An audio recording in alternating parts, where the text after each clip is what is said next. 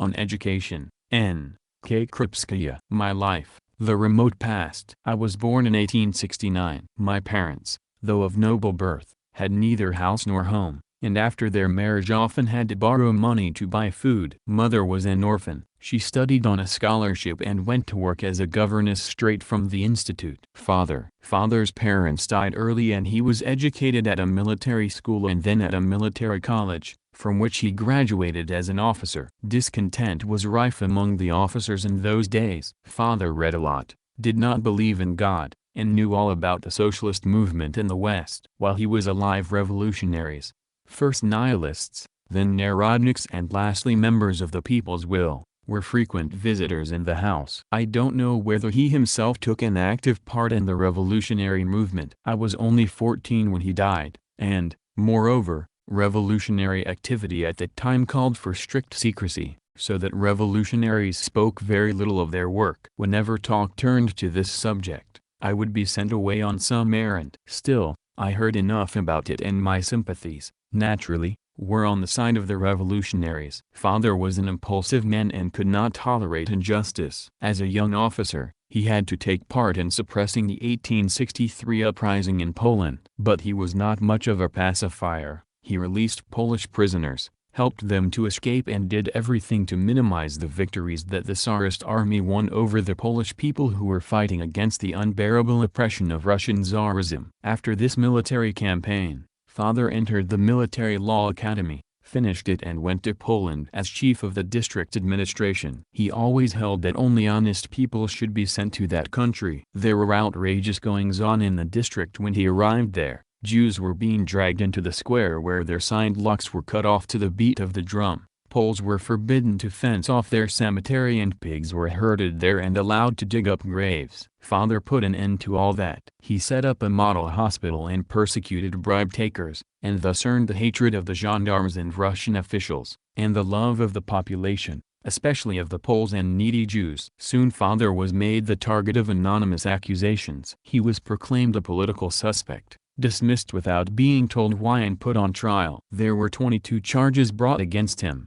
He was accused of speaking Polish, dancing the mazurka, failing to illuminate his office on the Tsar's birthday, refusing to go to church, etc., and deprived of the right to serve in government offices. The case dragged on for 10 years and was reviewed by the Senate, which finally acquitted Father, actually on the eve of his death. How I came to hate autocracy. I came to hate national oppression early in life when I saw that the Jews, Poles, and other peoples were not a whit worse than the Russians, and that was why, when I grew up, I accepted wholeheartedly the program of the Russian Communist Party, which claimed for the nations the right to live and govern themselves as they wished. I thought the program was quite correct in recognizing the right of nations to self-determination. I was very young when I realized how despotic and high-handed Tsarist officials were, and later I became a revolutionary and fought against autocracy. Dismissed from government service, Father took any job that came his way. He worked as an insurance agent, as a factory inspector, took on court cases,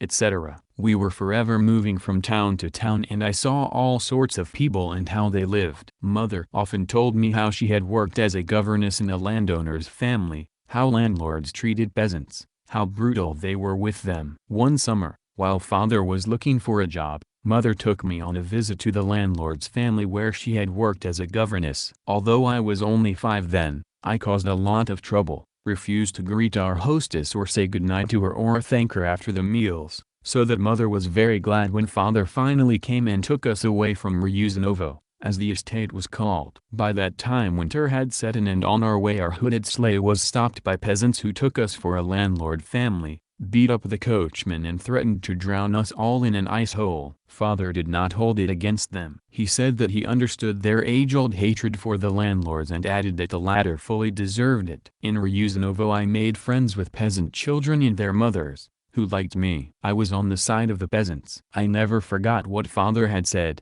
and it is easy to understand why. When I had grown up, I favored the confiscation of the landlords' estates and their distribution among the peasants. I learned to hate factory owners almost just as early. I was 6 then. Father worked as an inspector at the Howard factory in Uglitch, and I often heard him speak of the awful goings-on there, of how the workers were exploited, and so on. I played with workers' children, and we always did our best to hit the manager with a snowball from behind a corner. I was 8 when the war with Turkey broke out. We were living in Kiev at the time. I saw the outburst of chauvinistic feeling and heard countless stories of Turkish atrocities, but I also saw wounded Turkish prisoners, played with a Turkish boy who had been taken by our troops, and realized that war was the worst thing possible. One day father took me to an exhibition of paintings by Vereshchagin. One of the pictures showed staff officers and some Grand Duke, dressed in white jackets and armed with field glasses, watching from a safe place how our soldiers were dying on the battlefield. I did not understand everything then,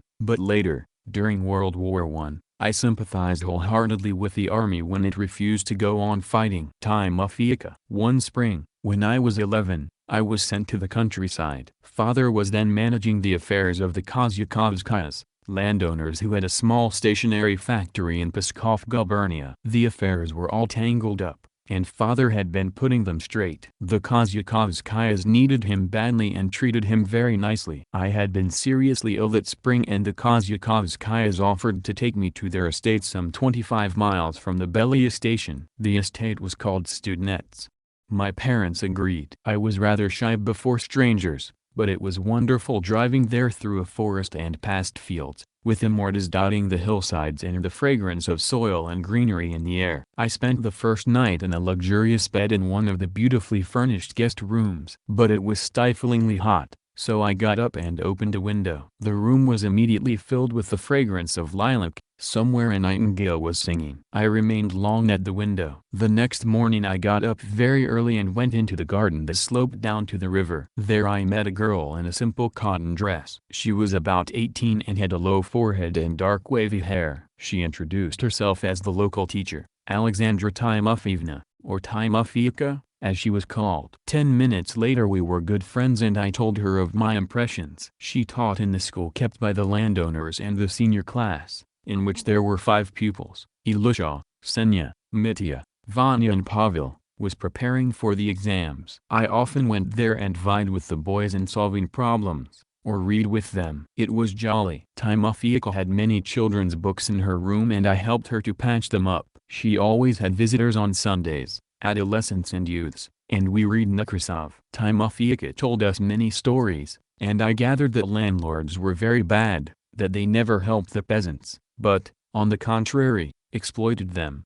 That convinced me that the peasants should be helped. I did not like the Kozyakovskayas. They were so pompous. The mother always dressed in white, spoke through her teeth, grumbled at the servants, and I just could not get used to her. Natsimova and her dogs. I began to dislike landlords even more after my visit to a nearby estate where I went with the Kozyakovskayas, Timofeyka and the 5 senior pupils who were to take their exams there. The estate belonged to Natsimova. Everybody flattered the rich woman. When she went to church, she always slipped 25 rubles to the priest after kissing his hand, and that was why he never started the service without her. The exams were held at the school and the pupils were questioned by the priest and a visiting school inspector. The boys were scared. Ilusha was so frightened he misspelled the word chi.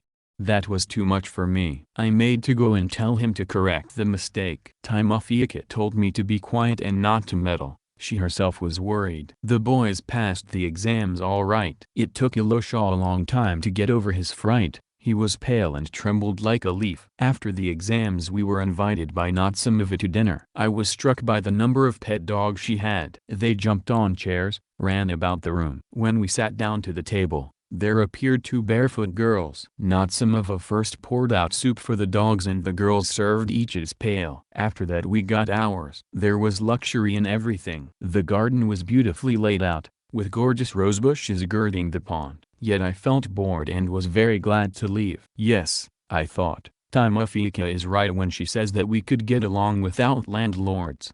I had heard father say the same thing. Timofeyka always took me with her when she visited nearby villages with books for the peasants. She talked to them, but I could not grasp everything she said. Then Timofeyka went somewhere for a month, with factory workers. Meanwhile, father and mother took up lodging near the factory, a mile or so from the Kozyakovskaya's estate, and I went to live with them. There I made friends with some youngsters working at the factory, Elisha was also employed there, and often spent hours helping them to stack up quires and reams of wrapping paper. I also became friends with the old man who brought firewood to the factory. He allowed me to drive his horse standing in the cart, and I liked it very much. We would go to the forest and there I would help him load the cart. Then we would walk alongside the cart to the factory and unload the firewood. Father and mother used to laugh at my enthusiasm and my scratched hands. Then there were women who sat all day long under a shed near the factory,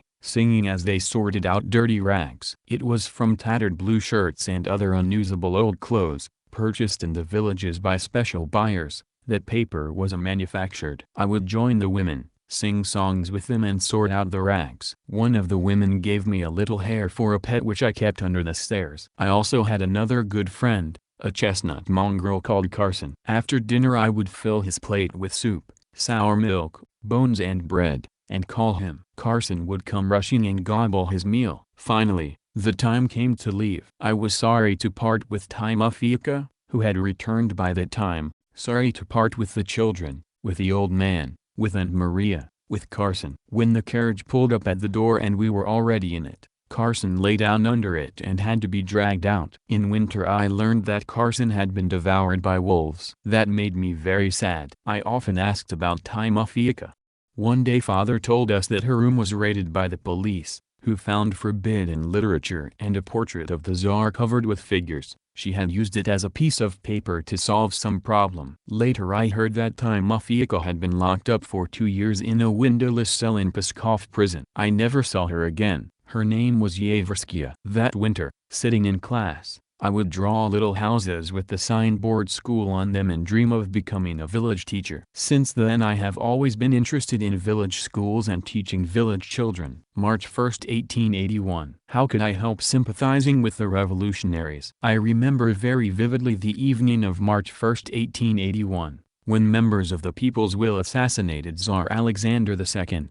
First some relatives came over. They looked frightened, but said nothing. Then an old classmate of father's, an officer, rushed in panting, and gave a detailed description of the assassination, of how the carriage had blown up, etc. I have already bought some crepe for the armband, he said, showing us the material. I remember how surprised I was that he should want to go into mourning for the Tsar he had always criticized. He was quite a miser, and I thought, well, if he has gone to the expense of buying crepe, then he's telling the truth.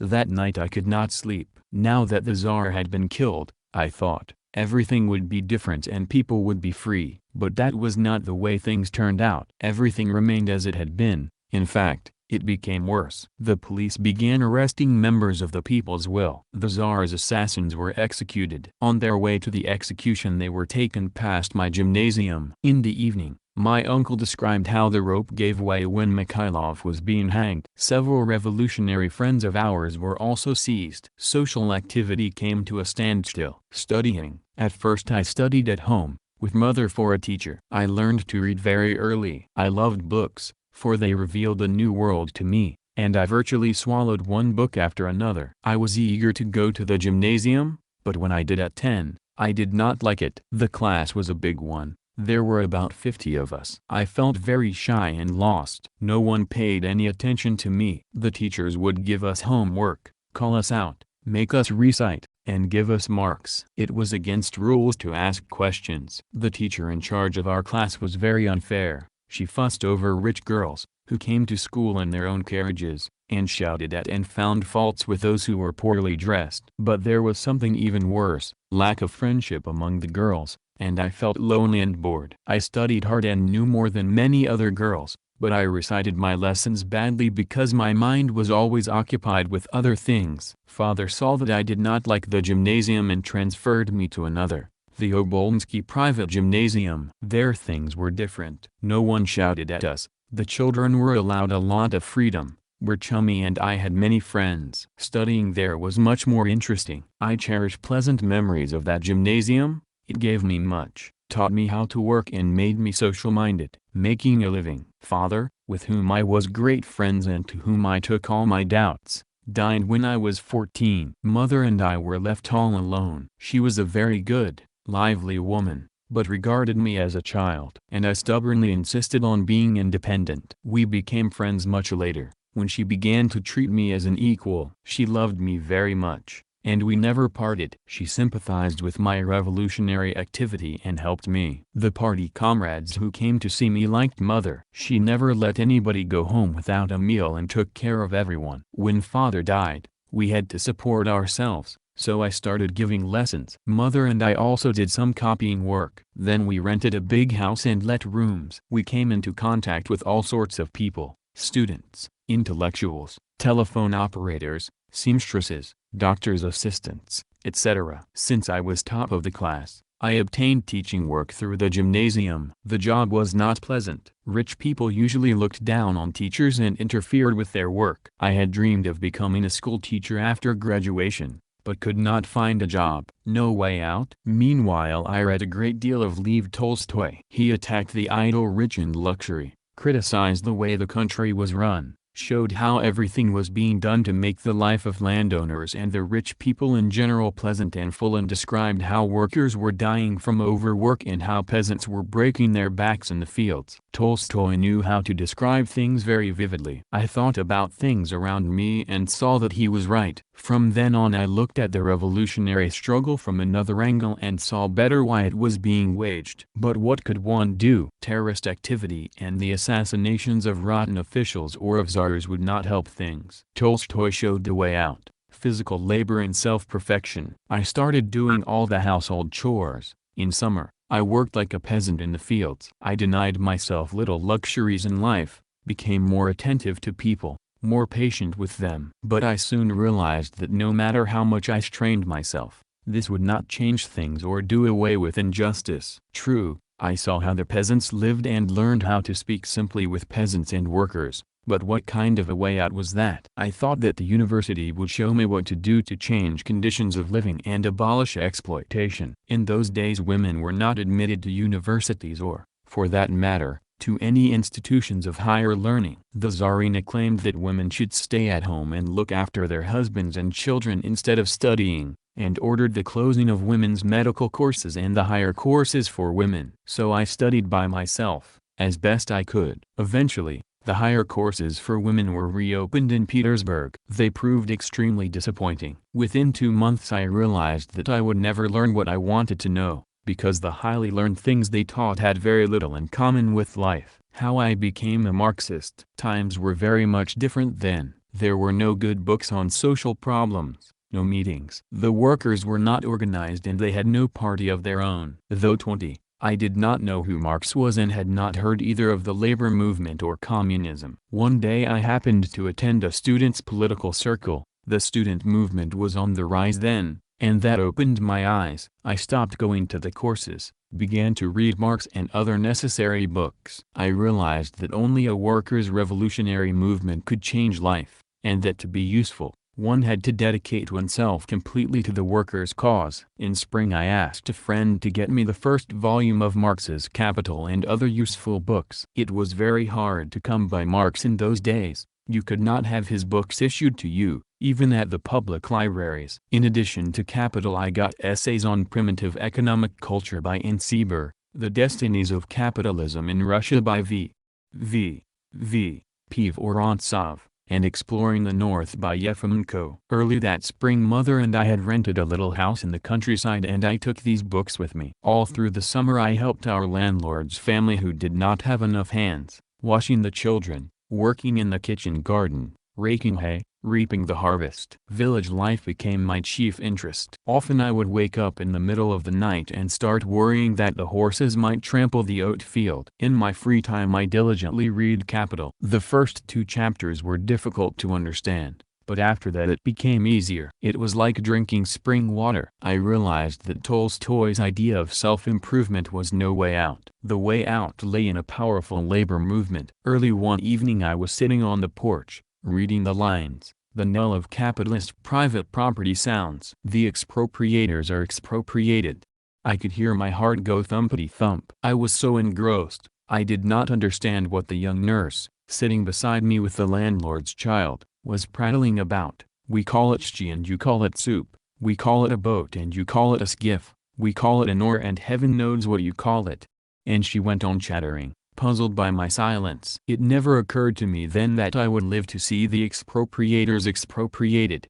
That question did not interest me then. What did was that the goal was clear and so was the path to it. And then, every time there was a labor movement outburst, in 1896, the Petersburg textile strike, on January 9, in 1903–5, in 1912, the Lena massacre, and in 1917, I thought of the death hour of capitalism and saw that it had drawn closer. I thought of it at the Second Congress of Soviets too, when land and means of production were proclaimed people's property. How many more steps had to be taken before the final goal was achieved? Would I live to see the last step? I did not know and did not think that important. What was important was that the realization of this dream was possible and close at hand. One could already sense it. It was obvious to all that nothing and no one could prevent its realization. Capitalism was in agony. The Nevsky Zastava. I went to circle meetings for 3 years, learned a lot there and began to take an entirely different view of things. But knowing was not enough. I wanted to work, to be useful. The ties between the students and the workers were very weak. The students were persecuted for mixing with workers. The Tsarist government sought to separate them by a stone wall, and to go and talk with workers, students had to disguise themselves. Contact between students and workers was insignificant. So I resolved to become a teacher at a Sunday evening school in Smolensko village beyond the Venska Zastava, now called Volodarsky district. The school was pretty big. There were some 600 pupils, workers from the Maxwell, Semyakov and other factories. I went there almost every day. I established close contacts at that school, made friends with workers and familiarized myself with their life. Regulations in those days were extremely drastic. A visiting inspector could close a refresher course for the simple reason that the pupils were studying fractions instead of the first 4 rules of arithmetic, as set down in the curriculum. And a worker could be deported for using the words labor intensification in a talk with a manager. And yet one could work in this school, for one could say anything so long as one did not use terrible words such as Tsarism, strike or revolution. We, more Marxists joined the school in the following year, tried to teach Marxism to our pupils without mentioning Marx's name. I was surprised how easy it was to explain the most difficult things to workers when one spoke from the Marxist viewpoint. The environment was conducive to their taking to Marxism. One autumn, a lad would come from a village. At first, at our geography or grammar lessons he would stop his ears and read Rudikov's Old or New Testament. By spring, however, you could see him rush after school to a circle meeting, smiling meaningfully when asked where he was going. At a geography lesson a worker had only to say that handicrafts cannot compete with large-scale production or to ask about the difference between an Arkhangelsk Muzak and an Ivanovo-Voznesensk worker for you to know that he was a member of a Marxist circle and that he knew what he meant by these words. They were like a password establishing contact between friends. Anyone using such words would greet you in a peculiar way, as if to say, "You're all right. You're one of us." But even those who did not attend circle meetings and who did not know the difference between an Arkhangelsk Muzak and an Ivanovo-Voznesensk worker, even they treated us with touching respect and affection. "Don't distribute books today," one of my pupils would warn me one day, although usually these books came from the library. "There's a newcomer here, a former monk. Who knows what he's about? We'll learn more about him later. Don't say anything while that dark fellow is around," an elderly worker would warn me. "He's connected with the secret police." One of the pupils was called up for military service. Before leaving he brought a friend of his from the Putilov works. "It's too far for him to come here regularly every evening, but he can come on Sundays, for the geography lesson." I taught in that school for 5 years, until I was sent to prison. In these 5 years I greatly improved my knowledge of Marxism and threw in my lot with the working class for good. In the meantime, active Marxists formed an organization, though a weak one at first. They called themselves Social Democrats, as the German Workers' Party did. Vladimir Ilyich Lenin came to Petersburg in 1894 and things became livelier. The organization became stronger. Vladimir Ilyich and I worked in the same district and we were soon fast friends. Our organization passed on to widespread agitation with the aid of leaflets. We began to issue illegal pamphlets and were planning to publish a popular illegal magazine. When it was all but ready, Vladimir Ilyich and several other comrades were arrested. That was a serious blow to the organization, but we rallied our forces and continued publishing leaflets. In August 1896, we gave a strike among the weavers all the support we could,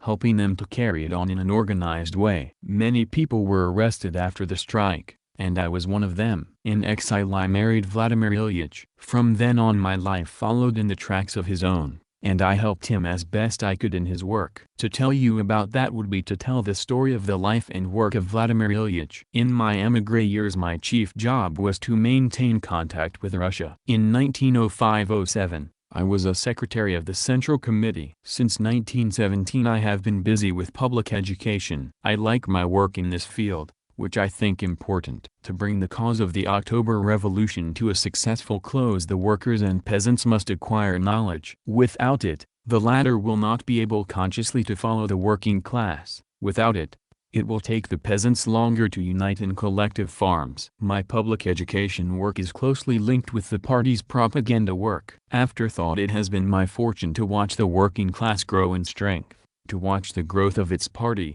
to witness the greatest revolution in the world, to see the birth of a new socialist system, to see life being completely rebuilt. I had always been sorry that I had no children of my own. Now I am not, for I have many of them, the young Communist League members and the young pioneers. They are all Leninists. They want to be Leninists. It is at the request of the young pioneers that I have written the autobiography. And it is to them, to my dear children, that I dedicate it. Articles about V.I. Lenin, childhood and early years of Ilyich. In writing about the childhood of Vladimir Ilyich I will rely chiefly on what he told me himself in the course of our life together. True, his absorption with revolutionary activity left him very little time for reminiscing. However, we belonged to the same generation. I was a year older, and we grew up in more or less the same environment, the environment of what was called commoners. Consequently, his reminiscences, although related in sporadic fashion, told me a good deal. Vladimir Ilyich was born on April 22, 1870, in the Volga town of Simbirsk and lived there until he reached the age of 17. Although Simbirsk was the administrative center of Gubernia, now, when we look at drawings of the streets, houses, and environs of the Simbirsk of those days, we feel what a peaceful and tranquil retreat it was. There were no factories of any kind, not even a railway line, telephones and radio. Of course, there were none. Ilyich's real name was Ulyanov. It was only much later, after he had become a revolutionary and had begun to write, that he assumed the name of Lenin for reasons of conspiracy. Simbirsk has been named Ulyanovsk in his memory. Today Ulyanovsk is chiefly a seat of learning. There are many students in the town and there is also a branch of the Lenin Museum. Vladimir Ilyich's father, Ilya Nikolaevich, came from a lower middle-class family in Astrakhan. He lived in poor circumstances, belonging to the so-called Pole tax-paying estate, to whom the road to education was barred. At the age of 7 he became an orphan, and thanks only to the help of an older brother, who spent his last coppers on him, as well as to his remarkable talent and diligence, did Ilya Nikolaevich succeed in rising in the world. He graduated from the gymnasium and entered Kazan University, which he finished in 1851. He became a teacher, at first a teacher of physics and mathematics in the senior classes of the Penza College for Noblemen and later in the gymnasium for boys and for girls in Nizhny Novgorod. Promotion came his way and he was appointed inspector and, finally, director of primary schools in Simbirsk. Ilya Nikolaevich graduated from Kazan University when the Crimean War was at its height. This war disclosed with particular force the rottenness of serfdom and laid bare the savagery of the Tsarist regime under Nicholas I. This was a time when serfdom and its way of life were subjected to sharp criticism, but the revolutionary movement had not yet taken shape. In order to really appreciate Ilya Nikolaevich's medal one should read Svramennik, which was edited jointly by Nekrasov and Panev, with Belinsky, Chernyshevsky and Dobrlyubov as active contributors. Vladimir Ilyich and his eldest sister, Anna, often recalled how Ilya Nikolaevich loved Nekrasov's poems. As a teacher Ilya Nikolaevich made a special point of reading Dobrlyubov. At that time the teaching profession was an arena of struggle against serfdom. In 1856 Tal, who compiled the Dictionary of the Living Great Russian Language, sharply opposed literacy among the peasantry. A regime of the utmost brutality prevailed in the schools, even in the gymnasiums, where only the children of the nobles and officials were taught. Flogging was practiced. Dobrlyubov, it will be recalled, waged a bitter struggle against the school conditions of those days. Dobrlyubov died in 1861, at the age of 25. His article The Importance of Authority in Education, published in 1857, compared the authority of the teacher in the slave conditions of the school under serfdom with the authority acquired by the teacher who has won the respect of his pupils. Dobrlyubov quoted Pirogov on the role of convictions. Convictions are not easily acquired, only those can have convictions, who from their earliest years have been trained to look penetratingly into themselves, who from their earliest years have been trained to love truth sincerely, staunchly to stand up for it, and to be unconstrainedly frank, both with their teachers as well as with their fellows. Further, Dobrlyubov said, that is why the child is often sacrificed to pedagogical considerations. Mounted on his moral hobby horse, the teacher regards his pupil as his property, as a thing to do with as he pleases. But in doing so he loses sight of one very important circumstance, viz., the actual life and nature of children and, in general, of all those who are being educated. In this article Dobrlyubov passionately denounced blind, slavish, unconditional subordination. Is it necessary to speak, he wrote, of the fatal influence the habit of absolute obedience exerts upon the development of the will? In this same article, in which he points out that the unconditional obedience of the child requires unconditional faultlessness in the teacher, Dobrlyubov wrote, but even if we assume that the teacher can always rise above the individuality of the pupil, which happens, although, of course, not always, not by any means, he, at all events, cannot rise above an entire generation. The child is preparing to live in new surroundings. His environment will not be that of 20 or 30 years ago, when his teacher received his education. And usually, a teacher not only fails to foresee, but he simply fails to understand the requirements of the new times and thinks they are absurd. In this article Dobrlyubov stressed the correct ideas of Pirogov, surgeon and educator, but, when Pirogov trailed in the wake of reactionaries and insisted on punishment, including flogging and expulsion from the school as a means of inculcating respect for law and order, Dobrlyubov did not hesitate to denounce him with all the passion at his command. Nekrasov,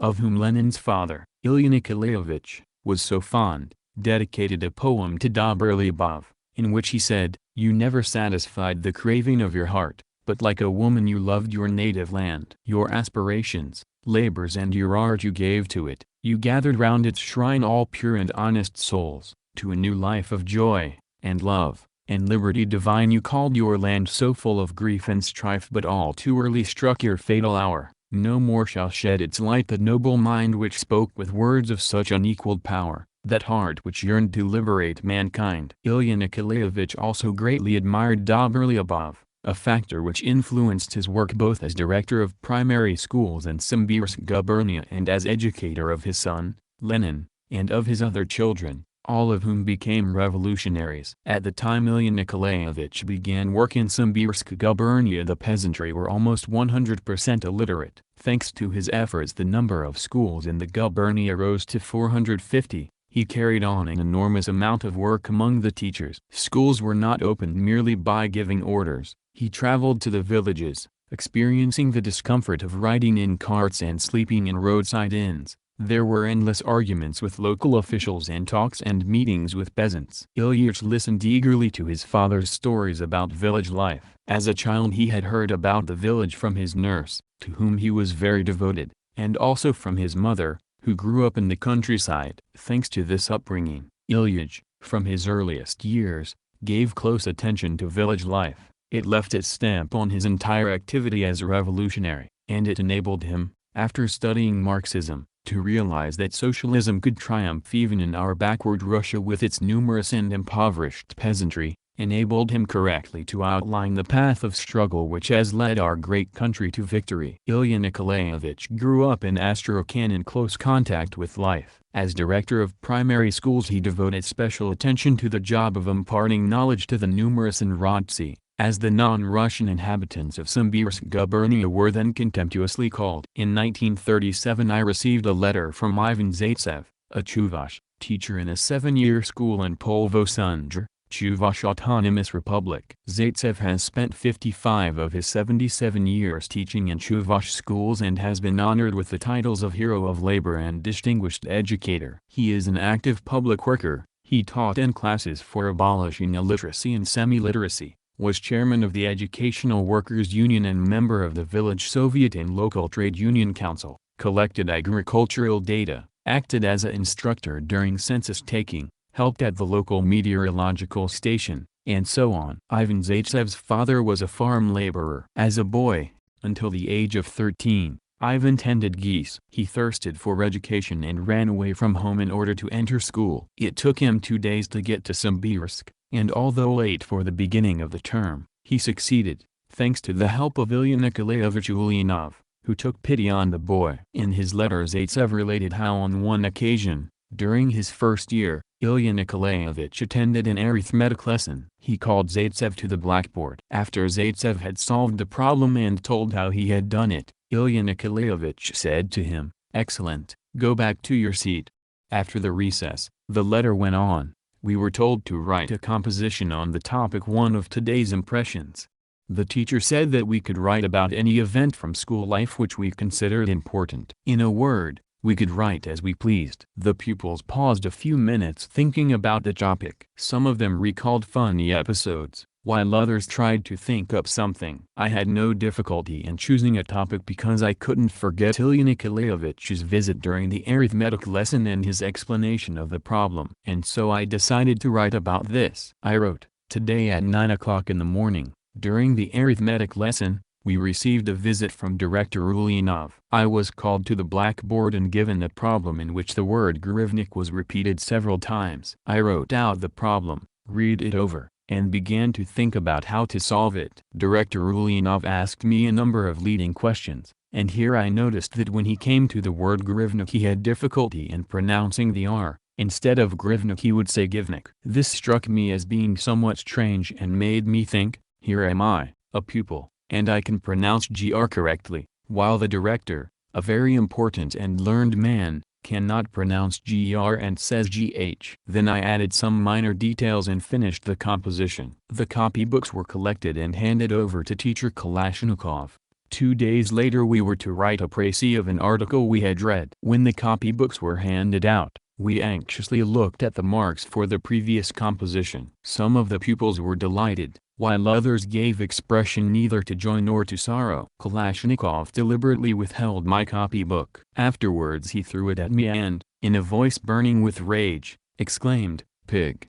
I picked up the copybook, opened it, and saw that my composition book had been crossed out in red ink, had a knot at the end and, underneath, a signature. I almost wept. The tears welled up in my eyes. By nature I was simple-hearted, naive, impressionable and truthful. And I have remained so all my life. Ilya Nikolaevich came in during the lesson. We greeted him and carried on with our précis. He walked up and down between the desks, stopping now and then to observe the boys at work. He came up to my desk. Upon seeing my previous composition with the red cross and the knot, he put his hand on my shoulder, picked up the copybook, and began to read. As he read he smiled. Then he called the teacher over and said, "Tell me, why have you given this boy the order of the Red Cross and a big potato?" There are no grammatical mistakes in his composition. It is logical, and there is nothing artificial in it. The best thing about it is that it is sincere and keeps to the topic you yourself named.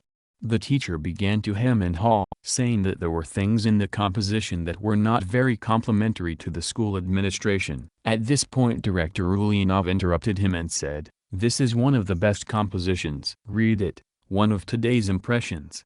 The pupil has written about the thing that impressed him the most during the previous lesson. It is an excellent composition.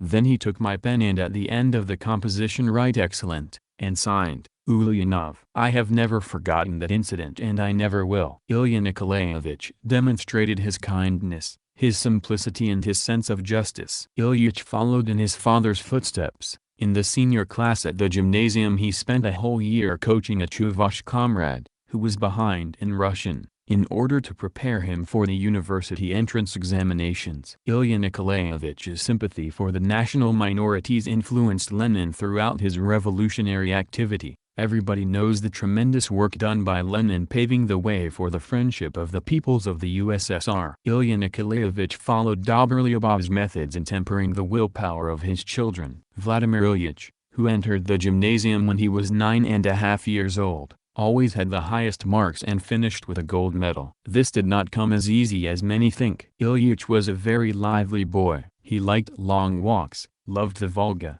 and the Sviaga, loved to swim and skate. He once told me, "I was very fond of skating, but when I found that it distanced me from my studies I gave it up." He was an avid reader. Books had a great attraction for him. They told him about life, about people, and broadened his horizon, whereas the studies in the gymnasium were dull, lifeless, and one had to force oneself to memorize all kinds of useless rubbish. Ilyich had his own method of study. He first did his lessons and then settled down to reading. Thanks to self-discipline he managed to save time. He read very quickly and his reading was concentrated. When making notes he would save as much time as possible on writing. Those who have seen his handwriting know how he used abbreviations. This allowed him to take down whatever he needed, and he did it very quickly. He developed his willpower. If he said he would do a thing, that thing was done. His word was his bond. Once, while still a boy, he began to smoke. When his mother got to know about it she was unhappy and pleaded with him to give it up. Ilyich promised to do so and never again touched a cigarette. Ilya Nikolaevich, while teaching Ilyich to study diligently and well, also strove to inculcate in him that which Dobrlyubov had demanded, namely, a conscious attitude to what and how he was taught at school. The teacher Kashkadimova, who worked under Ilya Nikolaevich and always recalled him with particular affection, relates how he liked to tease Ilyich by joking at the expense of the gymnasium and its method of teaching, and by poking fun at its teachers. Ilyich always parried his father's blows and, in turn, would speak about the shortcomings of the elementary schools, and sometimes touched his father on the quick. Kashkadimova relates how Ilya Nikolaevich taught Ilyich to observe life closely. But whenever Ilyich took the liberty of ridiculing the teachers during lessons, for example, the French teacher Port, his father summoned Ilyich and spoke to him about the impermissibility of rudeness towards teachers, even those whose teaching was far below the mark. And Ilyich restrained himself. There was yet another feature of the Dobrlyubov attitude towards children that his father inculcated in Ilyich, to assess oneself and one's activity from the standpoint of the general good. This approach ensured Ilyich against petty conceit and self-love. In addition to being exacting with himself, Ilya Nikolaevich, as we see from Zaitsev's recollections, laid special stress on sincerity in children and developed this quality. Dobrlyubov wrote about the importance of sincerity, and sincerity was a special characteristic of Ilyich. At the age of about 15, Ilyich was greatly attracted to Turgenev. He told me that at that time he particularly liked Turgenev's Andrei Kolosov, where the question of sincerity and love is posed. In those years I, too, had a great liking for Andrei Kolosov. Of course, the question is not always solved as easily as it is in the book, and the matter is not one of sincerity alone. It is necessary to have feeling for man and to be attentive to him. With us young people, who saw all around us in the middle-class milieu the then widespread practice of marrying for money and widespread insincerity, Andrei Kolosov was a great favorite. Afterwards, we were completely captivated by Chernyshevsky's What Is to Be Done. Ilyich read this book while still in the gymnasium. I recall that when we discussed these subjects in Siberia he surprised me with his detailed knowledge of Chernyshevsky's book. His liking for Chernyshevsky dates from his reading What Is to Be Done. Ilya Nikolaevich took a prominent part in public affairs. He fought with all his strength against the ignorance in which the people were kept and against the consequences of serfdom. But he was a son of his times. And the things which excited his children, Alexander and Ilyich, the things of which Chernyshevsky wrote, the nature of the reform of 1861 which was carried out in the interests of the landlords, the land redemption payments, and the taking away from the peasants of the best land, those things did not excite him. For him Alexander II was the Tsar emancipator. Ilyich recalled how upset his father was when the news came of the assassination of the Tsar, how he put on his uniform and went to the requiem in the cathedral. Ilyich was only 11 years old at the time, but in events such as the assassination of Alexander II, which was the talk of the town, could not but excite juveniles too. After this Ilyich, as he himself told us, began to listen attentively to all political conversations. He read all the children's journals and books to which his father subscribed, including children's reading. The children's journals of those days devoted much space to America. The years 1861–65 were the years of the Civil War for the abolition of Negro slavery in the southern states, a war fought to clear the way for broader development of capitalism, but fought under the flag of upholding freedom, to the war with Turkey, and to the Balkans. Ilyich also read the books of his elder brother. A classmate, Kuznetsov, recalls that Ilyich always wrote excellent compositions on literature. The principal of the gymnasium during the years that Ilyich studied there was F. M. Kerensky, father of A. F. Kerensky, the socialist revolutionary and prime minister in the provisional government in 1917. He also taught literature in the school. Kerensky always gave Ilyich the highest marks for his composition. He said to Ilyich in a gruff tone, "What are these oppressed classes you've written about here? What are they doing here?" The other pupils were anxious to know what mark Kerensky had given for the composition. It turned out that he had given Ilyich the highest mark. The Ulyanovs were a large family. There were 6 children. They grew up in pairs, the eldest, Anna and Alexander, then Vladimir and Olga, and finally Dmitri and Maria. Ilyich was very fond of Olga. She was his playmate in childhood and later they studied Marx together. In 1890 she left for St. Petersburg to enter the higher courses for women. Unfortunately, she contracted typhus and died in 1891. Alexander, who became a revolutionary, strongly influenced Ilyich. Anna and Alexander were attracted to the Iskra poets, the Kurochkin brothers, Mineyev, Zyulev and others, who were known as the Chernishivian poets. This group bitterly attacked the hangovers of serfdom in social life and morals, and showed up the indignity, foulness and evil bureaucratism, toadyism and phrasemongering. Anna knew many of the poems of the Iskra group, both legal and illegal, and wrote verse herself. She remembered them all her life, and towards the end of her days, when she lay paralyzed, upon coming home from the office, would discuss the Iskra poets with her over a cup of tea and used to be amazed at her astonishing memory. She remembered a whole number of poems that were favorites with the intelligentsia of those days. During our exile in Siberia with Ilyich I was surprised at this knowledge of the verse of the Iskra poets. Neither Alexander nor Ilyich could tolerate the drawing-room talk and tittle-tattle which were so ridiculed by the Iskra poets. When the brothers were visited by some of their numerous relatives, their favorite saying was, "Make us happy with your absence."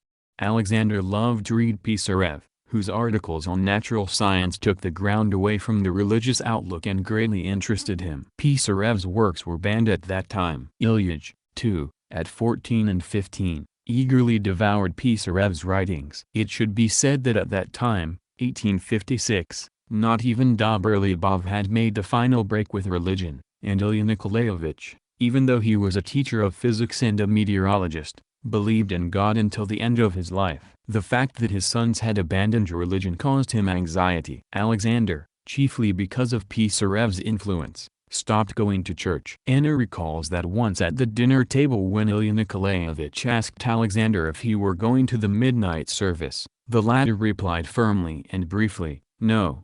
The question was never asked again. Ilyich, too, told us about a conversation between his father and a teacher friend in course of which Ilya Nikolaevich said that his children were bad church attenders. Ilyich, who was present, he was 14 or 15 at the time, was sent off on an errand by his father, and when he returned, the visitor smiled and said, "Give him the stick, don't spare it." Upon hearing this Ilyich, burning with indignation, decided to break with religion. He rushed into the garden, took off the cross that he wore around his neck, and threw it away. Alexander left for St. Petersburg to study natural science at the university. There he was drawn into revolutionary work, a fact which he concealed even from Anna, and when he came home for the summer vacations, he never uttered a word to anyone about it. Meanwhile, Ilyich was burning with the desire to share with someone the thoughts now engaging his mind. There was nobody in the gymnasium with whom he could talk. He once recalled a classmate who, he thought, had revolutionary inclinations. A walk to the Svyega was suggested by Ilyich with a view to broaching the subject of revolution. But the conversation did not take place. His fellow pupil began to talk about making a career, saying that one should choose the most remunerative profession. I came to the conclusion, said Ilyich, that chap was a careerist and not a revolutionary, and so I held my tongue. Throughout this last summer at home Alexander evaded conversation with Ilyich, and he, observing his brother preoccupied with a thesis on worms, he used to get up at dawn, spend hours studying worms, observe them under the microscope and make experiments, thought, he will never be a revolutionary. He soon discovered this mistake. His brother's tragic fate exerted a tremendous influence on him. In addition to being strongly influenced by his father and brother, Ilyich was also greatly influenced by his mother. His maternal grandmother was a German. His grandfather, who came from the Ukraine, was a prominent surgeon. Towards the end of his 20 years of practice he bought a countryside house in the village of Kokoshkino, some 25 miles from Kazan, where he treated the local peasants. The surgeon was reluctant to send his daughter to a decent educational establishment, so she was taught at home. She became an excellent musician, read avidly and acquired a good knowledge of life. Her father taught her to be methodical and painstaking. She became a good housekeeper, and these qualities she, in turn, transmitted to her daughters. Marriage and raising a family gave her plenty to do. Ilya Nikolaevich's salary barely sufficed to make ends meet, with the result that it took much effort on her part to create the comfort and smooth running which was typical of the Ulyanov household, and which enabled the children to study quietly and fruitfully and to acquire good manners and habits. Like her husband, Ilyich's mother gave very close attention to her children's education. She taught them German, and Ilyich, smiling, used to recall how in the junior classes the German teacher praised him for his knowledge of the language. Afterwards the study of languages, including Latin, greatly attracted Ilyich. I think that the organizational talent which was inherent in Ilyich was largely inherited from his mother. Moreover, the mother, by her example, showed the older children how to look after the younger ones. She arranged sing-songs, which were the delight of the children, and played with them. From his earliest years Ilyich kept watch and ward over his younger brother and sister. Both Maria and Dmitri had many interesting things to say on this score. It was Ilyich who arranged the games, and he was always gentle and considerate where the younger children were concerned. This consideration for the young left its impress on his attitude to children throughout his life. He loved to play with children, to joke with them. I have never known him to be severe with them, nor did he like it when others were severe with them. He never sermoned, as is sometimes depicted in paintings. In children he saw the continuers of the work to which he had dedicated his life. At times, when talking with children, he would say, without asking, but simply expressing his thoughts, "You'll become communists when you grow up, won't you?"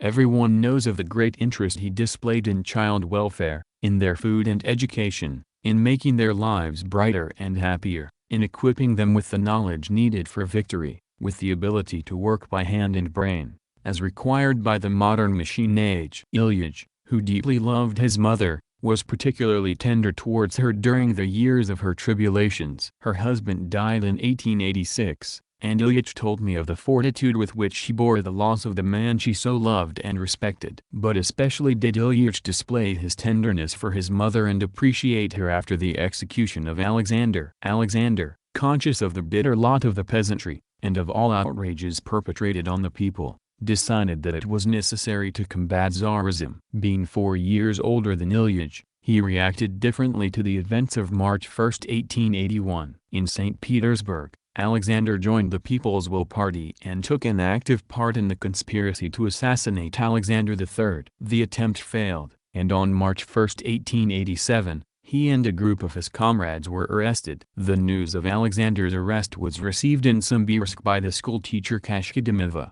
who informed Ilyich as the eldest, he was then 17, son of the Ulyanov family. Anna, then a student in St. Petersburg, in the higher courses for women, was also arrested. Ilyich had to break the terrible news to his mother. He saw how her face changed. She set out for St. Petersburg that same day. At that time the railway line had not come to Simbirsk, It was necessary to travel by coach to Sызran. Since coach traveling was a costly affair, those making the journey usually sought companions to share the fare. Ilyich went out in search of a fellow traveler for his mother, but the news of Alexander's arrest was now the talk of the town, and no one wanted to travel with her, although up till then everyone had spoken highly of her as the school director's wife and widow. The Ulyanov family was ostracized by former friends, by all the liberal society of Simbirsk. His mother's sorrow and the fear displayed by the liberal intellectuals made a deep impression on the 17-year-old youth. She departed,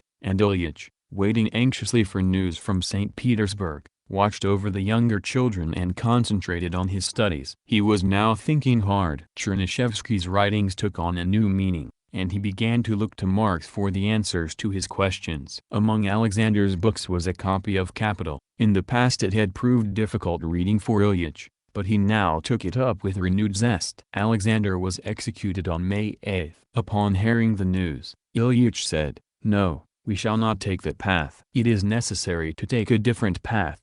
Before interceding for her son and daughter, Maria Alexandrovna visited Alexander. The meeting greatly upset her. She tried to get his consent to a plea for mercy, but when Alexander said, "Mother, I cannot do such a thing, it would be insincere on my part," she no longer insisted and, taking farewell of him, added, "Have courage."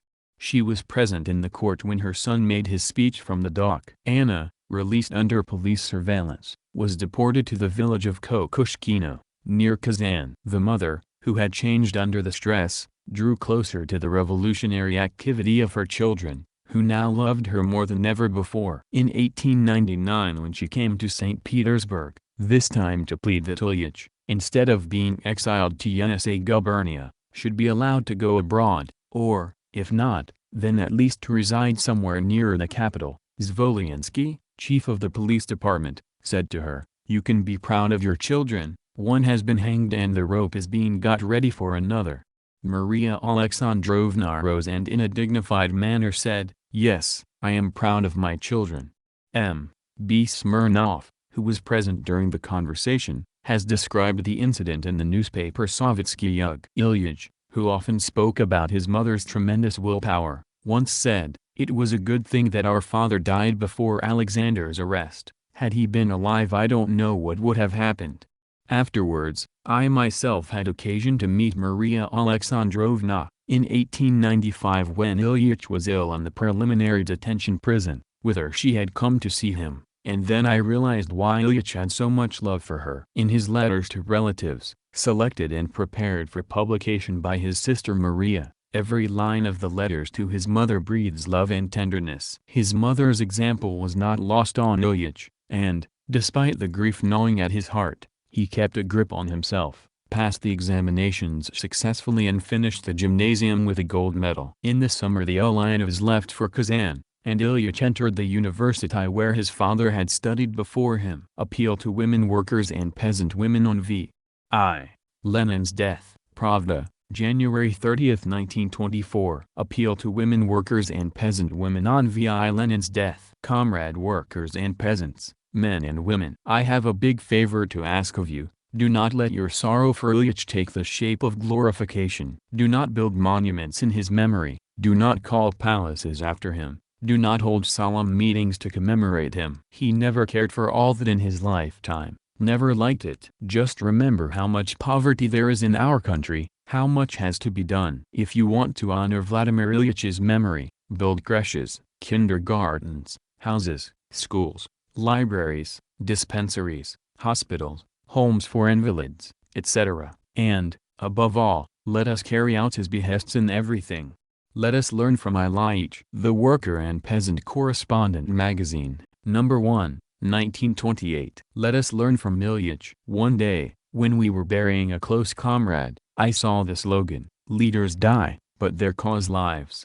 How true is this? It is 4 years now since Ilyich died, but the cause to which he devoted himself body and soul, lives and thrives. In these 4 years Ilyitch's thoughts, words and deeds have reached the remotest corners of our Soviet Union and have made him still nearer and dearer to the masses. Reading and rereading Ilyitch's articles and speeches, a party member seeks in them answers to the questions that agitate him. guidance in his struggle, guidance in his work. He seeks and finds them. And so will the worker and peasant correspondent. Generally speaking, Ilyich himself was an exemplary worker and peasant correspondent. He followed life very closely, noticed what others eyed with indifference, assessed every little detail from the viewpoint of workers' interests, and later analyzed all he had heard or seen in his articles, making use of these little details to explain cardinal problems. In 1895, Lenin and our other comrades in Petersburg decided to issue an illegal newspaper which they called Rabukai Delo. The working class movement was in its very infancy. Many workers did not understand why they lived badly, why they should struggle against capitalists, why they should fight against Tsarism. The Rabukai Delo was to show the workers how they lived, explain to them why it was so, and help them to see what was going on around. Ilyich became a regular worker correspondent. He visited workers and interviewed them. In his memoirs, one of the workers recalls that Ilyich used to shower them with questions, even on minute details, and made us sweat answering them. Having become a worker correspondent, Ilyich enlisted all the other comrades as correspondents too. They would sit for hours discussing the information they obtained. Lenin set an inspiring example and demanded genuine facts only, facts that had been well checked. They often had to look for additional information. It was a regular school for worker correspondents. We all felt that under Ilyich's guidance we were learning to be observant, growing into expert correspondents. There were many arguments on how best to write, and we all agreed that there should be fewer generalizations and arguments and more facts. In Petersburg, Ilyich was a worker correspondent. In exile he became a peasant correspondent. The peasants knew he was a jurist and consulted him. Ilyich readily advised them and at the same time asked them how they lived and worked. The answers helped him to build up a vast store of information. Abroad, Ilyich made a similar study of the life of the German, French and British workers. Recently, just before the 10th anniversary of the October Revolution, I reread Ilyich's speeches and articles from April to November 1917. They all reveal his power of observation. Take the speech he made at the Pard Conference 3 weeks after his return to Russia. It shows how much he learned from his talks with soldiers and workers, with miners, how well he noticed what others did not. If the worker and peasant correspondents, studying Ilyich's articles and speeches, paid attention to his activity as a correspondent, they would see his marvelous ability as an observer, his ability to see the shoots of the new life, the growing forces of the country, the strength and oppression of the old regime. They would see that Ilyich's interest in the cause, his study of the working class movement and his knowledge of Marxism had taught him foresight. They would see that this ability to observe taught Ilyich soberly to gauge the situation.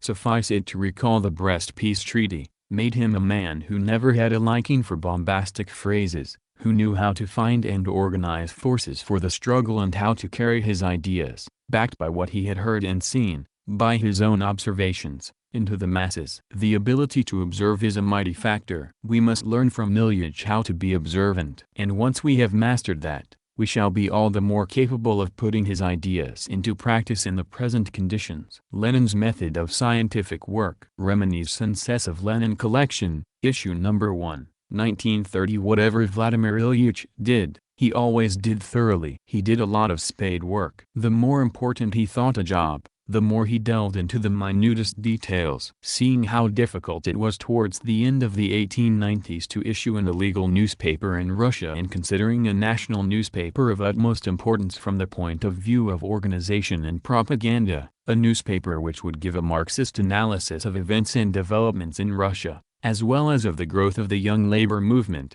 Vladimir Ilyich chose several comrades and decided to go abroad and publish it there. It was he who conceived and got Iskra underway. Every issue of this newspaper was meticulously edited. Every word was weighed. And here is one extremely characteristic feature. Vladimir Ilyich personally read the proofs. He did not do this because there were not any proofreaders. I learned the job very quickly, but because he did not want any mistake to slip into the newspaper. First he would read the proofs himself, then ask me to go through them, and after that scan through them again. And that was so in everything. He did a lot of work on the Zemstvo statistics. His copybooks were full of carefully written out tables, When he dealt with important figures, he would check up the totals even when those tables had already been published. A careful check on every fact and every figure was characteristic of Ilyich. He based all his conclusions on facts. This custom of backing his conclusions with facts was evident even in his early propaganda pamphlets, on fines, on strikes, and the new factory law. Here he did not try to impose his ideas on the worker. He proved his arguments with facts. Some thought the pamphlets too long, but the workers found them exceedingly convincing. One of Lenin's main works, The Development of Capitalism in Russia, written in prison, contained a wealth of factual material. Marx's Capital played a tremendous role in Lenin's life, and he always bore in mind that Marx used a great many facts in presenting his conclusions. Lenin did not rely on his memory, perfect though it was. He never cited facts from memory, approximately, as it were. His facts were scrupulously correct. He would go through heaps of material. He read and wrote on education, articles about V.I. Lenin very fast, and write out everything he wanted particularly to remember. His copybooks are full of extracts. One day, looking through my pamphlet Organization of Self-Education, he remarked that I was wrong in stressing the necessity of jotting down only what was absolutely essential. He had a different method, and would read and reread what he had written down. That may be seen from his numerous marginal notes, underlings, etc. In his own books he would underline the points he wanted to remember or make marginal notes, jotting down and underscoring on the cover the number of the page. The more important he considered the point in question, the more lines he would put under the page number. Rereading his own articles, he would put down his remarks too, and if some point gave him a new idea, he would write the page number on the cover. That is how Ilyich trained his memory. He always remembered what he had said, in what circumstances and to whom. You will see that there are very few repetitions in his books, speeches and articles. True, in his articles and speeches over the years we do come across the same basic thoughts, and that is why there is an imprint of consistency in his statements. At the same time we see that they are not mere repetitions. The same basic thought is given in application to new conditions or to elucidate the same issue from a different angle. I remember a talk I had with Ilyich. He was already ill. We spoke of the newly published volumes of his works, of the way they reflected the experience of the Russian Revolution, of the importance of passing on this experience to our foreign comrades. We spoke of the necessity of using these volumes to show how the changes in concrete historical conditions inevitably influenced the interpretation of the main, pivotal idea. Ilyich asked me to find a comrade who could take on this job. That, however, has not yet been done. Lenin carefully studied the experience accumulated by the world proletariat in its revolutionary struggle. This experience is elucidated particularly vividly by Marx and Engels. Lenin read and reread their works, reread them at every new stage of our revolution. It is well known how tremendously Marx and Engels influenced Lenin, but it would be well to see in what and how the study of their works helped him to evaluate current developments and prospects at every stage of our revolution. No such research work has been written so far, though it would present a graphic illustration of how much the experiences of the world revolutionary movement had helped Lenin in foreseen events. For those who are interested in how Lenin worked, how he read Marx and Engels, what he borrowed from them in assessing our struggle, such a work would be very valuable. It would show the vast influence exerted on our revolution by the experience of the revolutionary struggle of the working class in the industrially more developed countries. Such a work would enable us better to feel that the Russian Revolution, that our entire struggle and construction effort are part and parcel of the struggle waged by the world proletariat. It would reveal what and how Lenin borrowed from the struggle of the international proletariat, how he applied its experience. And it is precisely this that we should learn from Lenin. Lenin studied the experience of the international proletariat with particular fervor. It would be difficult to imagine a man who disliked museums more than Lenin. The motleyess and hodgepodge of museum exhibits depressed Vladimir Ilyich to such an extent that 10 minutes in a museum were usually enough to make him look exhausted. But there is one exhibition that I remember particularly vividly, the 1848 Revolution exhibition held in two little rooms in the Parisian workers' quarter, famous for its revolutionary struggle. You should have seen how profoundly interested Vladimir Ilyich was, how he became absorbed in every little exhibit. For him it was a living part of the struggle. When I visited our Museum of the Revolution, I thought of Ilyich, of how he scrutinized every little exhibit that day in Paris. Ilyich himself wrote time and again how the experience of the revolutionary struggle waged by the international proletariat should be used. I remember particularly well his comment on Kautsky's The Motive Forces and Prospects of the Russian Revolution, a pamphlet on the Russian Revolution of 1905. Ilyich liked it. He had it translated immediately, edited each sentence of the translation, wrote an enthusiastic preface, and told me to have it published without delay and check on all the proofs myself. I remember how our big legal printing plant took more than 3 days to set this little pamphlet, how I had to stay 3 whole days in the plant and wait for hours for the proofs. Ilyich knew how to infect others with enthusiasm. When he told me about the ideas Kautsky's pamphlet had aroused in him, when he wrote the preface, I saw clearly that I would have on education, articles about V.I. Lenin to chuck up all the other things I had to do and sit in the printing plant until the pamphlet was ready. And even now, more than 20 years later, my mind strangely associates the gray cover, the type and the printing errors which attended the birth of the pamphlet in that technically chaotic Russia with Ilyich's fervent speeches and the concluding words in the preface to this pamphlet. Lastly, a few words about people of authority. The Marxists cannot take the stand of the intellectual radical with his allegedly revolutionary abstract claim that there are no people of authority.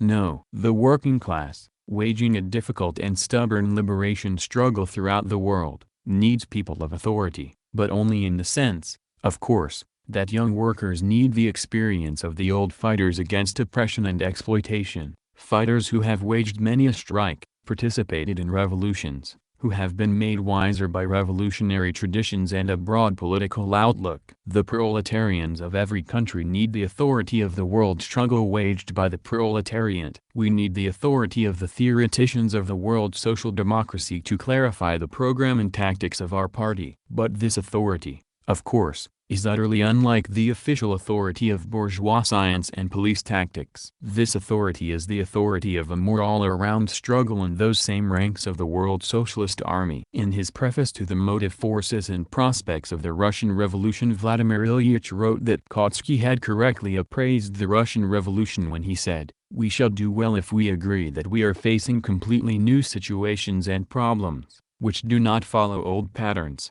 Ilyich ardently opposed in this preface the application of old patterns to new situations. We know that in his assessment of the imperialist war and the 1917 revolution, Kautsky failed to understand the new situation and the new problems, and turned renegade. The ability to gauge new situations and problems on the basis of the experience gained by the world proletariat in its revolutionary struggle and to apply Marxist methods in analyzing new concrete situations is one of the peculiarities of Leninism. Unfortunately, this aspect has not been sufficiently illustrated by concrete facts, although much has been written about it. And there is another aspect of the Leninist approach to the assessment of revolutionary events that is even less illuminated in the press, the ability to see concrete reality and generalize the collective opinion of the struggling masses which, Lenin says, see his preface to The Motive Forces and Prospects of the Russian Revolution, is a decisive factor for the solution of urgent practical and concrete political problems. How Lenin studied Marx. Russia was an industrially backward country, and for that reason her labor movement began to develop only in the 1890s, at the time when in a number of other countries the working class, armed with the experience of the 1848 revolution and of the Paris Commune of 1871, was already waging a bitter revolutionary struggle. Marx and Engels, the great revolutionary leaders of the international labor movement, were steeled in the crucible of the revolutionary struggle. Marxism illuminated the path of social development, revealed the inevitability of the disintegration of capitalism and its replacement by communism. It showed the path along which new social forms would develop, the path of the class struggle, the path of the socialist revolution. It explained the role of the proletariat in this struggle and pointed to its inevitable victory. Our labor movement developed under the banner of Marxism. It did not grope its way, it did not advance blindly. The goal was clear and so was the path. Lenin did a great deal to illuminate with Marxism the path to be taken by the Russian proletariat in its struggle. It is 50 years since Marx died, But Marxism continues to guide our party in all its activity. Leninism is merely the further development of Marxism, its extension. The keen interest shown in how Lenin studied Marx is therefore quite understandable. Lenin knew Marx perfectly. When he came to Petersburg in 1893, he surprised us Marxists by how well he knew Marx's and Engels's works. When the first Marxist circles were organized in the 1890s, their members studied mainly the first volume of Capital, which could be obtained, though with great difficulty. As for the other works of Marx, things were altogether bad. Most of the members of our circle had not even read Manifesto of the Communist Party. I myself read it, in German, only in 1898, when I was in exile. Marx and Engels were strictly banned. In a characterization of economic romanticism, which he wrote for Novo Slovo in 1897, Lenin resorted to allegories to avoid using the words Marx and Marxism. To do otherwise would have meant letting the magazine down. Vladimir Ilyich knew all of Marx's and Engels's works and always tried to get them in German and French. Anna Ilinigna recalls that Vladimir Ilyich and his sister Olga read The Poverty of Philosophy in French. But he had to read most of Marx's and Engels's works in German, and translated the most interesting and important passages into Russian. In his first big work, What the Friends of the People Are and How They Fight the Social Democrats, published illegally in 1894, he quotes the Manifesto of the Communist Party, a contribution to the critique of political economy, the poverty of philosophy, the German ideology, Marx's letter to Rouge in 1843, Engels's Anti-Dühring and the Origin of the Family, private property and the state. Most of the Marxists in those days did not know Marx's works. The Friends of the People explained a whole series of questions in a new way and proved extremely popular. In Lenin's next work, The Economic Content of Narodism and How It Is Criticized in Mr. Struve's book, we find quotations from the 18th Brumaire of Louis Bonaparte, The Civil War in France, Critique of the Gotha Program and the second and third volumes of Capital. His years in emigration enabled Lenin to read and study all of Marx's and Engels's works. Lenin's biography of Marx, written in 1914 for Granite Encyclopedical Dictionary, is a perfect illustration of how well he knew Marx's works. That is also revealed by the innumerable excerpts he made when reading Marx. The Lenin Institute has many copybooks with his extracts from Marx. Vladimir Ilyich used them in his works, reread and annotated them. He not only knew Marx, but thoroughly understood him. Speaking at the Third All-Russian Congress of the Young Communist League in 1920, Vladimir Ilyich said it was necessary to have the ability to acquire the sum of human knowledge, and to acquire it in such a way that communism shall not be something learned by rote, but something that you yourselves have thought over, that it shall embody the conclusions which are inevitable from the standpoint of modern education.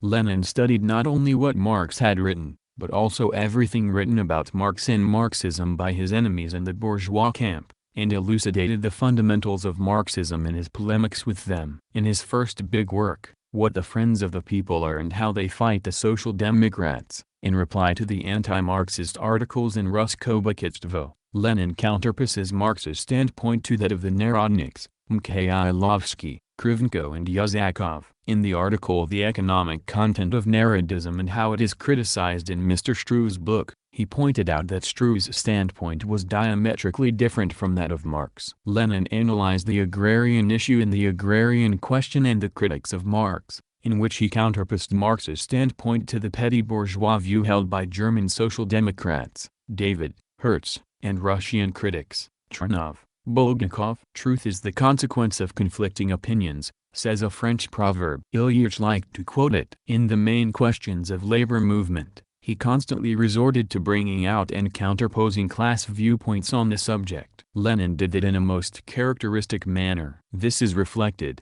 for instance, by the Lenin Miscellany 19, which contains his excerpts, extracts and abstracts on the agrarian issue prior to 1917. He would go carefully through the allegations of the critics, select and write out the most vivid and typical places, and then compare them with Marx's views. In his detailed analysis of the various critiques, he tried to show up their class essence by underlining the most important and urgent problems. Very often Lenin would deliberately emphasize some question.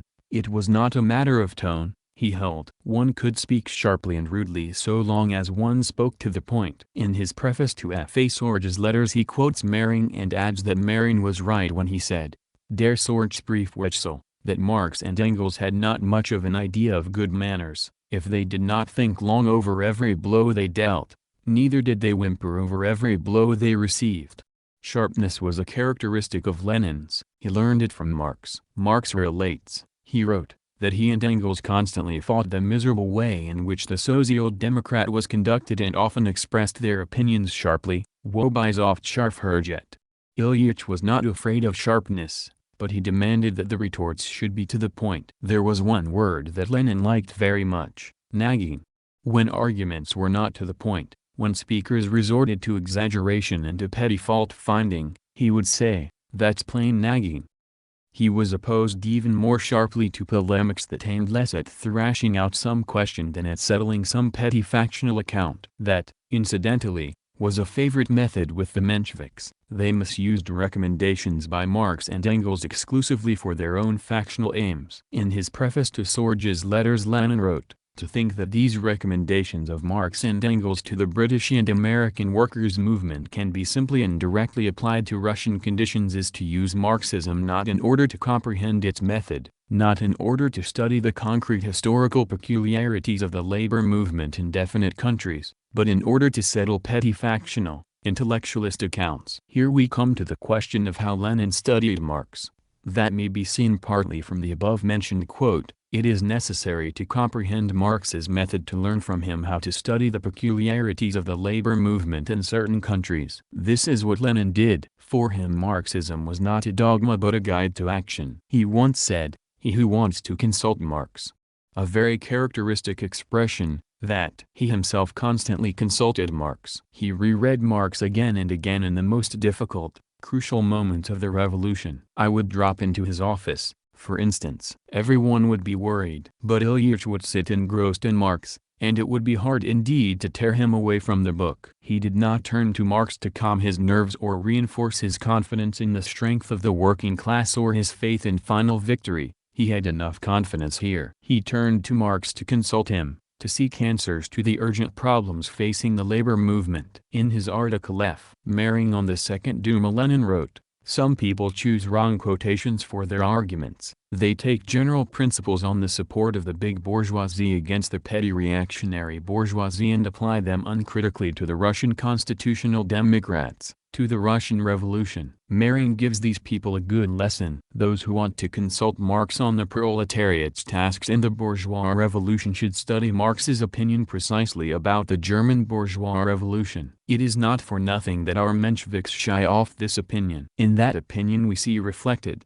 fully and vividly, the merciless struggle that the Russian Bolsheviks are waging in the Russian bourgeois revolution against the conciliatory bourgeoisie. Lenin's method was to take Marx's works that treated of similar situations, carefully analyze them, compare them with the present situation and bring out the similarity and differences. The best example of how Lenin did that is his application of this method in the 1905–07 revolution. In his pamphlet What is to be Done, 1902, Lenin wrote, "History has now confronted us with an immediate task which is the most revolutionary of all the immediate tasks that confront the proletariat of any country. The fulfillment of this task, the destruction of the most powerful bulwark, not only of European, but also, it may now be said, of Asiatic reaction, would make the Russian proletariat the vanguard of the international revolutionary proletariat." We know that the revolutionary struggle of 1905 enhanced the international role of the Russian working class and that the overthrow of Tsarism in 1917 put the Russian proletariat in the vanguard of the international revolutionary proletariat. But that happened 15 years after What is to be Done was written. The rise of the revolutionary wave, following the massacre of the workers in Palace Square on January 9, 1905, raised the question of where the party should lead the masses and what tactics it should adopt. And here Lenin again consulted Marx. He thoroughly studied Marx's works on the French and German bourgeois democratic revolutions of 1848, the class struggle in France, 1848 to 1850, and the third volume of Marx's and Engels's literary heritage, touching on the German Revolution, published by F. Mehring. In June and July 1905 Ilyich wrote the pamphlet Two Tactics of Social Democracy in the Democratic Revolution, in which he counterposed the tactics of the Bolsheviks, who urged the working masses to wage a resolute irreconcilable struggle against autocracy and to rise in arms if need be, to the tactics of the Mensheviks, who pursued a policy of conciliation with the liberal bourgeoisie. It was necessary to put an end to Tsarism, Lenin said in the pamphlet. The conference of the new Iskrists.N.K. further forgot, he wrote, that so long as power remained in the hands of the Tsar, all decisions passed by any representatives whatsoever would remain empty and miserable prattle, as was the case with the decisions of the Frankfurt Parliament, famous in the history of the German Revolution of 1848. In his Neue Rheinische Zeitung, Marx, the representative of the revolutionary proletariat, castigated the Frankfurt Liberalsvorbestency with merciless sarcasm precisely because they uttered fine words, adopted all sorts of democratic decisions, constituted all kinds of liberties, while actually they left power in the hands of the king and failed to organize an armed struggle against the military forces at the disposal of the king. And while the Frankfurt Vorbestency were prattling, the king blinded his time, consolidated his military forces, and the counter-revolution, relying on real force, utterly routed the Democrats with all their fine decisions. And Vladimir Ilyich posed the question, would the bourgeoisie undermine the Russian Revolution by concluding a deal with Tsarism, or would we, to quote Marx, settle accounts with Tsarism in the plebeian way? If the revolution gains a decisive victory, then we shall settle accounts with Tsarism in the Jacobin, or, if you like, in the plebeian way. The terror in France, wrote Marx in 1848 in the famous Neue Rheinische Zeitung, was nothing but a plebeian way of settling accounts with the enemies of the bourgeoisie, absolutism, feudalism and philistinism.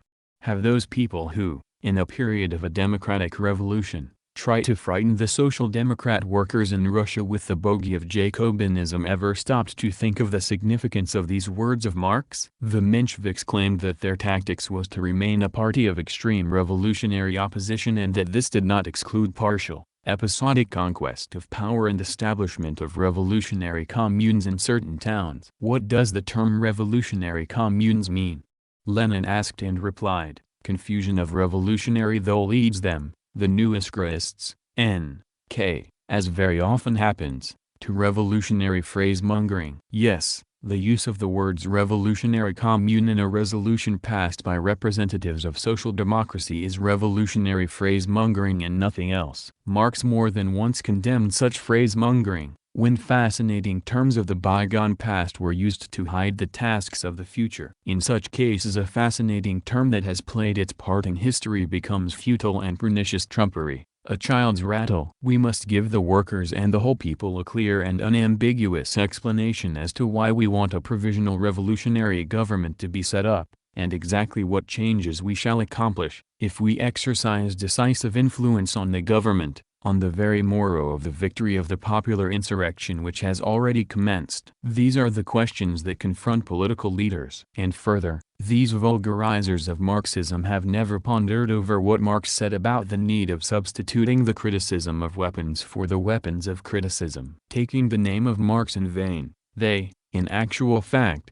draw up resolutions on tactics wholly in the spirit of the Frankfurt bourgeois windbags, who freely criticized absolutism and rendered democratic consciousness more profound, but failed to understand that the time of revolution is the time of action both from above and from below. Revolutions are the locomotives of history, Marx said. Lenin quoted this saying of Marx's in assessing the role of the fermenting revolution. Further analyzing K. Marx's theses in the Neue Rheinische Zeitung, Lenin ascertained the meaning of the revolutionary democratic dictatorship of the proletariat and peasantry. But he drew an analogy between our bourgeois democratic revolution and the German bourgeois democratic revolution of 1848. He wrote, thus, it was only in April 1849, after the revolutionary newspaper had been appearing for almost a year, the Neue Rheinische Zeitung began publication on June 1, 1848, that Marx and Engels declared in favor of a special workers' organization. Until then they were merely running an organ of democracy unconnected by any organization ties with an independent workers' party. This fact, monstrous and improbable as it may appear from our present-day standpoint, clearly shows us what an enormous difference there is between the German Social Democratic Party of those days and the Russian Social Democratic Labor Party of today. This fact shows how much less the proletarian features of the movement, the proletarian current within it, were in evidence in the German Democratic Revolution. Because of the backwardness of Germany in 1848 both economically and politically, its disunity as a state. Of particular interest are the articles Vladimir Ilyich wrote in 1907, articles on Marx's correspondence and activity. These are prefaced to the Russian translation of the letters of K. Marx to L. Kugelman, F. Maring on the Second Duma and prefaced to the Russian translation of letters by J. F. Becker, J. Dietzken, F. Engels, K. Marx, and others too. F. A. Sorge and others.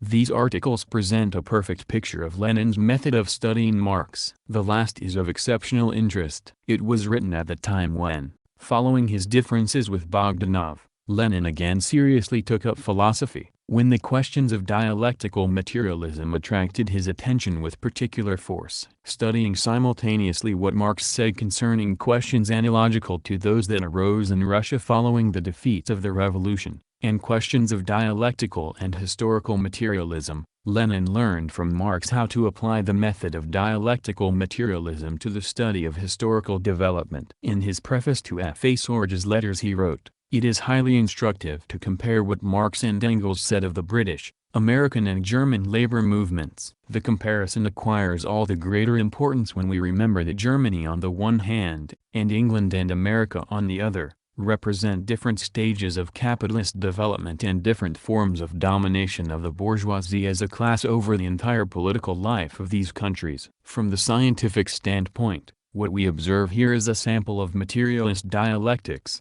of the ability to bring out and stress the various points and various sides of the question in application to the specific peculiarities of different political and economic conditions. From the standpoint of the practical policy and tactics of the Workers' Party, what we see here is a sample of the way in which the creators of the Communist Manifesto defined the tasks of the fighting proletariat in accordance with the different stages of the national labor movement in different countries. The 1905 revolution set forth a series of new urgent questions, and in solving them Lenin studied Marx's works all the more profoundly. It was in the flames of the revolution that the Leninist, the genuinely Marxist, method of studying Marx was steeled. It was this method of studying Marx that helped Lenin to fight against distortion of Marxism, against attempts to emasculate its revolutionary essence. We know that Lenin's book The State in Revolution played a tremendous role in organizing the October Revolution and Soviet government. This book is based wholly on the profound study of Marx's teaching on the state. Let me cite the first page of Lenin's The State and Revolution.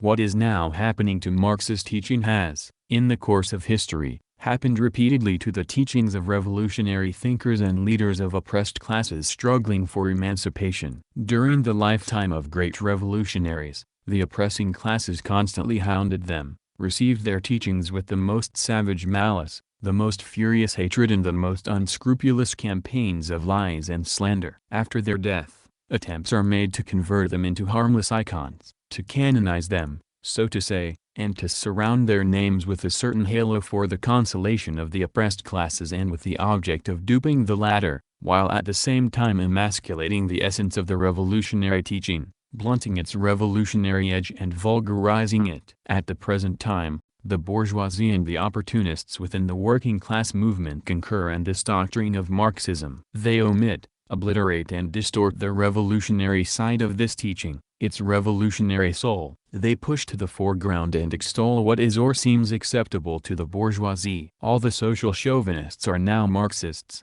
don't laugh. And more frequently, German bourgeois scholars, but yesterday specialists in the annihilation of Marxism, are speaking of the national German Marx, who, they aver, educated the workers' unions which are so splendidly organized for the purpose of conducting a predatory war. In such circumstances, in view of the unprecedentedly widespread distortion of Marxism, our prime task is to re-establish what Marx really taught on the subject of the state. Comrade Stalin wrote in Problems of Leninism, only in the subsequent period, the period of direct action by the proletariat, the period of proletarian revolution, When the question of overthrowing the bourgeoisie became a question of immediate action, when the question of the reserves of the proletariat, strategy, became one of the most burning questions, when all forms of struggle and of organization, parliamentary and extra-parliamentary, tactics, had fully manifested themselves and became well defined, only in this period could an integral strategy and elaborated tactics for the struggle of the proletariat be drawn up. It was precisely in that period that Lenin brought out into the light of day the brilliant ideas of Marx and Engels on tactics and strategy that had been immured by the opportunists of the Second International. But Lenin did not confine himself to restoring certain tactical propositions of Marx and Engels. He developed them further and supplemented them with new ideas and propositions, combining them all into a system of rules and guiding principles for the leadership of the class struggle of the proletariat. Marx and Engels wrote that their teaching is not a dogma but a guide to action. Lenin repeatedly reiterated that his method of studying Marx's and Engels's works, revolutionary practice, the entire atmosphere of the era of proletarian revolutions helped Lenin to turn Marx's revolutionary theory into a genuine guide to action. I should like to dwell on one question of decisive importance. We recently marked the 15th anniversary of Soviet power, and in this connection we recalled how the conquest of power in October 1917 was organized. It was not spontaneous. It had been thoroughly planned by Lenin, who was guided by Marx's directions on the organizations of uprisings. The October Revolution, which put dictatorship into the hands of the proletariat, radically changed the conditions of the struggle. But it is precisely because Lenin was guided not by the letter of Marx's and Engels's theses, but by their revolutionary spirit, that he was able to apply Marxism to socialist construction in the era of proletarian dictatorship. I shall dwell only on certain instances. It is necessary to do a big research job to see what Lenin took from Marx,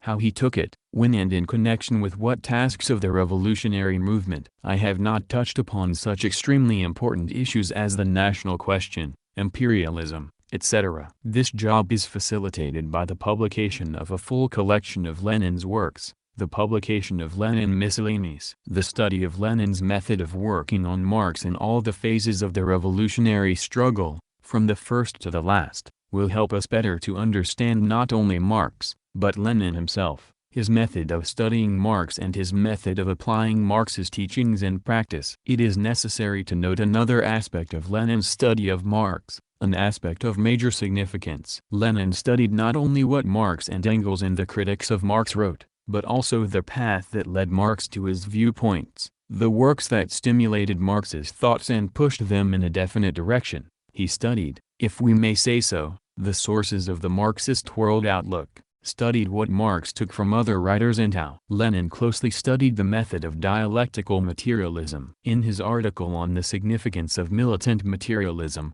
1922, Lenin wrote that it was necessary for the contributors to Poznańskim Marxism to arrange for the systematic study of Hegelian dialectics from a materialist standpoint. He held that without a solid philosophical background, it was impossible to hold out in the struggle against the onslaught of bourgeois ideas and the restoration of the bourgeois world outlook. From his own experience he wrote of how to organize the study of Hegelian dialectics. Here is the paragraph in question. It must be realized that unless it stands on a solid philosophical ground, no natural science and no materialism can hold its own in the struggle against the onslaught of bourgeois ideas and the restoration of the bourgeois world outlook. In order to hold his own in this struggle and carry it to a victorious finish, the natural scientist must be a modern materialist, a conscious adherent of the materialism which is represented by Marx, i.e., he must be a dialectical materialist. In order to attain this aim, the contributors to Poznańskim Marxism must arrange for the systematic study of Hegelian dialectics from a materialist standpoint, i.e., the dialectics which Marx applied practically in his Capital and in his historical and political works. Taking as our basis Marx's method of applying the Hegelian dialectics materialistically conceived, we can and should elaborate this dialectics from all aspects, print in the magazine excerpts from Hegel's principal works, interpret them materialistically and comment on them with the help of examples of the way Marx applied dialectics, as well as examples of dialectics in the sphere of economic and political relations, which recent history, especially modern imperialist war and revolution, is providing an unusual abundance. In my opinion, the group of editors and contributors to Poznań Marxism should be a kind of society of materialist friends of Hegelian dialectics. Modern natural scientists, if they know how to seek, and if we learn to help them, will find in the Hegelian dialectics materialistically interpreted a series of answers to the philosophical problems which are being raised by the revolution in natural science and which make the intellectual admirers of bourgeois fashion stumble into reaction. Lenin Miscellanies 9 and 12 have now been published, and they reveal the whole process of Lenin's thinking when he analyzed Hegel's basic works, show how he applied the method of dialectical materialism in studying Hegel, how closely he linked this study with the study of Marx, with the ability to make Marxism a guide to action in the most diverse conditions. But it was not only Hegel that Lenin studied. He read, for instance, Marx's letters to Engels of February 1, 1858, in which he sharply criticized Lassalle's book The Philosophy of Heraclitus the Obscure of Ephesus, Volume 2, and said it was a raw bit of work. At the beginning Lenin briefly formulates Marx's opinion. Lassalle simply repeats Hegel, copies him, chooses certain places from Heraclitus a million times, stuffing his work with an incredible amount of over-clever, scholastic arch-ballast. Nevertheless, Lenin studied this work of Lassalle's, made an abstract of it, wrote out excerpts, put down his remarks, and came to the following conclusion: on the whole, Marx's opinion is correct. Lassalle's book is not worth reading. The examination of this book enabled Lenin better to understand Marx, to understand why Marx did not like it. In conclusion, I should like to point to another form of Lenin's work on Marx, his popularizations of Marxism. The popularizer himself learns a great deal when he approaches his work seriously and sets himself the task of summing up the essence of some theory in the simplest and most comprehensible form. Lenin always took this work most seriously. In a letter he wrote from exile to Plekhanov and Axelrod, he said there was nothing he wanted so much as to learn to write for workers. He wanted to make Marxism understandable to the working masses. Working in the Marxist circles in the 1890s, he tried above all to explain the first volume of Capital, illustrating it with examples from the lives of his listeners. In 1911, training leaders for the rising revolutionary movement at the party school in Longjumeau, near Paris, Lenin read workers' lectures on political economy, doing his best to explain the fundamentals of Marxism in the simplest possible way. In his Pravda articles, Ilyich tried to popularize various aspects of Marxism. A fine example of popularization is what Lenin said in 1921, during the debates on the trade unions, of the way to study various things and developments from a dialectical standpoint. If one is really to know a thing, Lenin said, one must approach it from all angles, study all its aspects, all its connections and intermediate links. We shall never achieve that fully, but this comprehensive study will prevent blunders and ossification. That is point 1. Point 2 is that dialectical logic demands that a thing should be taken in its development, self-motion, as Hegel sometimes said, in its changes. Point 3 is that the entire human experience must be incorporated in the complete definition of the thing, both as a criterion of truth and as a practical determinant of the link between the thing and men's needs. Point 4 is that dialectical logic teaches that there is no abstract truth. Truth is always concrete, as the late Plekhanov liked to say, quoting Hegel. These few lines are the essence of what Lenin achieved after many years of work on questions of philosophy, always applying the method of dialectical materialism, always consulting Marx. These lines show in a concise way all that is essential to guide one in the study of developments. The way Lenin studied Marx shows us how we must study Lenin. His teachings are inseparably linked with those of Marx. They are Marxism in action, Marxism in the era of imperialism and proletarian revolutions. How Lenin used libraries. Lenin spent a great deal of time in libraries. When he lived in Samar, he borrowed large numbers of books from the local library. Later, in St. Petersburg, he spent days in the public library and borrowed books from the Free Economic Society's library and a number of others. Even when in jail, he was supplied with library books by his sister. He made copious notes from these books. In Volume 3 of the second edition of Lenin's works, There is a note to the effect that in writing The Development of Capitalism in Russia he consulted no fewer than 583 books. There are references to these books in The Development of Capitalism in Russia. Could Lenin ever have bought all these books? Many of them were not even on sale. For example, the Zemstvo statistical abstracts, which were particularly valuable for him. Moreover, at that time he lived like a student in a garret and counted every penny. Those books would have cost every bit of 1,000 rubles, which was far beyond his means, nor did he have the time to search for them in the bookshops. That would have taken away precious reading time. And in any case, had it not been for the library catalogs, he would never have known of the existence of many of them. Lastly, he had no space in his small room for a library of his own. His reading enabled him not only to write such a fundamental work as The Development of Capitalism in Russia, it gave him, in addition, a rich understanding of the life and labor of the industrial workers and the peasantry. And without this there would not have emerged the Lenin that we all know. The Development of Capitalism in Russia appeared in 1899. While abroad, Ilyich made even more intensive use of the public libraries. He knew foreign languages and read a great many books in them. He could never have bought these books, because, living in emigration, every penny was precious. He had to save on tram fares, on food, etc. But read he must. Without books, foreign newspapers and journals, Ilyich could not have carried on his work, would not have had the store of knowledge with which he was so amply equipped. A glance at his letters to relatives suffices to give an idea of the importance he attached to libraries. He went abroad for the first time in 1895,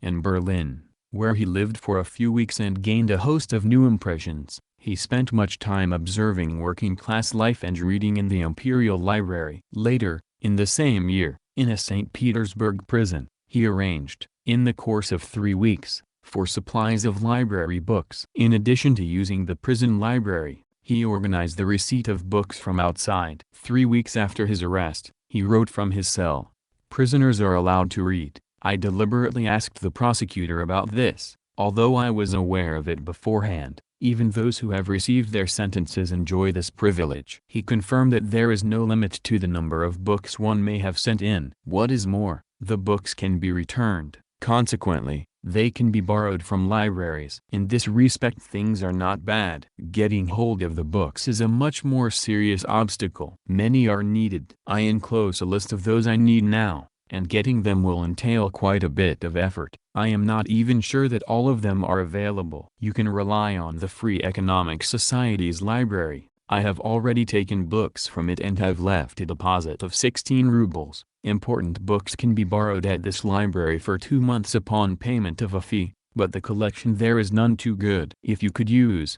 through a writer or professor, the University Library, and the Library of the Science Committee of the Ministry of Finance, then the question of getting books would be solved. The last, and most difficult, thing, getting the books to me. It is not simply a matter of bringing a couple of small books. It will be necessary periodically and for a fairly long time to collect them from the library and bring them here. I think once a fortnight, or even once a month, provided you bring as many as you can each time, and take back those I have read. I don't know how you will be able to arrange this. Maybe you can do the following. Find a janitor or doorkeeper, a messenger, or a boy whom I could pay and who would undertake the job. Exchange of books, both from the standpoint of working conditions and lending library rules, necessitates, of course, correct procedure and accuracy, all of which must be arranged. Easier said than done. I have a strong feeling that it will be pretty difficult to do this, that my plan may remain a chimera. Anna undertook to get the books from the library and deliver them to her brother in prison. En route to his place of exile,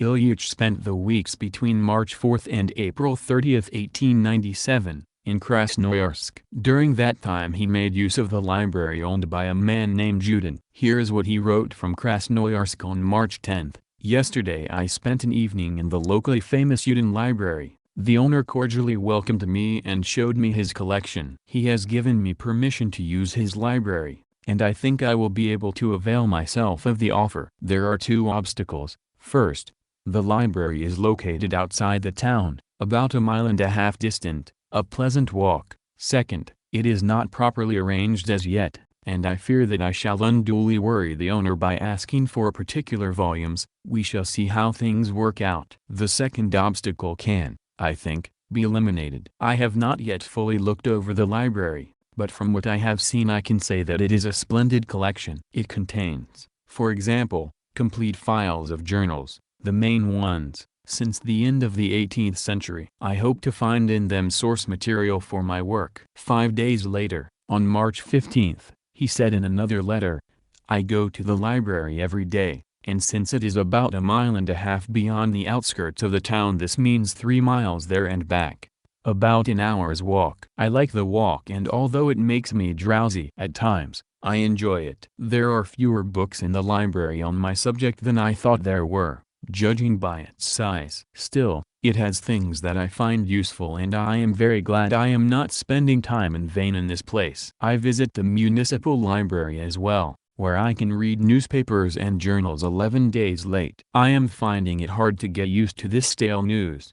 Upon arriving in the village of Shushensko, his place of exile, where letters and newspapers came only on the 13th day, Lenin, even in this remote corner of Siberia, arranged to get books from Moscow libraries. In a letter dated May 25, 1897, he wrote to his sister Anna in Moscow, I keep thinking about using Moscow libraries. Have you been able to arrange anything on this score, i.e., have you approached any of the public libraries? The point is, if it is possible to borrow books for 2 months, as was the case in St. Petersburg with the Free Economic Society's library, the cost of a parcel is not excessive, 16 kopecks per pound, plus 7 kopecks for registering it. You can send £4, costing 64 kopecks, and, probably, it would be cheaper for me to spend money on postage and have plenty of books than to spend a much bigger sum on buying a smaller number of books. I think that this would suit me much better. The only question is whether it is possible to get books for 2 months, by leaving a deposit, of course, from any of the good libraries, from the university. I think Mitya could easily arrange this through a law student, or by going direct to a professor of political economy and saying that he wants to study the subject and take books from the main library. But this will have to wait until autumn, or from the library of the Moscow Law Society. Make inquiries there, ask for a catalogue and find out the conditions of membership, etc., or some other place. Probably there are a few other good libraries in Moscow. Maybe you will inquire about private libraries too. If any of you are still in Moscow, please find out about this. If you go abroad, let me know, and I will write in detail about getting books from there. Send me all kinds of catalogues of bookshops, libraries and the like. Yours, V. U. In a letter dated July 19, 1897, to his mother and his sister Maria, Ilyich, replying to Maria's proposal to make excerpts for him, wrote, about the excerpts, I'm not sure they would help. I hope that by autumn things will have been arranged with one of the Moscow or St. Petersburg libraries. 38. Then, in the winter of 1897, he wrote a letter to his relatives which indicates that something had been done by them, but he was on the lookout for other facilities. Dear Maria, I received your postcard dated 14/2.12 and the 2 books by Semyonov. Merci. I will return them soon, within a week at the latest, on Wednesday, 5.1, the 24th. I fear that we shall not see the postman at all. It appears that these first 2 volumes contain nothing of interest. I suppose this kind of thing is inevitable in ordering books that one does not know. It was something I had anticipated. I hope we shall not have to pay a fine. They'll extend the loan for another month. I don't understand your sentence, to be able to use the Law Society's library. I asked K. Blukov about this. One must be a lawyer and submit 2 recommendations by members of the society. Only, is it not necessary to be a member of the society? I will try to get a recommendation through St. Petersburg. That a non-lawyer can become a member of the society I have not the slightest doubt. Affectionately, V. U. However, postal difficulties made impossible any kind of satisfactory utilization of the libraries during the exile in Shushensko. In September 1898, Ilyich was granted permission to visit Krasnoyarsk for dental treatment. He was overjoyed at the opportunity and planned to make use of the local library. Upon returning from exile he settled in Pskov. In a letter to his mother, Dated March 15, 1900, he wrote, "I visit the library frequently and go for walks." While in emigration, he spent much time in libraries, but this is only faintly reflected in his correspondence with the members of his family. During our sojourn in London, 1902–03, Ilyich spent half his time in the British Museum, which contains the richest collection of books in the world and which provides excellent service. He also frequented the reading rooms of the public libraries, as can be seen from a letter to his mother on September 27, 1902. There are many reading rooms in London. The rooms are entered directly from the street, and they are even minus chairs. There are reading stands and the newspapers hang from pegs. Upon entering you take the paper from the peg, and after reading it, you replace it. These reading rooms are most convenient and are visited by large numbers of people in the course of the day. During the second spell in emigration, which coincided with the dispute on philosophical questions, when Ilyich busied himself with writing his materialism and imperial criticism, in May 1908 he left Geneva for London for a month of special study in the British Museum. In Geneva, whither we arrived in 1903, Ilyich spent whole days in the Société de Lecture library. This was a huge library with ideal conditions for study. It subscribed to many French, German and English newspapers and journals. The members of the society, mostly veteran professors, rarely visited the library. Ilyich had a room to himself, where he could write, walk up and down, give thought to his articles and take any book he needed down from the shelf. Here, too, he eagerly visited the rich Russian library, named after Kuklin, of which Comrade Karpinsky was in charge. During our residence in other Swiss cities he always borrowed books from this library. When residing in Paris, Ilyich chiefly frequented the Bibliothèque Nationale. Concerning his work in this library I wrote as follows to his mother in December 1909, "For more than a week now he has been getting up at 8 a.m. to go to the library, whence he returns at 2 p.m. At first he had difficulty in getting up so early, but now he is quite pleased and goes to bed early." Ilyich tried a number of other libraries in Paris, but they were not to his liking. The Bibliothèque Nationale lacked up-to-date catalogues and there was a lot of red tape connected with borrowing books. Generally speaking, red tape was a feature of French libraries. The municipal libraries contained mostly fiction, but, before a book could be obtained it was necessary to produce a certificate from the householder, who took upon himself or herself responsibility for the book being returned in time. Our landlord delayed giving us the necessary certificate in view of our poor circumstances. Ilyich judged the level of culture in a country by the way in which its libraries were run. He regarded the state of the libraries as an indication of the general level of culture. Here is what he wrote to his mother from Krakow on April 9, 1914. "Paris is not a convenient place to work. The Bibliothèque Nationale is badly run. We often recalled Geneva, where working was easier, where I had a more convenient library and lived in a quieter atmosphere. Of all the places I have visited I would choose London or Geneva, if they were not so far away." From the standpoint of general culture and comfort Geneva is a very fine place. But here, of course, culture is out of the question. It is almost like Russia. The library is bad and is the acme of inconvenience, but I hardly ever visit it. When he returned to Bern from Krakow, Ilyich wrote to his sister Maria, in a letter dated December 22, 1914, "There are fine libraries here, and I am not badly off when books are concerned. What a pleasure it is to read after a stretch of daily newspaper work." Nadzda, too, has the benefit of a pedagogical library and is writing a book on education. In another letter to Maria, written on February 20, 1916, Ilyich wrote, "Nadzda and I are very pleased with Zurich. The libraries are good here."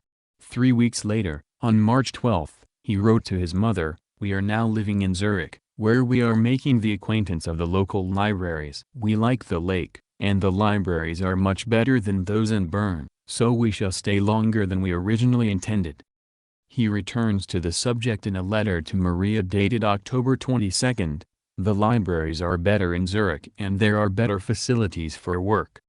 The Swiss libraries are excellently run. What is particularly good is the interchange of books between libraries. Scientific libraries in German Switzerland are linked with similar establishments in German, and even during the war Ilyich was able to get the books he needed from Germany. Another feature is the splendid way in which they cater to readers. No red tape, fine catalogs, open shelves and the exceptional interest taken in the reader. During the summer of 1915 we lived in the foothills of the Rothhorn, in a remote village, and received books from the library post-free. The books came in a wrapper with a label. One side contained the address of the recipient, the other, the address of the library. Upon returning the books all that was necessary was to reverse the label and take the parcel to the post office. Ilyich never tired of lauding Swiss culture and he dreamed of the library system that would be arranged in Russia after the revolution. Lenin the propagandist and agitator. The RKKA Propagandist and Agitator magazine,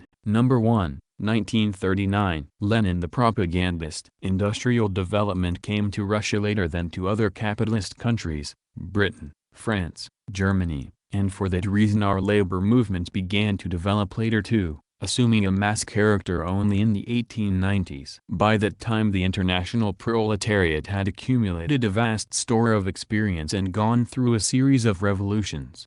The revolutionary movement gave the world the great thinkers Marx and Engels, whose teachings illuminated for the proletariat the path it was to take. They proved that the bourgeois system was doomed, that the proletariat would inevitably win, that it would take power into its hands, rebuild life and create a new, communist society. Lenin began studying Marx early in life. A profound study of Marx's teachings convinced him that they were a guide to action for the Russian working class, that they would help Russian workers, then ignorant, downtrodden, boundlessly exploited slaves, to develop into conscious, organized fighters for socialism, that they would help the working class of Russia to grow into a powerful force, that they would help it to assume leadership of all the working folk and put an end to all forms of exploitation. Marx's teachings helped Lenin to see clearly the trend of social development. Ilyich was deeply convinced that Marx's and Engels's views were correct. He considered it necessary to arm the masses with Marxism as broadly and as well as possible and devoted all his efforts to propagating it. Marxist propaganda among the working masses was extremely successful.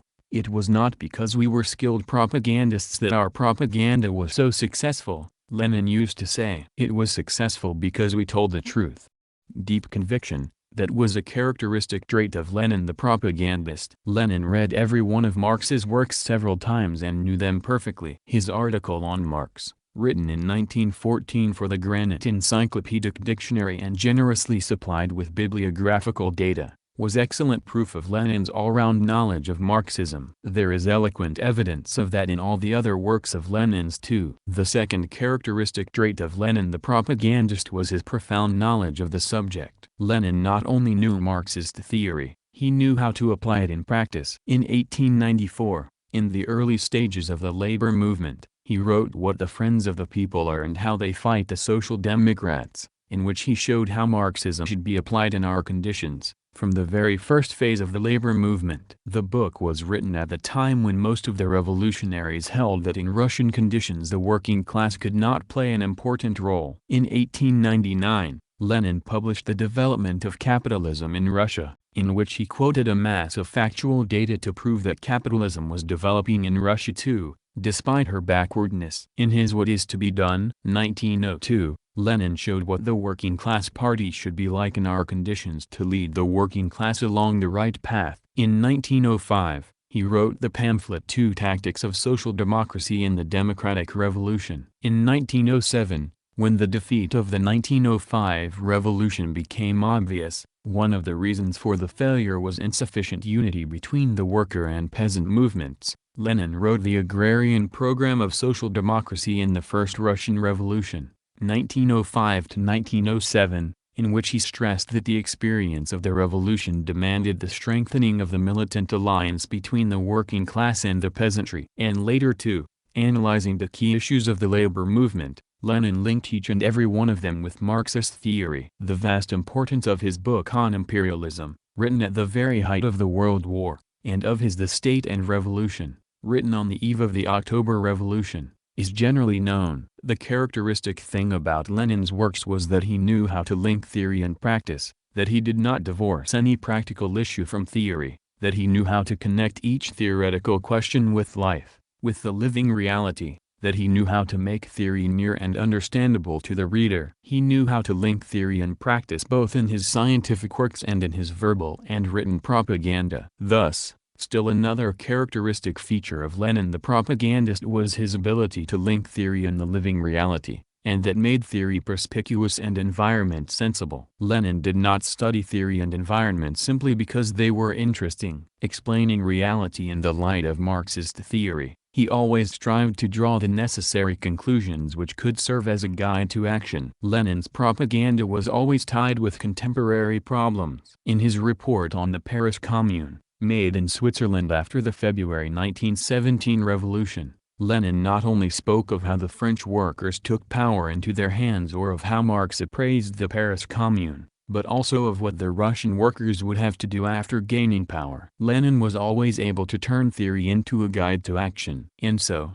a characteristic feature of Lenin the propagandist was his ability to turn theory into a guide to action. Although Lenin possessed vast knowledge and wide experience as a propagandist, he made a great many reports and wrote many propaganda articles. He carefully prepared each speech, each report, each lecture. We have many theses of his propaganda speeches and reports, and they show how thoroughly he worked on each. We see how sapid these speeches were, how very capably Lenin stressed the most essential points and illustrated each thought with graphic examples. Thorough preparation for propaganda speeches was an inherent feature of Lenin the propagandist. In his propaganda speeches Ilyich never bypassed or glossed over painful issues. On the contrary, he always put them point blank. He was not afraid of sharp words and deliberately emphasized the issues. He was against impassive propaganda speeches, against speeches that trickled like a brook. His speeches were sharp, often somewhat rude,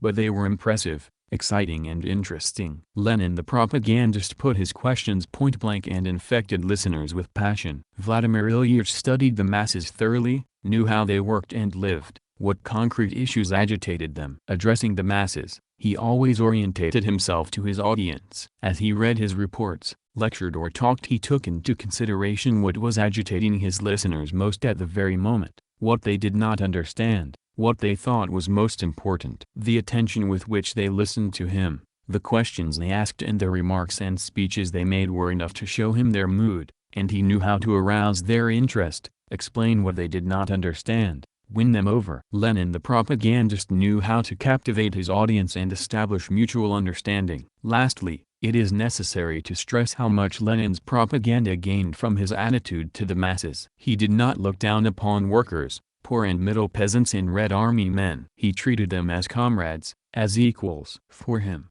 they were not objects of propaganda but live people who had gone through a lot, thought over many things and were demanding due attention to their needs. The workers highly appreciated his simplicity and comradely attitude. He talks seriously with us, they used to say.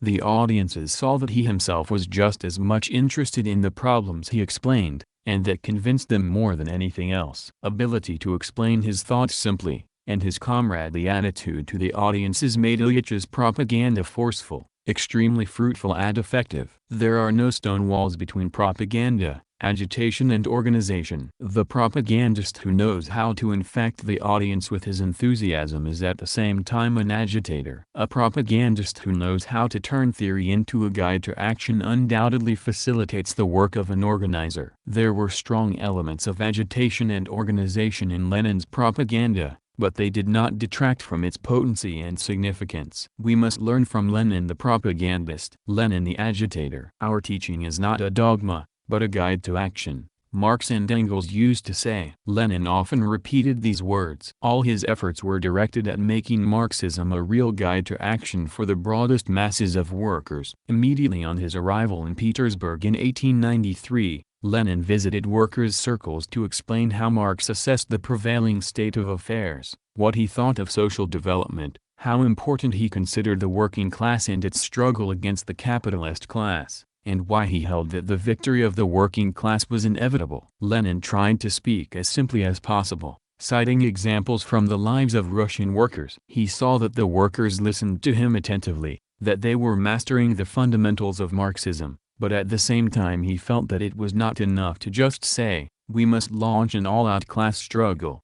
It was essential, he held, to show how this struggle should be unleashed and around what issues. The task was to take the facts that particularly agitated the worker masses, elucidate them and show what had to be done to eliminate or change them. At the beginning, in the 1890s, the workers were chiefly concerned with the long working hours, fines, deductions from wages, and brutal treatment. Here's what Lenin's circle did. A comrade would visit some factory and help the workers to formulate definite demands to the employers. These demands were explained and printed in special leaflets. The latter united the workers, and they joined forces in backing the demands. Agitation helped to activate the masses of workers. Inseparably connected with propaganda is agitation among the workers, which naturally comes to the forefront in the present political conditions in Russia and level of development of the masses of workers. Lenin wrote in The Tasks of the Russian Social Democrats in 1897. Agitation among the workers consists in the Social Democrats taking part in all the spontaneous manifestations of the struggle of the working class,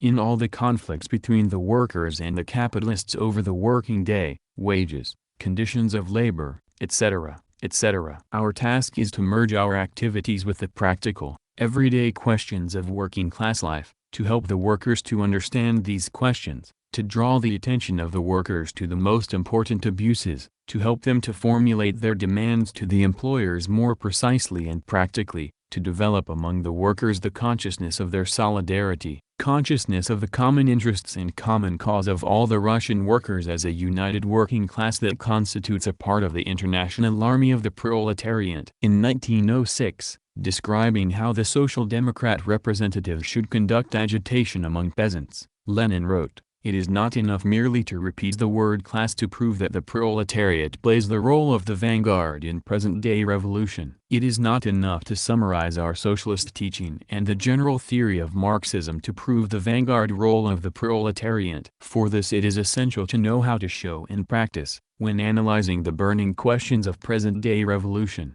that the members of the Workers' Party defend the interests of this revolution, the interests of its total victory more consistently, more correctly, more resolutely and more skillfully than anyone else. 50. Agitation, Lenin teaches, links theory and practice. Therein lies its power. Agitation played a very important part in workers' economic struggle. It taught them to use strike action as a method of struggle against the capitalists and brought about victories that improved the lot of the working class. The success of the economic struggle, however, gave rise to the economist trend in the ranks of social democracy due to underestimation of Marxist theory, worship of spontaneity, the desire to restrict the tasks of the proletariat to a struggle for better economic conditions and hence the desire to minimize political agitation among the masses of workers. Without a revolutionary theory there can be no revolutionary movement, Lenin retorted to the economists in his What is to be Done? In 1902. This thought cannot be insisted upon too strongly at a time when the fashionable preaching of opportunism goes hand in hand with an infatuation for the narrowest forms of practical activity.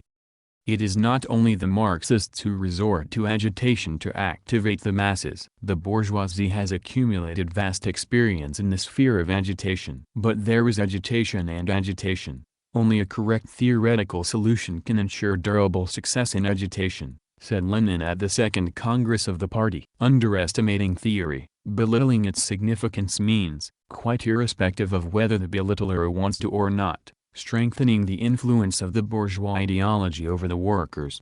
Thus, the most important thing in agitation, according to Lenin, is its content. He opposed attempts to reduce agitation to mere slogans and insisted on it being linked with explanatory work. Lenin saw the force of agitation in well-organized explanatory work, clear and simple in form. It is necessary to be able to speak simply and clearly in a popular language, resolutely casting aside all the heavy artillery of abstruse terminology and foreign words, slogans, definitions and conclusions that have been well mastered but are incomprehensible to the masses. Lenin wrote in 1906 in the article Social Democracy and Election Agreements that, of course, does not mean that Lenin denied the usefulness of slogans. Very often it is useful, and sometimes imperative, to round out the election platform of social democracy with a brief general slogan, an election watchword, enumerating the most fundamental questions of immediate policy and giving a most convenient and best reason and material for launching an all-round socialist sermon,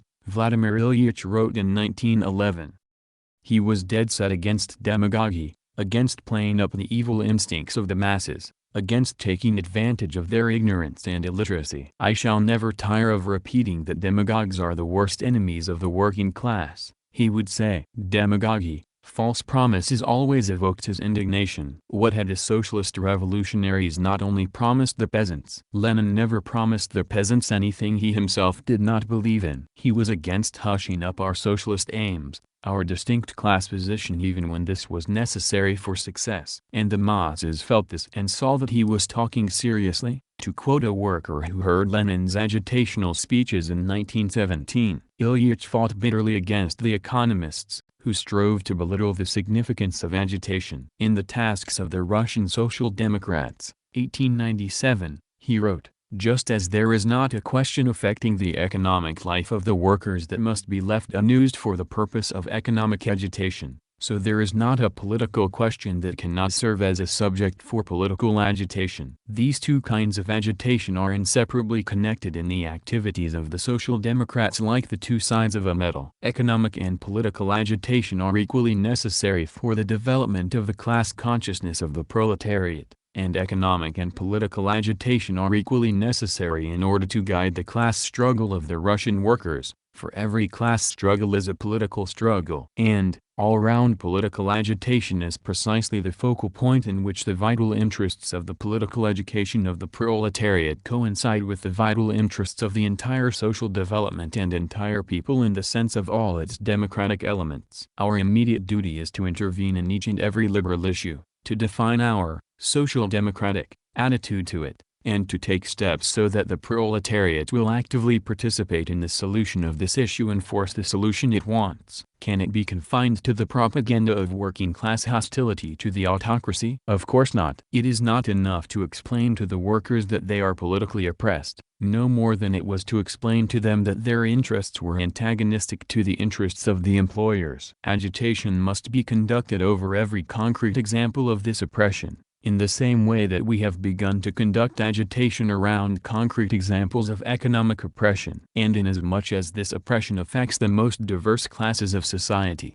inasmuch as it manifests itself in the most varied spheres of life and activity, industrial, civic, personal, family, religious, scientific, etc., etc., is it not evident that we shall not be fulfilling our task of developing the political consciousness of the workers if we do not undertake the organization of the political exposure of the autocracy in all its aspects? In order to carry on agitation around concrete examples of oppression, these examples must be exposed, just as it was necessary to expose factory abuses in order to carry on economic agitation. In those days political exposure was done by the illegal newspaper Iskra, published abroad. Ilyich meant it to be a collective propagandist, a collective agitator and a collective organizer, to help in directing the activities of the working masses into a single channel, to discuss the most vital issues. The whole of the political life is an endless chain consisting of an infinite number of links. Lenin wrote in 1902, "And what is to be done? The whole art of politics lies in finding and gripping as strong as we can the link that is least likely to be torn out of our hands, the one that is most important at the given moment, the one that guarantees the possessor of a link the possession of the whole chain." Under Lenin's guidance Iskra knew how to choose the most important issues around which widespread agitation was then carried out. Proper political organization, one embracing the broad masses of workers, enhanced the role of the agitator. An agitator, Ilyich said, is a popular tribune who knows how to address the masses, stimulate their enthusiasm, use salient, eloquent facts. A speech by such a popular tribune moves the masses, the revolutionary class catches on to it and energetically supports it. Lenin was precisely such an agitator, such a popular tribune. In the summer of 1905, in the pamphlet Two Tactics of Social Democracy in the Democratic Revolution, Lenin pointed out, The entire work of the Russian Social Democratic Labour Party has already been fully molded into firm, immutable forms which absolutely guarantee that our main attention will be fixed on propaganda and agitation, impromptu and mass meetings, on the distribution of leaflets and pamphlets, assisting in the economic struggle and championing the slogans of that struggle. But the fact that agitation had become part of our work and assumed definite forms does not mean that Lenin ever tolerated its being patronized. He insisted on a different approach to different sections of the population. Every social democrat, wherever he may be making a political speech, should always speak of the Republic. But he should know how to speak of the Republic. He cannot speak of it in the same manner at a factory meeting and in a Cossack village, at a student gathering and in a peasant's hut, from the tribune of the Third Duma and in the pages of a party newspaper published abroad. The art of every propagandist and every agitator consists precisely in influencing in the best possible manner the audience he is addressing, making the truth as convincing as possible for it, as easily comprehensible as possible, as clear and deeply impressive as possible. Lenin wrote in 1911.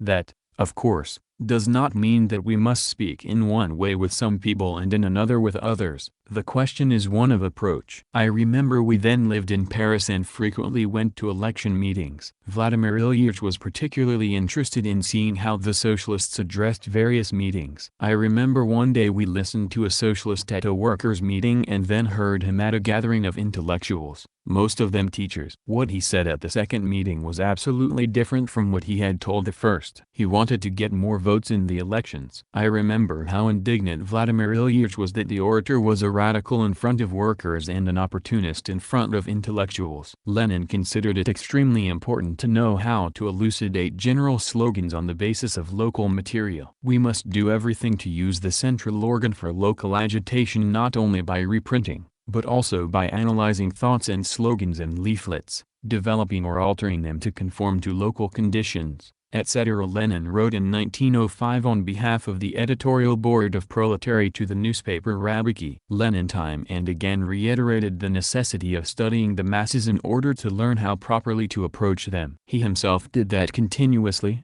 knew how to listen to the masses, knew how to understand what they said, knew how to grasp the essence of what the worker or peasant was trying to say. Speaking of the dictatorship of the proletariat, of how the communists everywhere should prepare for it, Lenin wrote in the Theses on the Basic Tasks of the Second Congress of the Communist International, July 1920. The dictatorship of the proletariat is the fullest realization of the leadership of all the working people and the exploited who are oppressed, downtrodden, crushed, intimidated, split, deceived by the capitalist class, on the part of the only class prepared for this leading role by the whole course of the history of capitalism. Therefore, preparations for the dictatorship of the proletariat should be begun everywhere and immediately through the application, incidentally, of the following method, stressing the importance of setting up communist cells. Lenin continued, closely linked with one another and with the party center, exchanging experience, doing agitational, propaganda and organizational work, adapting themselves to absolutely all the spheres of social life, to absolutely all the different professions and sections of the working masses. These cells should systematically educate themselves, the party, the class and the masses in the process of this many-sided activity. And further, to understand the peculiarities, the characteristics of the psychology of each section, profession, etc., of the masses, one must learn to approach them with particular patience and consideration. Learning to approach the masses, Ilyich said, meant preparing the party for the dictatorship of the proletariat. And he himself learned that with great perseverance all through his life. Similarly, Lenin was against patronizing the choice of slogans which formed the subject of agitation. He regarded the choice of slogans as a matter of vast importance. Reporting on petty bourgeois parties to a meeting of party functionaries in November 1918, Vladimir Ilyich pointed out that every slogan is capable of ossifying more than is necessary. He attached exceptional importance to flexibility, to the ability of choosing, in the sphere of agitation, in every phase, from the chain of facts the very link that is very necessary to pull out the whole chain, to elucidate all developments. When I joined a student circle in the early 1890s, when I was not yet a Marxist, my comrades gave me historical letters by Murtov, Lavrov, to read. They impressed me profoundly. Several years later, when we were in exile in the village of Shushensko, I had a talk on the subject with Ilyich. I rather praised the letters, while Ilyich criticized them from a Marxist standpoint. My last argument was, isn't Lavrov right when he says that a banner, revolutionary at one moment, may become reactionary the next? Ilyich agreed with this, but added that that did not make the whole book correct. Ever since its inception, the party, while remaining faithful to its basic principles, had constantly had to alter its slogans to conform to the changing conditions. And conditions in which it had to work changed all the time. In the summer of 1905, Ilyich wrote to Russia that it was important to inform the workers that the party newspaper was being published illegally somewhere abroad, that it had a circulation of some 2,000 copies and that it was being smuggled across the border and illegally distributed. Few copies, however, reached the workers. The situation changed radically within a few months. The broadest tribune now for influencing the proletariat is the Petersburg Daily. We are capable of raising the circulation to 100,000 and reducing the price to 1 kopeck per copy, Lenin wrote to Plekhanov at the end of October 1905. In December 1911, Ilyich wrote of the tremendous significance of the State Duma as an agitational tribune. The importance of this was admitted even by the liberals and the constitutional Democrats, who had insisted all along in the Second State Duma that the Bolsheviks stop regarding it as a tribune for agitation. The slogans, I repeat, were altered to conform to the changing conditions. In his pamphlet The Tasks of the Russian Social Democrats, 1897, Lenin warned against squandering the party's energies and stressed the necessity of concentrating on working among the urban proletariat. Agitating in the countryside at that time would be squandering the party's energies. And in 1907 Ilyich wrote, "We must intensify tenfold our agitational and organization work among the peasants, both among those who are starving in the villages and those whose sons lived through the great year of the revolution and last autumn went into the army." The ability to assess the moment in a Marxist way, to analyze the events in all their aspects, to analyze their development, to determine what the working class needs at a given moment to achieve victory. In a word, the dialectical, Marxist approach in assessing the moment enabled the party to choose correct slogans, to grasp the proper link. Lenin contributed much to the analysis of the party's tasks in every phase. The correct choice of slogans was what linked theory and practice, what made agitation particularly successful. The peace and land slogans raised by the Bolsheviks on the eve of the October Revolution were slogans that ensured the victory of the working class, slogans that produced a great impression on the peasant and soldier masses. However vivid, slogans that did not take reality into account were nothing, Lenin said, but revolutionary phrase-mongering. In 1918, when it became necessary to accept Germany's humiliating peace conditions and some came out against peace and for a revolutionary war, Lenin answered them in the article on revolutionary phrase-mongering. Revolutionary phrase-mongering is repetition of revolutionary slogans without taking account of objective circumstances in the given phase of development, in the given state of affairs. Revolutionary phrase-mongering means slogans that are splendid, fascinating, intoxicating, but groundless. And further, whoever does not want to lull himself with words, declamation and exclamation, cannot but see that the slogan of Revolutionary War in February 1918 is an empty phrase lacking any real, objective meaning. Feeling, desire, indignation, resentment, these are the sole content of this slogan at the moment. And a slogan with such a content only is revolutionary phrase-mongering. At the very height of reaction in 1908, Lenin wrote, "Political agitation is never conducted in vain. Its success is measured not only by the fact whether or not we have immediately succeeded in winning over the majority or in achieving agreement on coordinated political action. Perhaps we shall not achieve that immediately. But then, precisely because we are an organized proletarian party, we are not daunted by temporary reverses, but work stubbornly, persistently and firmly however difficult conditions may be." Life has shown that Ilyich was right. A revolutionary wave rose in 1912, the traditions of 1905 revived and they helped the workers to stage a mass strike in reply to the Lena events. The workers immediately picked up and enlivened these traditions. A revolutionary mass strike, Lenin said, was a proletarian method of agitation. The Russian Revolution, He wrote in June 1912, first widely developed this proletarian method of agitating, stimulating, rallying and drawing the masses into the struggle. And now the proletariat is applying this method again, and more firmly. No force in the world could do what the revolutionary vanguard of the proletariat is doing with the aid of this method.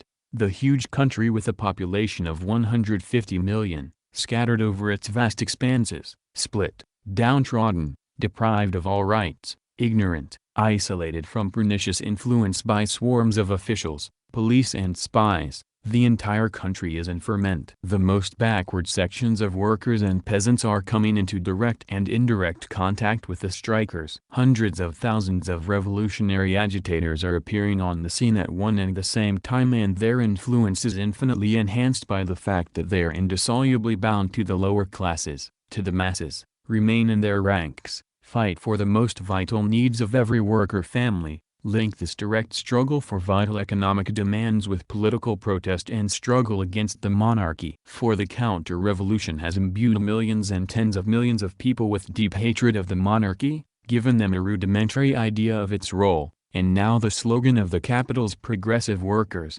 "Long live the Democratic Republic," goes and goes through thousands of channels, in the wake of every strike, to the backward sections, to the remote provinces, to the people, into the interior of Russia. The masses may be persuaded by the facts, they believe deeds and not words. In his speech at the Third Congress of Soviets, Lenin said, "We know that another voice is now rising in the popular masses. They tell themselves, there is no need to fear the man with a gun, for he is defending working people and will fight stubbornly against dominance by the exploiters." That is what the people feel, and that is why the agitation carried on by simple, illiterate people, when they tell that Red Army men are turning their might against the exploiters, is invincible. During the Civil War, agitation was conducted on an unprecedentedly wide scale. There were the All-Russian Central Executive Committee agitation trains and ships. Vladimir Ilyich followed their activity very closely, issued instructions on the selection of agitators, on the character of agitation and on registration of the work done. The decrees promulgated by the Soviet government were of vast importance, both from a propagandistic and an agitational view. Lenin wrote,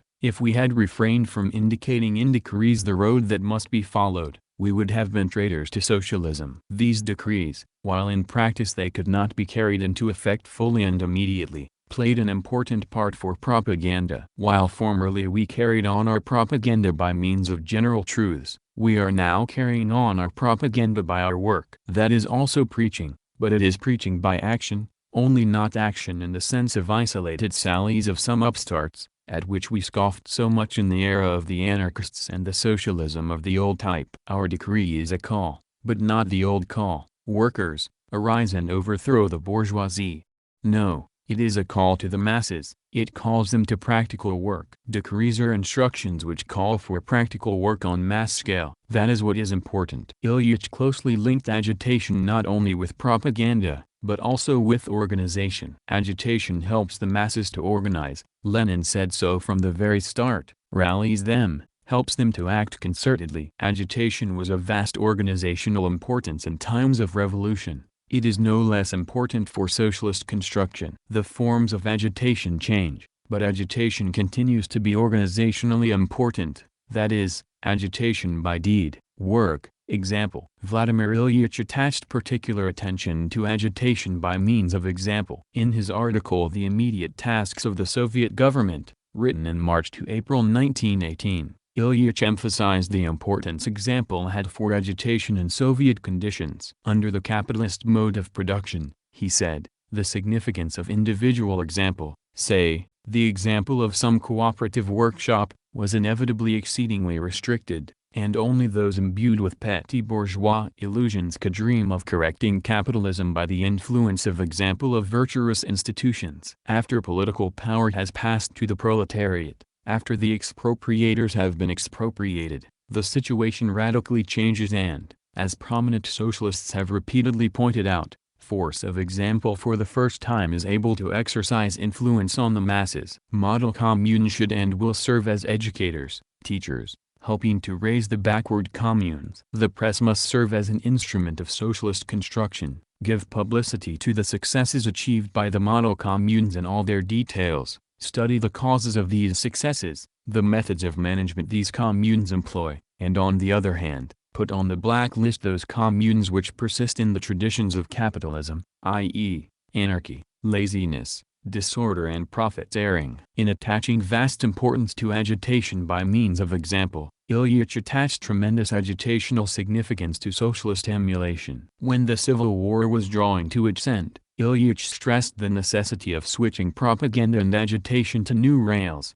and of linking them as closely as possible with the tasks of socialist construction and particularly with the tasks of economic construction, with the tasks of the planned economy. Propaganda of the old type, said Lenin, describes and illustrates communism. But old propaganda is absolutely useless, for it is necessary to show in practice how socialism is to be built. All propaganda should be based on the political experience accumulated in the process of economic construction. Our main policy now should be the economic construction of the state. And this should be the basis of all agitation and all propaganda work. Each agitator should be a state leader, a leader of all the peasants and workers in economic construction. He insisted that the All-Russian Central Executive Committee agitation trains and ships improve the economic and practical side of their work by including agronomists and technicians on the staff of their political departments, by selecting technical literature and films on necessary subjects. He demanded that films on agricultural and industrial themes be produced at home and ordered abroad. Lenin insisted that political education institutions organize industrial propaganda on a wide scale, drew up these on this question,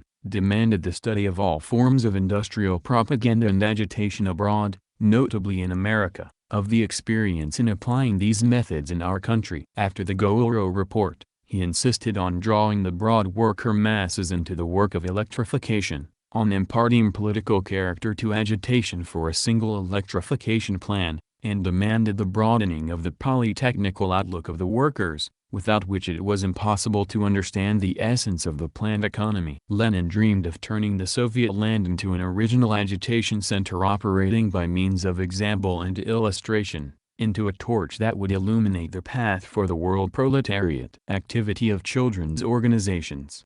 International Children's Week. Pravda, July 24–30, 1923. International Children's Week. The Executive Committee of the Young Communist International has fixed the Third International Children's Week for July 24–30.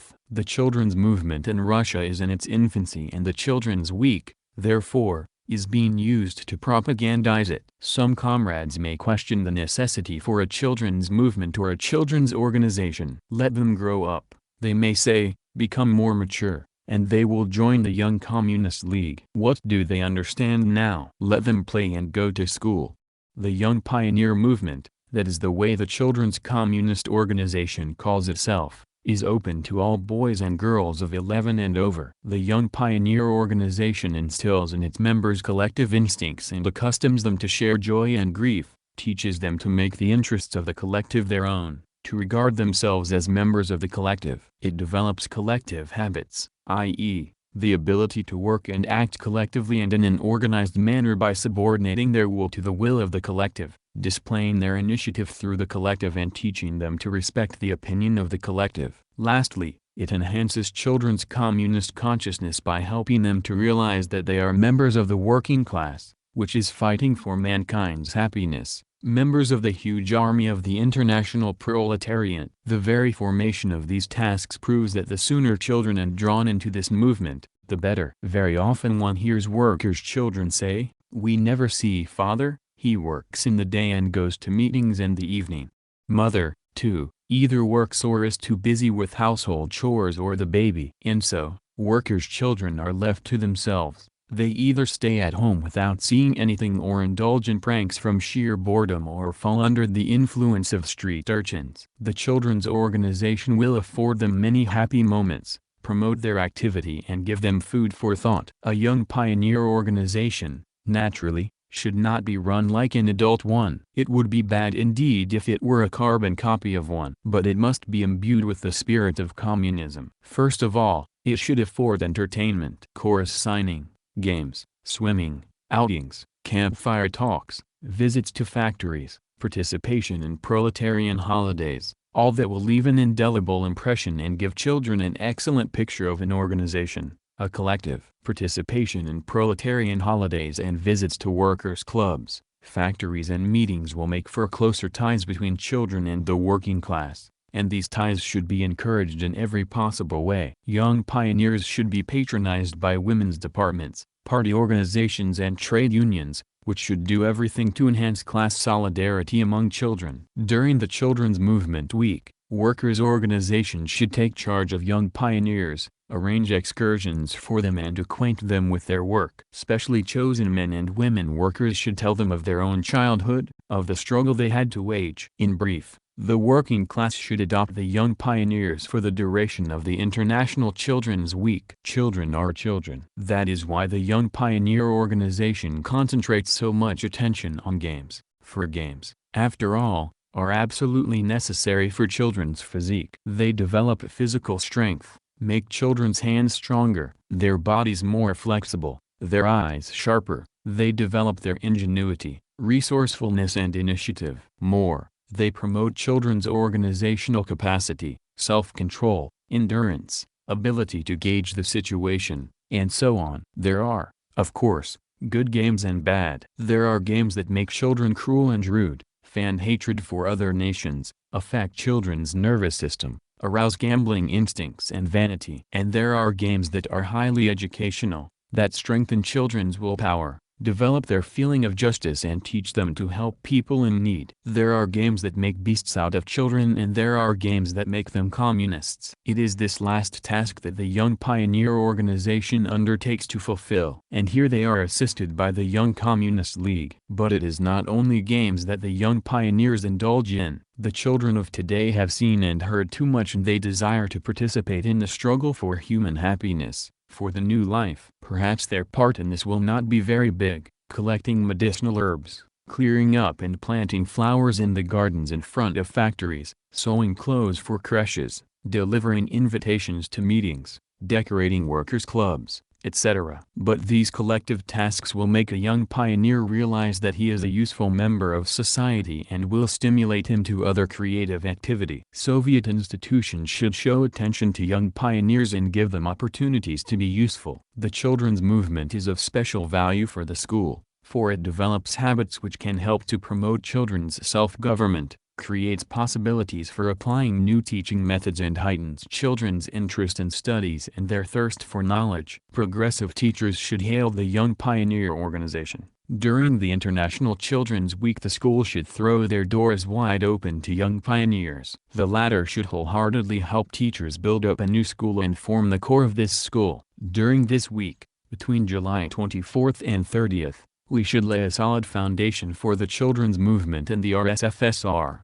4 lines of work among young pioneers. Speech at the 7th Congress of the Young Communist League, March 21, 1926. Comrades, there should now be a clear program of the work to be done among the young pioneers. When we speak of Boy Scout activity, we all understand very well, of course, that however attractive it may be, it is meant to bring up the growing generation as loyal servants of kings and capitalists. When we speak of work among children's communist groups, we also have a clear idea of what that means. Every member of a children's communist group in Germany or any other capitalist country knows that his task is to help the working class in its struggle against the capitalist system. In their time our children knew that too, and though in the old days there were no young pioneers and no children's organizations, every time there was a strike you could see children marching at the head of processions, slinging mud at shop foremen or factory managers. They were with the workers, heart and soul. And during the Civil War,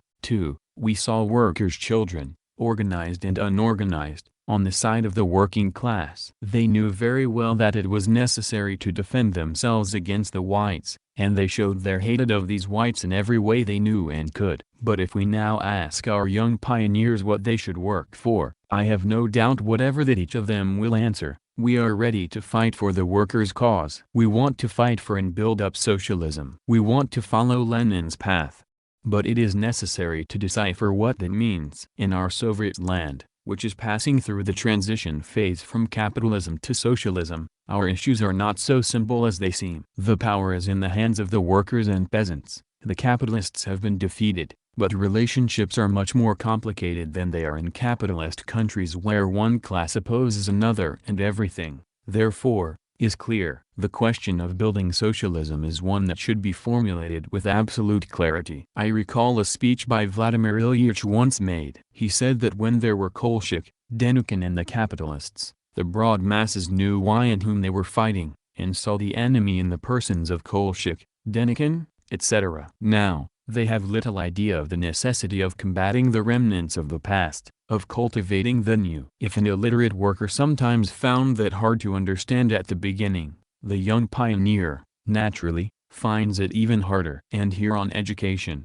activity of children's organizations we must come to his assistance and explain what building socialism means. He is quite frank and eager when he says he is ready to fight for socialism, but we cannot expect him to explain what that implies. The task of the party and of the Young Communist League is to help the young pioneer. One should know that building socialism is not just creating a new economic basis, not just setting up and consolidating Soviet rule, but also bringing up a new generation who will tackle every problem in a new way, like communists, like socialists. A new generation whose habits and attitude towards other people will be totally different from those in the capitalist society. Building socialism does not mean only developing industries, setting up cooperatives or consolidating Soviet rule, though all that is absolutely essential. It also means remolding our psychology, reshaping our relationships. In this respect, the young pioneer movement will, of course, play a colossal part. It is very difficult for an adult who grew up in capitalist environment to give up old habits, old customs and old relationships. Our young pioneers are children whose attitude to social developments is still in the process of shaping,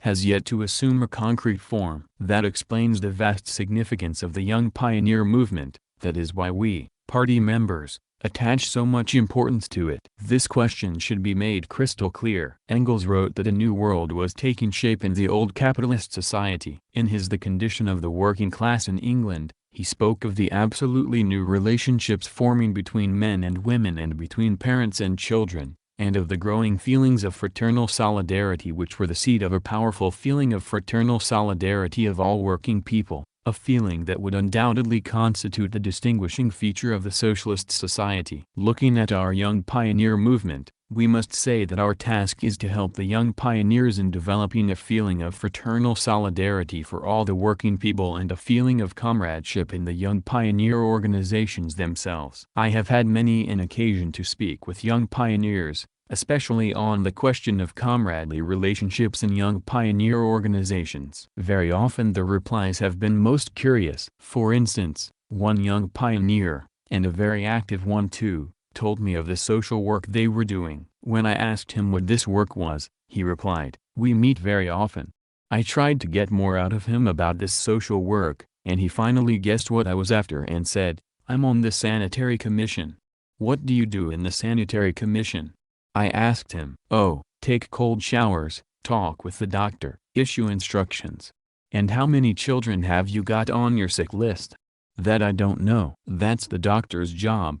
It is certainly bad when a member of the sanitary commission does not know whether his comrades are well or ill, whether all of them can write and read, when he does not know how they live and does not possess a feeling of comradeship. The rapporteur to the Congress pointed out that children should be regrouped, that children from one school should belong as far as possible to one and the same young pioneer troop. He is right, of course, because a troop should represent a well-knit body, an organization set up not merely for meetings, but to develop contacts and mutual aid among its members. The feeling of comradeship should be strengthened and consolidated in every possible way. And how are things now? Yesterday I received a letter from a young pioneer. Here is what he writes. "I am backward and will soon be kicked out of the Young Pioneers. I have read Yaroslavsky's book attentively, I have practically learned it by heart, and I know all about communist attitude to agriculture, but I am depressed by the fact that I do not pray. Please,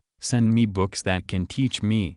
What does this letter reveal? It reveals that this young pioneer does not feel at home in his troop, that because he has not read Yaroslavsky's book well and probably does not understand it, His comrades are calling him backward and threatening to throw him out of the Young Pioneers, and that is the reason why the lad feels lonely. Hence, he feels the need of religion. And if we want to do away with religion, we must set up collectives imbued with the spirit of comradely solidarity and not leave an adolescent all to himself. Promotion of comradely solidarity and development and consolidation of comradely feelings constitute the main tasks of a young pioneer troop, and whatever its activity, meetings, discussions or games, it must be imbued with the spirit of comradely solidarity. Another thing, every young pioneer should be a social worker. I have had a very interesting conversation with a teacher who has returned to Russia from America after an absence of many years. What do you think struck him as the biggest change to have taken place in Russia while he was away? The fact that people use the pronoun we much oftener than I.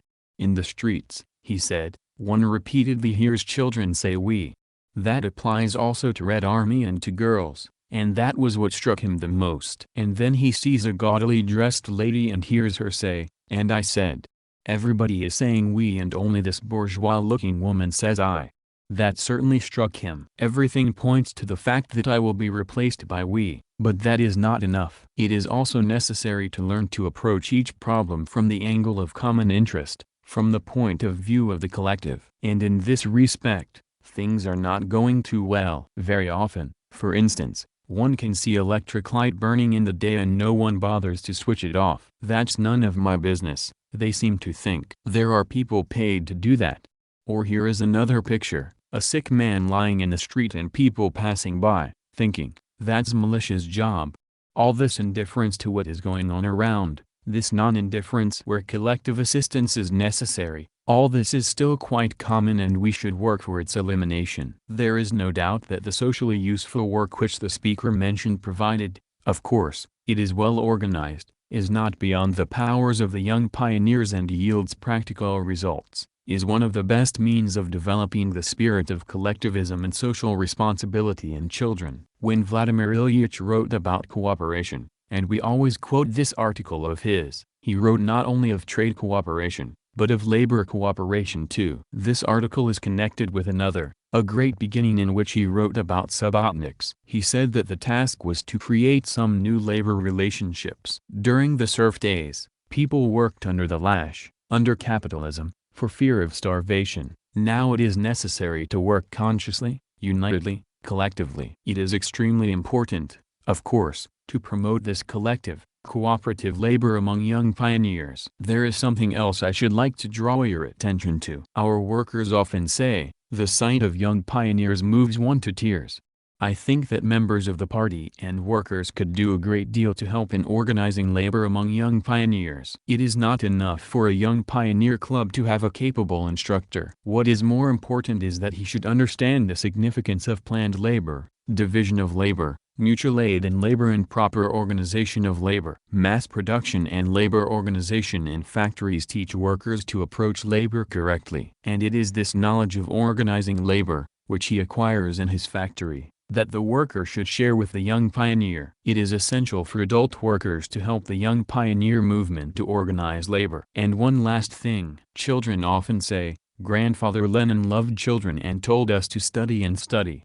That, of course, is a simplified version as often taught by teachers. True, Vladimir Ilyich repeatedly emphasized, and today everyone understands why, that it was necessary to acquire knowledge, that without it, it would be impossible to build a new life, and that it was especially important for workers and peasants' children to acquire knowledge. But he also stressed the necessity of acquiring it in a communist way, of broadly developing mutual aid in this field. These are the principles, I think, on which work among the young pioneers should be based. That means developing comradely solidarity, a social approach to each and every question, ability to work collectively and cooperatively, ability to acquire knowledge. If we define these 4 lines of work, we shall endow the young pioneer movement with the content with which it has not been endowed systematically enough so far. This is the demand of the times. It is to deepen this content, and that requires a greater effort and more independent thinking on the part of every party member,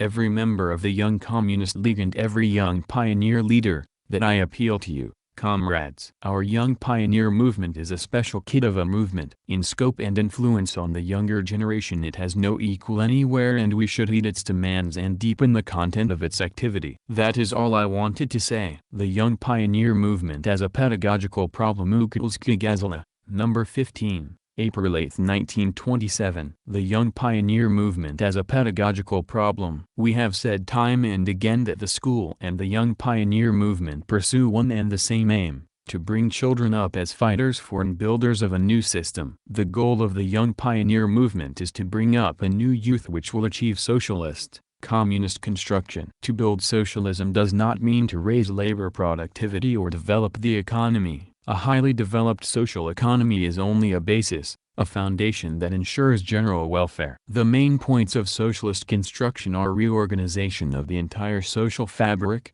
establishment of a new social order, and development of new relationships among people. The life we want to build must not only be plentiful but also happy. In the case of adults, we have to re-educate them in the spirit of socialism. In the case of the younger generation, we have to educate them in that spirit. What does that imply? Vladimir Ilyich had a very simple definition of this spirit. Speaking at a non-party conference of workers and Red Army men, he said, "In the old days people said, each for himself and God for all, and look how much grief that brought them. We shall say, one for all, and somehow we shall get along all right without God." Although these words were not uttered in connection with education, I think they give a clear idea of how we should tackle the educational problem in our day. We should bring up our children as collectivists. How is that to be done? Here we have a serious pedagogical problem. Under the bourgeoisie, workers' children and the children of the landowners and capitalists are brought up differently. The bourgeoisie tries to make obedient slaves out of the workers' children and leaders out of the children of the landowners and capitalists. In the case of the first, it tries to kill their individuality and personality. All its educational methods are aimed at depriving children of their individuality, at making them passive, and if these methods fail with certain children, the bourgeoisie pushes them to the front, opposes them to others, converts them into loyal servants of its own. In the case of the children of the ruling classes, the methods of education are quite different. The bourgeoisie brings them up as individualists who oppose the masses and brings them up as individualists who oppose the masses and the collective, and teaches them to lord it over the masses. The Soviet system of education aims at developing every child's ability, activity, consciousness, personality and individuality. That is why our educational methods differ from those in bourgeois public schools, and they are radically different from the methods employed in the education of bourgeois children. The bourgeoisie tries to bring up its children as individualists who set their ego above all else, who oppose the masses. Communist education employs other methods. We are for the all-round development of our children. We want to make them strong physically and morally. Teach them to be collectivists and not individualists. Bring them up not to oppose the collective but on the contrary to constitute its force and raise it to a new level. We believe that a child's personality can be best and most fully developed only in a collective. For the collective does not destroy a child's personality, and it improves the quality and content of education. In this respect, the Young Pioneer Movement can do much. What path should it take in educational work? First, the young pioneer should be given an opportunity to share other children's experiences. A child who has no brothers or sisters and who is zealously protected by his mother from harmful influences will never be a collectivist. The young pioneer organizations should see to it that their members have every opportunity to share one another's experiences. That does not mean that they should be entertained, that they should have special shows and matinees arranged for them. The thing is not to entertain them, but to make their organization's activities lively and emotional. There are cases, for instance, when the pioneer leader is late for the rally and the young pioneers lounge about waiting for him, and when he does appear, he discusses with them such boring things as smoking and discipline, or holds a political study class. Such organizations invariably disintegrate. The ability to organize chorus singing, interesting and clever games, collective reading, etc., is a very important factor in uniting children, while the joys and woes they share bring them still closer together. There should be less formality and more content. It is important,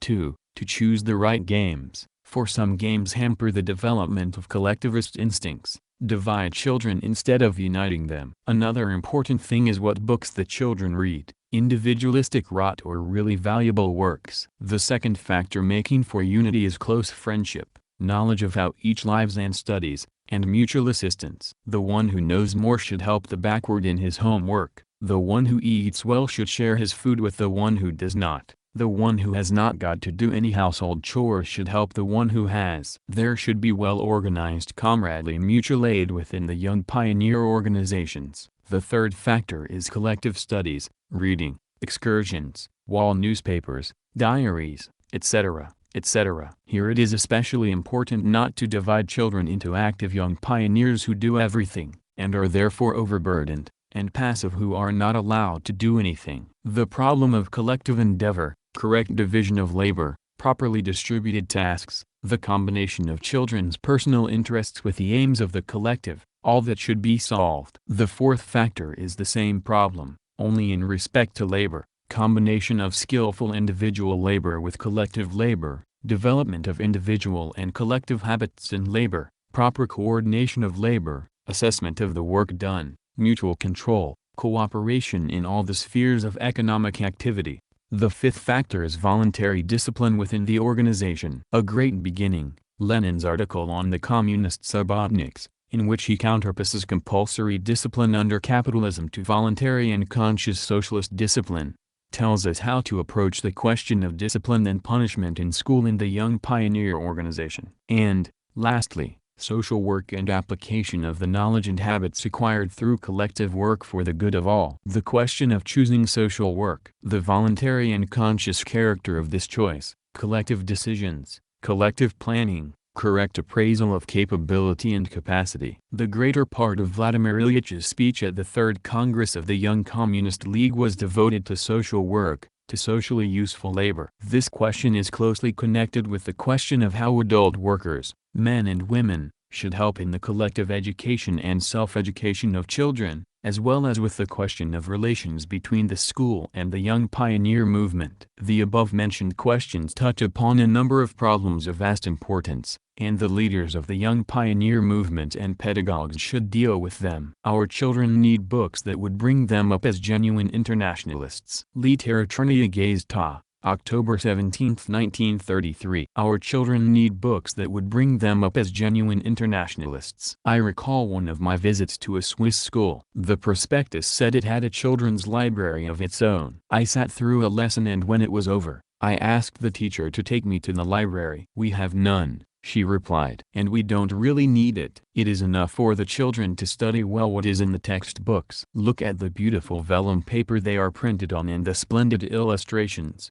So spoke the teacher of this school in a quiet backwater district of Switzerland. A year later I saw Paris and its bubbling life. School children there were supplied with a great many books, all of them impregnated with petty bourgeois mentality, with the idealization of the wealthy. That was in 1908-09. I wrote of it in my time. There are no quiet backwater districts in the world now. A drowning man catches at the straw. Moribund capitalism is catching at the growing generation, trying by every possible means, children's books included, to befuddle the youth. These books are written skillfully and simply, they are thrilling and at the same time delusory. Our textbooks this year are not bad, but apart from putting out more or less good textbooks, we are opening school libraries and seeing to it that our children read more. We are in desperate need of really good children's books, of books imbued with the spirit of communism, of books written excitingly, simply and at the same time truthfully. They must be written, and they must be written not only for children who play a big part in all our activities and who evoke the admiration of visitors from abroad,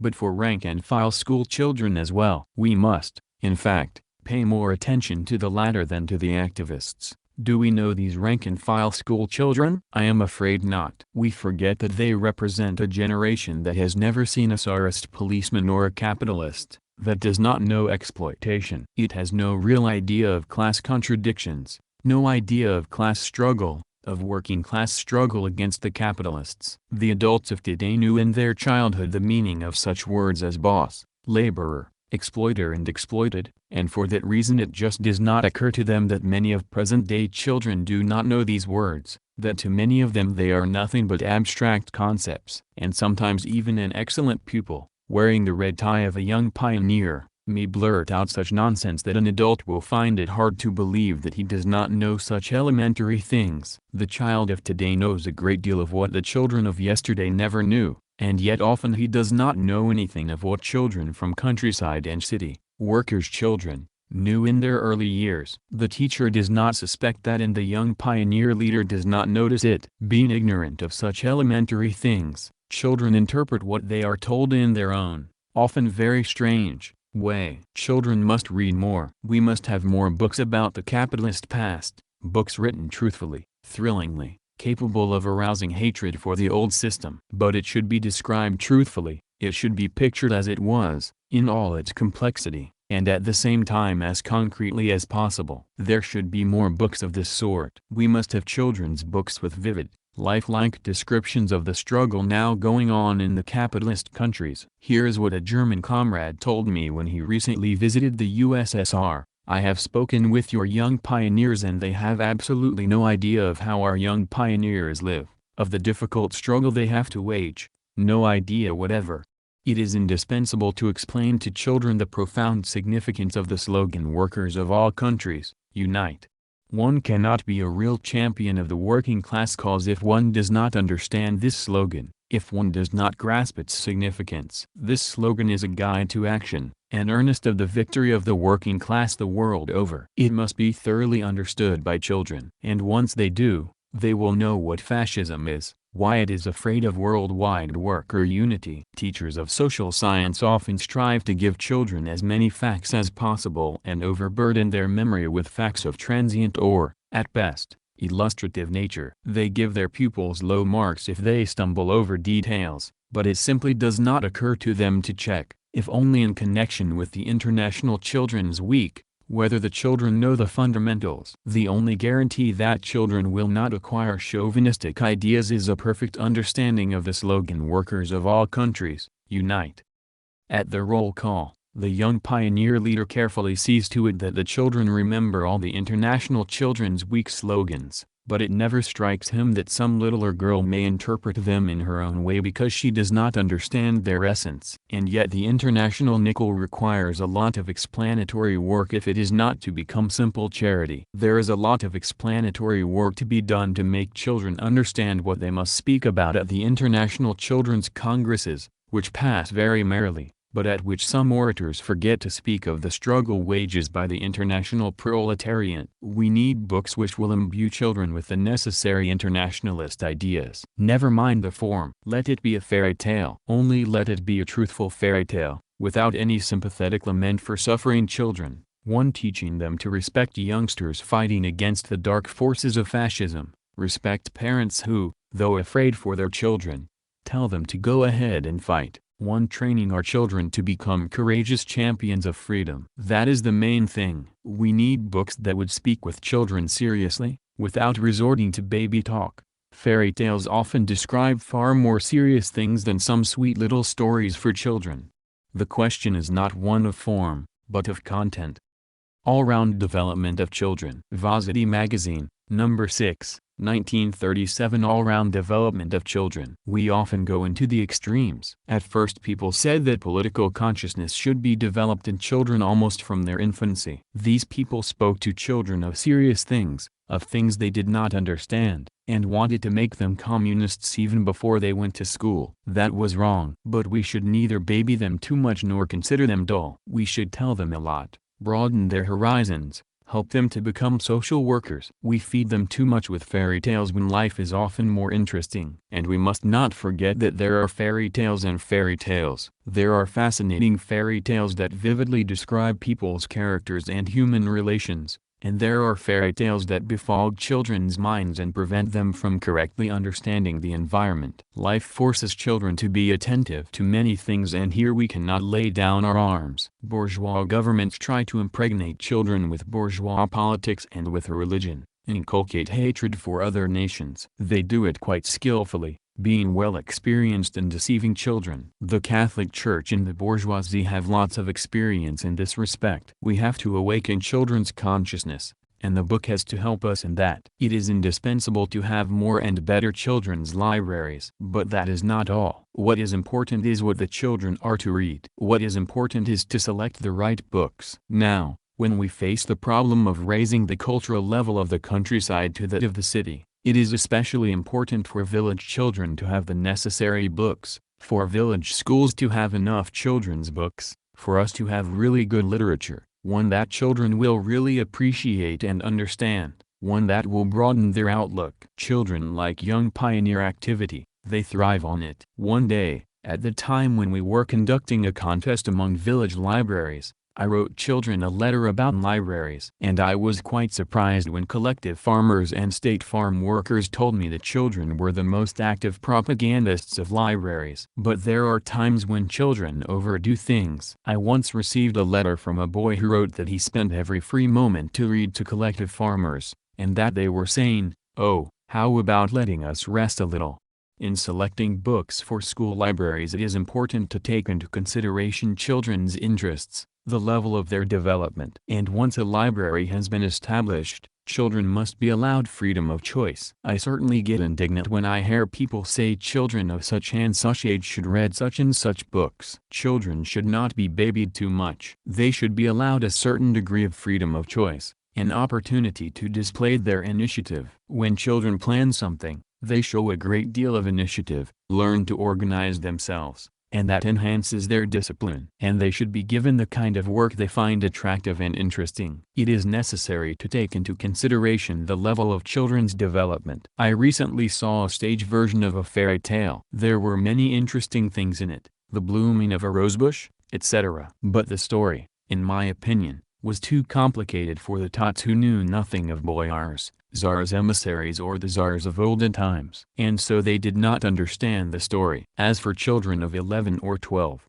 they did not find the fairy tale interesting at all. We have somehow come to think that knowledge can be acquired only from books. But we do not know how to follow life, how to watch and study it, how to live in a new way. Neither we nor the young pioneer leaders or teachers. Yet there are excursions and games that can teach us what life is. In our extra-school work we should take advantage of outings, etc., to study nature, people and life. We do not teach that, and our circles are more often than not either of sports or theatrical character. Then we consider that the aim of a literary, natural science or history circle is to promote education. We are accustomed to thinking that each circle should have an instructor to tell children everything they should know. We think that all the latter have to do is open their mouths, like nestlings, and swallow what they are being given. We just cannot imagine a circle without an instructor when what we need is more initiative on the part of the children. Unfortunately, we do not pay enough attention to children's interests and their demands. And that is something young pioneer leaders and teachers should know. Pedologists are rightly criticized for their indifferent, formal treatment of children, for labeling them capable and incapable pupils, for not thinking of helping in their development and upbringing. We shall never achieve success in our work if we do not know children's demands, if we do not know what a child of such and such age is interested in, if we do not know how he interprets the things around him. We talk a lot about palaces of culture. I got terribly angry when I learned that the premises of the Association of Old Bolsheviks had been turned into a palace for exceptionally talented children. In our country such children are pampered. One day, in this palace, I met a girl with her teacher. I waved to her, and the teacher turned to me and said, "This one is an exceptionally talented girl. We shall spoil all the children if we tell them they are talented." I remember a talk I had with Vladimir Ilyich. I told him of a remarkable boy whom the parents took to concerts. He said the boy should be taken away from his parents, for they would be the death of him. Ilyich's prediction came true. The mother took the boy abroad, exhibited him as a talented child, and the whole thing ended with the boy dying of brain fever. Of course, things do not always end so tragically, but the example is instructive. We should not impress on talented children that they are extraordinary, or give them privileges. We should see to it that they get all-round education that will not harm them. On the contrary, when they grow up it will help them to choose a profession that suits them in every way. Deciding for a girl that she will be a ballerina or for a boy that he will be an engineer is a bad thing. We should show solicitude to all the children and give them everything we possibly can. Extra-school work is extremely important, support helps to bring up children properly and creates the conditions necessary for their all-round development. We should encourage their initiative,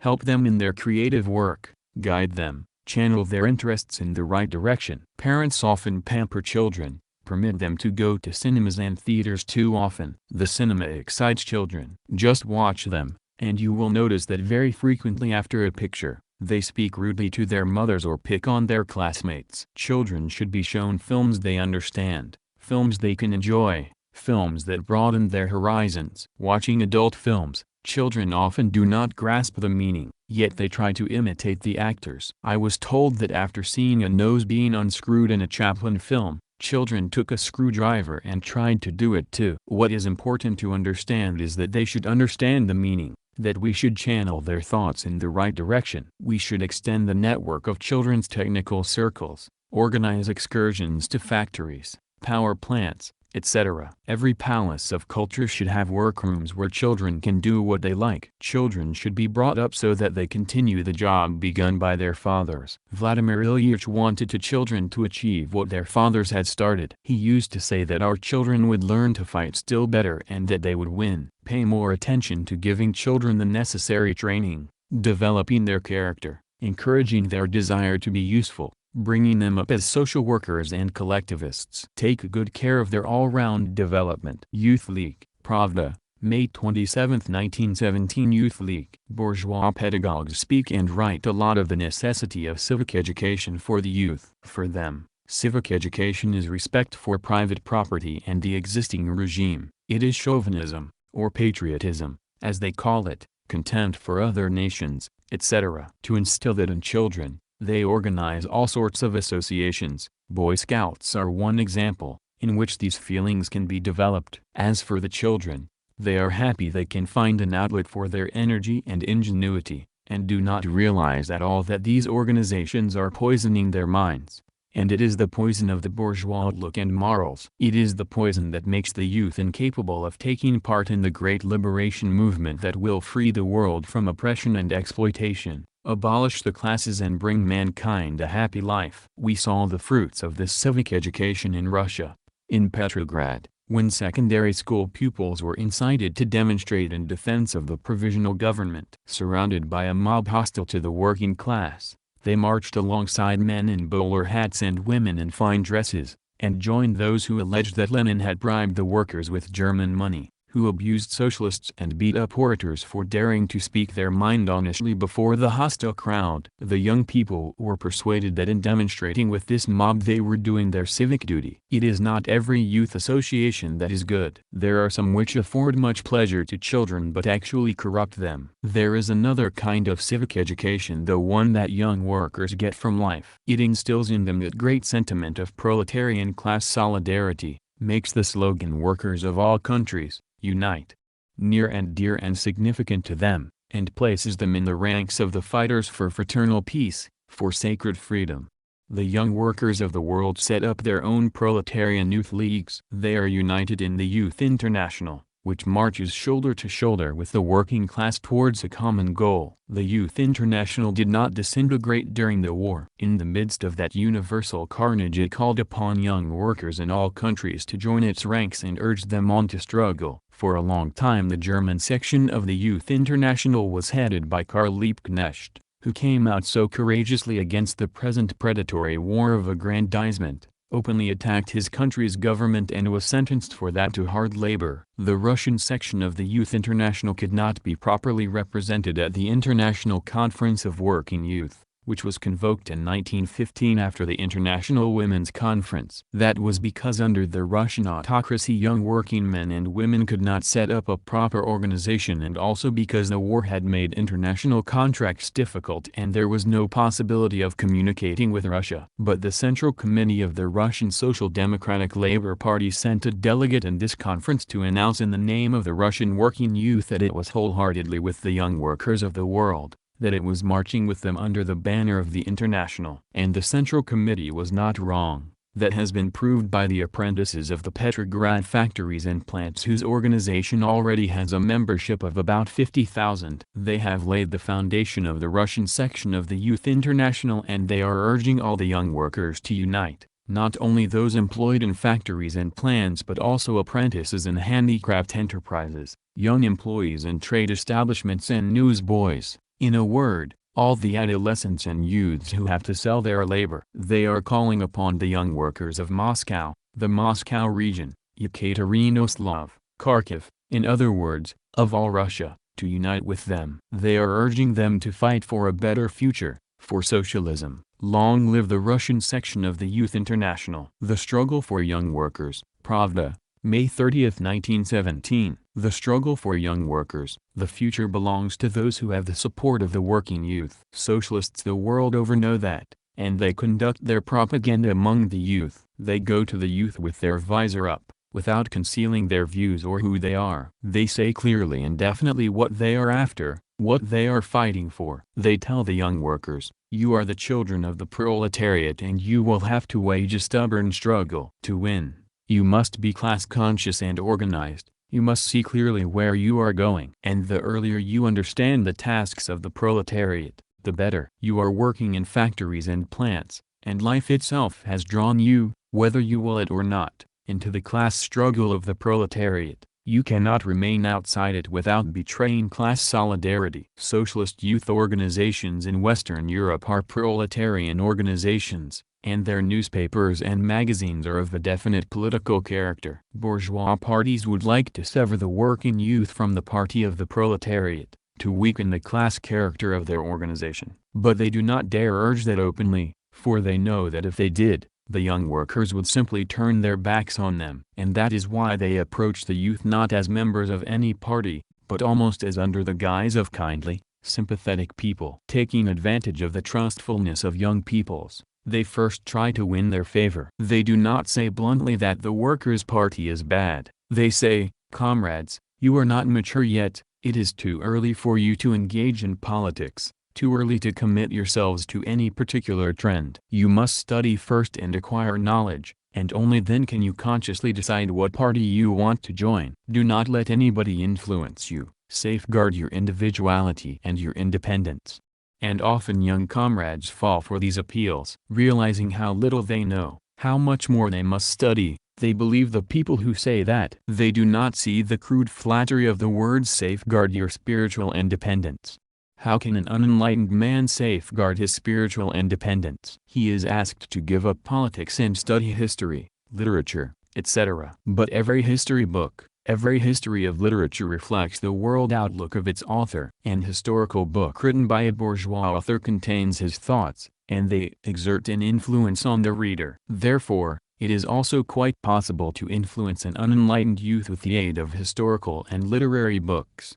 Not knowing life, he does not even notice this influence, and it is thus that the bourgeoisie almost always tries to influence the youth, not frankly and overtly, but covertly. That is the worst kind of influence. What people say, it is too early for you to engage in politics, do not let anybody influence you. They really mean, do not let anybody influence you, except me and my party.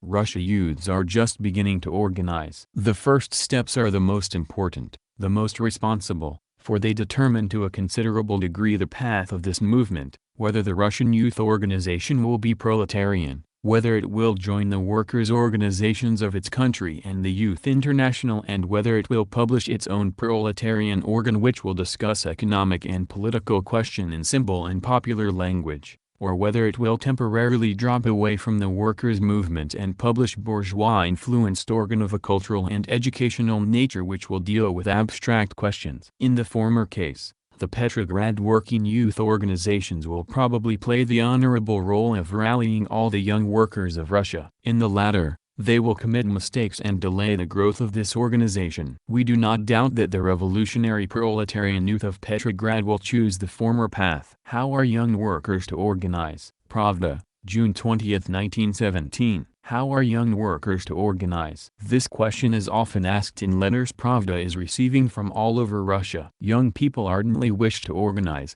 but organizing is something they know nothing of. They often do not know how to go about it and set themselves tasks that are either too big, like working out independently some party program, or too small, like drawing up a program of a purely cultural and educational character.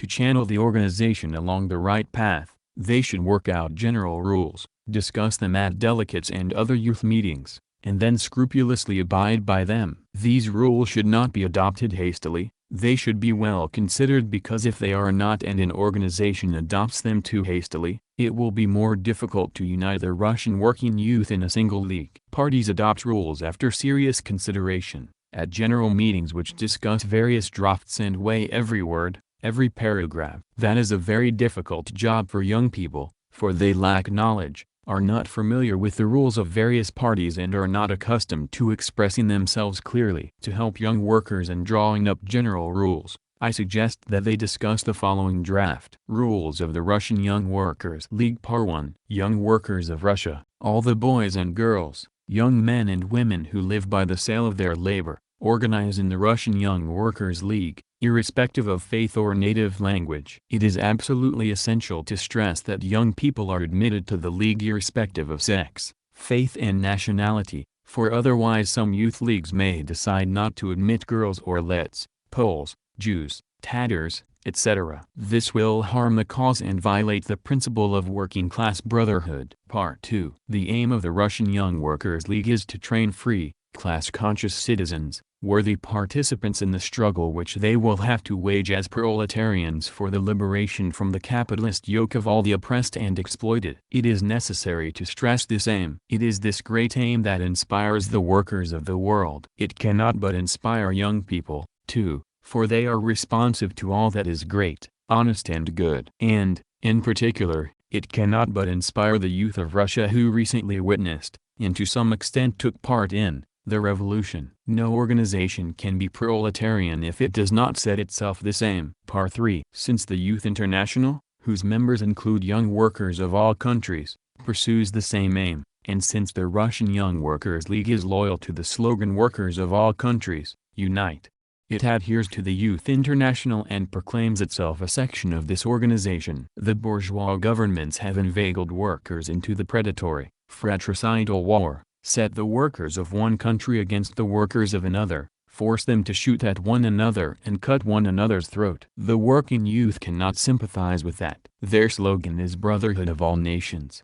Therefore, in its rules, the Russian Young Workers League should stress its fraternal solidarity with the young workers of all countries. Part 4. To be useful fighters for the workers' cause, young workers should be strong and healthy. For that they must a. Wage a struggle already now for protection of child labor, for a 6-hour working day, healthy working conditions and abolition of night shifts for adolescents, for medical aid, etc.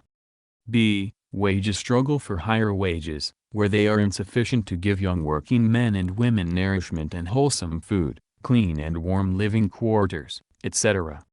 c. Send elected representatives to shop stewards' councils, join trade unions and generally wage a struggle for better living standards side by side with adult workers, for in this struggle they need the adult workers' support just as the adult workers need theirs. Part 5. To be class-conscious fighters for a better future, young working men and women should acquire as much knowledge as possible. Consequently, a. The Russian Young Workers League demands universal compulsory tuition, free education for all under the age of 16. b. The Russian Young Workers League demands organization of libraries, reading rooms, study courses, educational film shows, etc. c. The working youth will immediately undertake organization of self-education circles, mobile libraries, clubs, excursions, etc. All this must be made to serve the main goal, to make the youth class conscious, enable them to understand current developments and analyze events independently,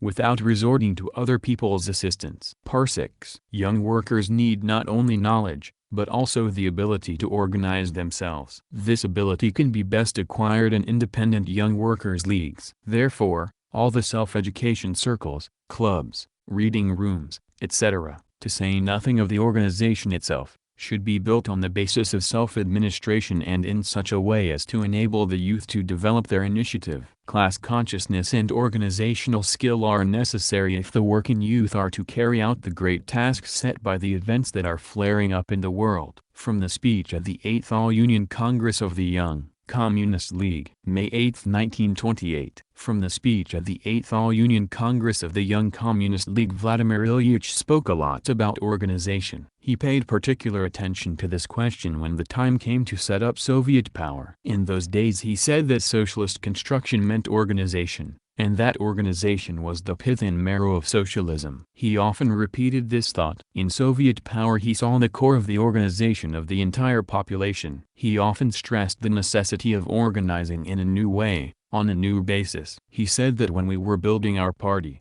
pointing out that each member of the party should consider himself part and parcel of a whole. Our party is indeed a well-knit organization, and the Young Communist League is following in its footsteps. But if we look closely at our party, we shall see that to a considerable degree its machine, and even more so that of the Young Communist League, is directed at rebuffing the enemy from without. Our party came into being in the struggle against Tsarism, in the struggle against capitalism, in the struggle against the White Guards. The youth followed the same path. This issue, the struggle against capitalism, has now taken on a somewhat different character, has somewhat receded. The most important thing now is construction. Yet it is not always that our organization proves itself an organization capable of rebuffing the enemy in our midst. Nor does it always prove itself an organization capable of building socialism. Take the Shakti case, for instance. What does it reveal? It reveals that although quite some time has already passed,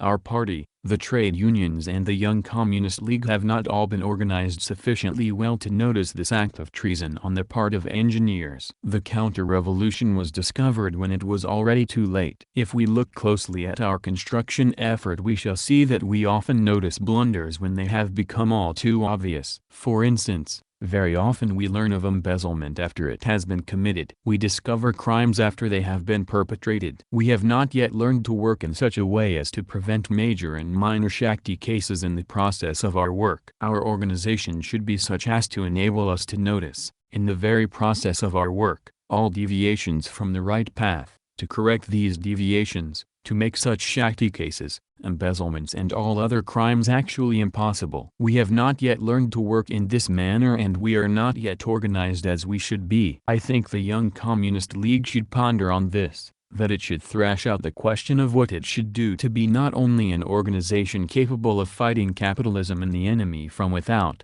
but also an organization capable of working well, of organizing its work so that the machine, as Vladimir Ilyich said, operates in the right direction.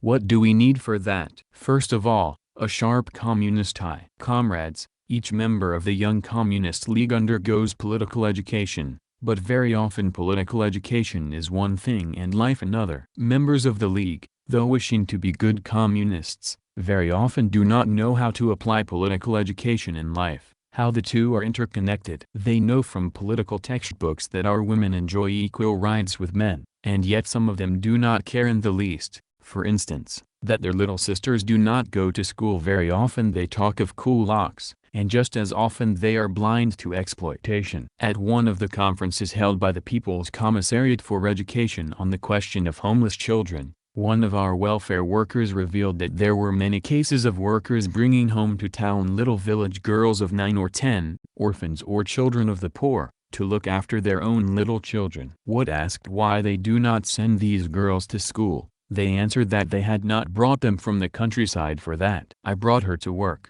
they say. Very often there is a League member in such a family, but he pretends not to see that. He knows that the kulak is an exploiter, but he cannot believe that a worker can be one. It just can't be. It just doesn't tie up with political education, and he overlooks the fact. In life, in factories, there are many, many relics of the past that hamper our construction effort, but somehow we do not notice them. Vladimir Ilyich used to say, we must study, study and study. We should study in earnest. You know, I receive many letters from Young Communist League members, lads and girls, who write, Vladimir Ilyich said we must study, study and study. Won't you please help me to get into some workers' faculty or some institute as soon as possible? It was not of such studies that Vladimir Ilyich spoke, not of studies at various institutes. He addressed that phrase to party members, and what he meant was an arduous study of life itself, that one should learn to be observant, that one should study to see better, and not study merely to finish an institute or some other institution of higher learning. One should study to notice, to see more clearly what is wrong and where. That is the main task facing the Young Communist League. Its members, of course, should also study in institutes, should take every advantage to study, but they must also learn from life, study it thoroughly, follow it closely and be on the alert for anything that needs to be combated. Here is how some reason the Young Communist League is the organization. Well, there is also the party. But more often than not the League does not notice that there are also the Soviets and its sections. I don't remember, for instance, any League members regularly visiting the public education sections. I know that delegates and a few League members do, but it has never occurred to anyone at any Young Communist League meeting to ask how this section works. Perhaps I am not right, comrades? Voices, here, sections, after all, are a form of organization that permits contact with the masses, an organization that should not be made up only of members of the Soviet, but of a whole number of people interested in the given subject, and they should be made the core around which the masses will rally. And yet when one goes to a city Soviet section and talks about this, the trade unions say, we are afraid that might belittle the role of the trade unions.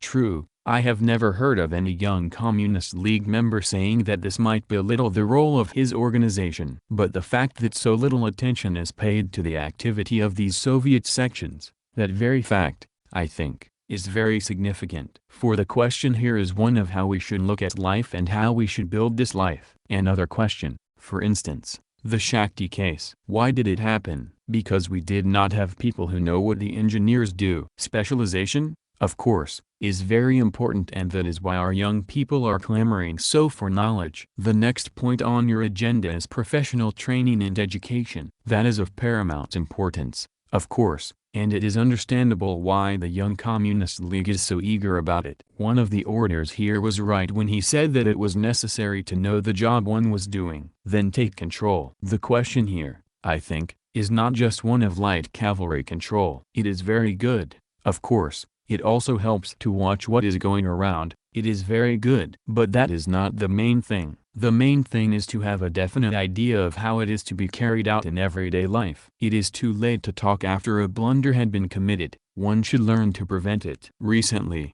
just a few days ago, I spoke with an inspector. Inspection is quite a fad at the People's Commissariat of Education, and I found it very amusing to see how it worked. And so, I spoke with an inspector, a good comrade, a communist, and asked him to tell me how he went about his job. He told me that he had inspected a children's home where the ceiling was collapsing, that it had cost 63,000 rubles and that this waste was inadmissible. And did you ask how control had been organized, to whom it had been entrusted or who was responsible for the job? I asked him. It turned out that he had not questioned who was responsible for the thing. And the question is, who is responsible for the job? Who should look after it to prevent such a thing occurring? It is too late to talk when the money has been wasted or when the ceiling is collapsing. There should be control during the work and not after it has been completed. I should like to dwell on yet another question. We must prevent anarchistic criticism that undermines work. It should help people to work. I think this is a very big question, one of the biggest, and the Young Communist League should tackle it. The question of how to organize effective friendly and mutual control. And not just control for the express purpose of finding faults or control in the form of a raid, but real comradely control that helps work. The Young Communist League's urgent tasks in the sphere of political education. Komsomolskaya Pravda, November 26, 1932. The Young Communist League's urgent tasks in the sphere of political education. Headed by the Young Communist League, under the leadership of the party, our youth is building socialism, doing it with tremendous energy and enthusiasm. But at every step it feels that it does not know enough. Socialist construction, after all, does not mean merely erecting factories and plants, huge houses and other buildings. Socialist construction is a militant task. To quote Ilyich, it is a struggle for the socialist system as a whole. That means it is a struggle for planned, socialist organization of production, a struggle for socialist distribution, for communist attitude to labor and public property, for deeper understanding of collectivism, for new relationships among people. It is a struggle on all fronts against the ideology of the petty bourgeois and petty owner, a battle for the implementation of the Marxist-Leninist principles. It is a very complex struggle, much more complex than was the struggle against Tsarism, the struggle for the overthrow of the landlords and capitalists. It demands serious knowledge by every fighter for socialism, ability to apply this knowledge, an understanding of Marxism-Leninism, a capacity to work with the methods and in the spirit of Marxism-Leninism. The Young Communist League must wage a struggle for knowledge. It must reckon, however, with the general cultural level in our country, and that level has risen tremendously in the 15 years since the revolution. It must also bear in mind that at best only 90% of the population is literate, that a great many people have had less than 4 years of schooling, and so we have to study most seriously. The Young Communist League must wage this struggle for knowledge not only in its own midst, but among the youth in general. It is no less important to arm the entire youth with the ability to study independently, to acquire knowledge independently with the aid of books, libraries, correspondence courses and radio. One of the most urgent tasks is to draw up programs of independent studies, programs on subjects studied in various circles. Expansion of the library network, supply of libraries with books, establishment of reading rooms and other mass facilities in this sphere. All that is fundamentally the Young Communist League's task. But in this it should join the nationwide effort and not work in isolation. I should like to draw attention to one question, to methods of general education. It is often claimed that schools for adults should have an industrial bias. That's true. The contents of the books for the semi-literate and for those who study independently should be closely linked with their work. How is this to be understood? Some say that it is enough for the books to contain such words as plant, blooming or tractor.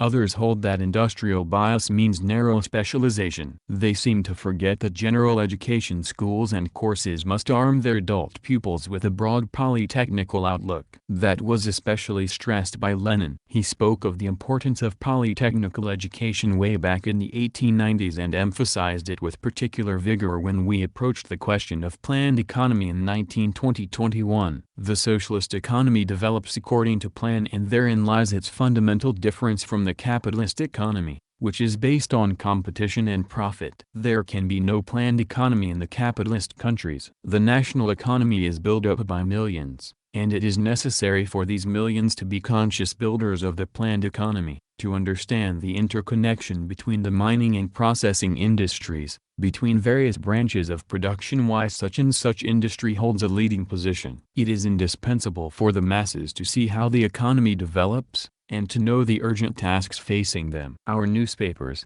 socialist emulation, shock brigade movement and struggle for the fulfillment of industrial and financial plans enhance the people's conscious attitude to labor, facilitate polytechnical propaganda and draw the masses into the nationwide effort of building up a planned socialist economy. Everything must be done to arm each Young Communist League member with a definite polytechnical outlook, for then he will also have a better understanding of the economic tasks facing his factory. Another task, in doing educational, propaganda, agitational and political, educational work, one must know how to link current construction tasks with the fundamental principles of Marxism-Leninism. The Young Communist League must pay special attention to this. It must master the propaganda and agitational methods, used by the party from its very inception and fully and wholly justified by the entire course of its struggle. The propagandist started with the workers' needs, with what agitated the worker's mind most at the time,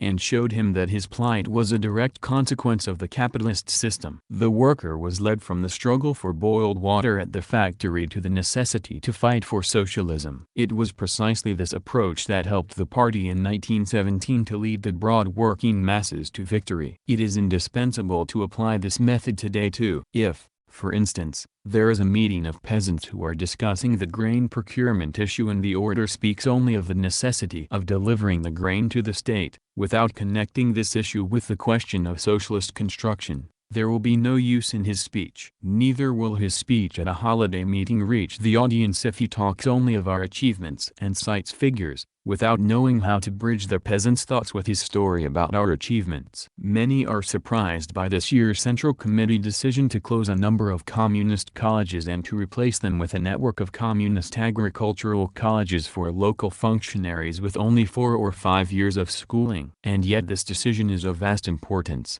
for it is aimed at eliminating the gap between theory and practice. Local functionaries who have a great many practical questions which they do not know how to solve, will be able to get the necessary preliminary consultation that will help them to deal with these questions according to Marxist-Leninist principles. They will learn how to work in the spirit of Marxism-Leninism, and this will enable them to work efficiently. Proper organization of these communist agricultural colleges will bring Marxism-Leninism to the countryside and thus raise rural, collective farm work to a new level. The Young Communist League's political, educational work should also follow this path, arm its members with Marxist-Leninist theory and show them how to apply it in practice, in solving current tasks. Speaking at a political education conference, Lenin said that a political, educational worker should display an interest in everything, in wiping out illiteracy, in fighting bureaucracy, in all the tasks facing the country. This, of course, applies fully to the Young Communist League political educational workers of today. Each league member should be a political, educational worker, whatever his profession may be. The question of cultural construction is an extremely acute one. The masses need knowledge. Every Soviet specialist must know how to work with the masses. Today, every session of the Academy of Sciences is attended by broad explanatory work among workers. The Academy's slogan is, "Science, Knowledge, Technique for the Masses."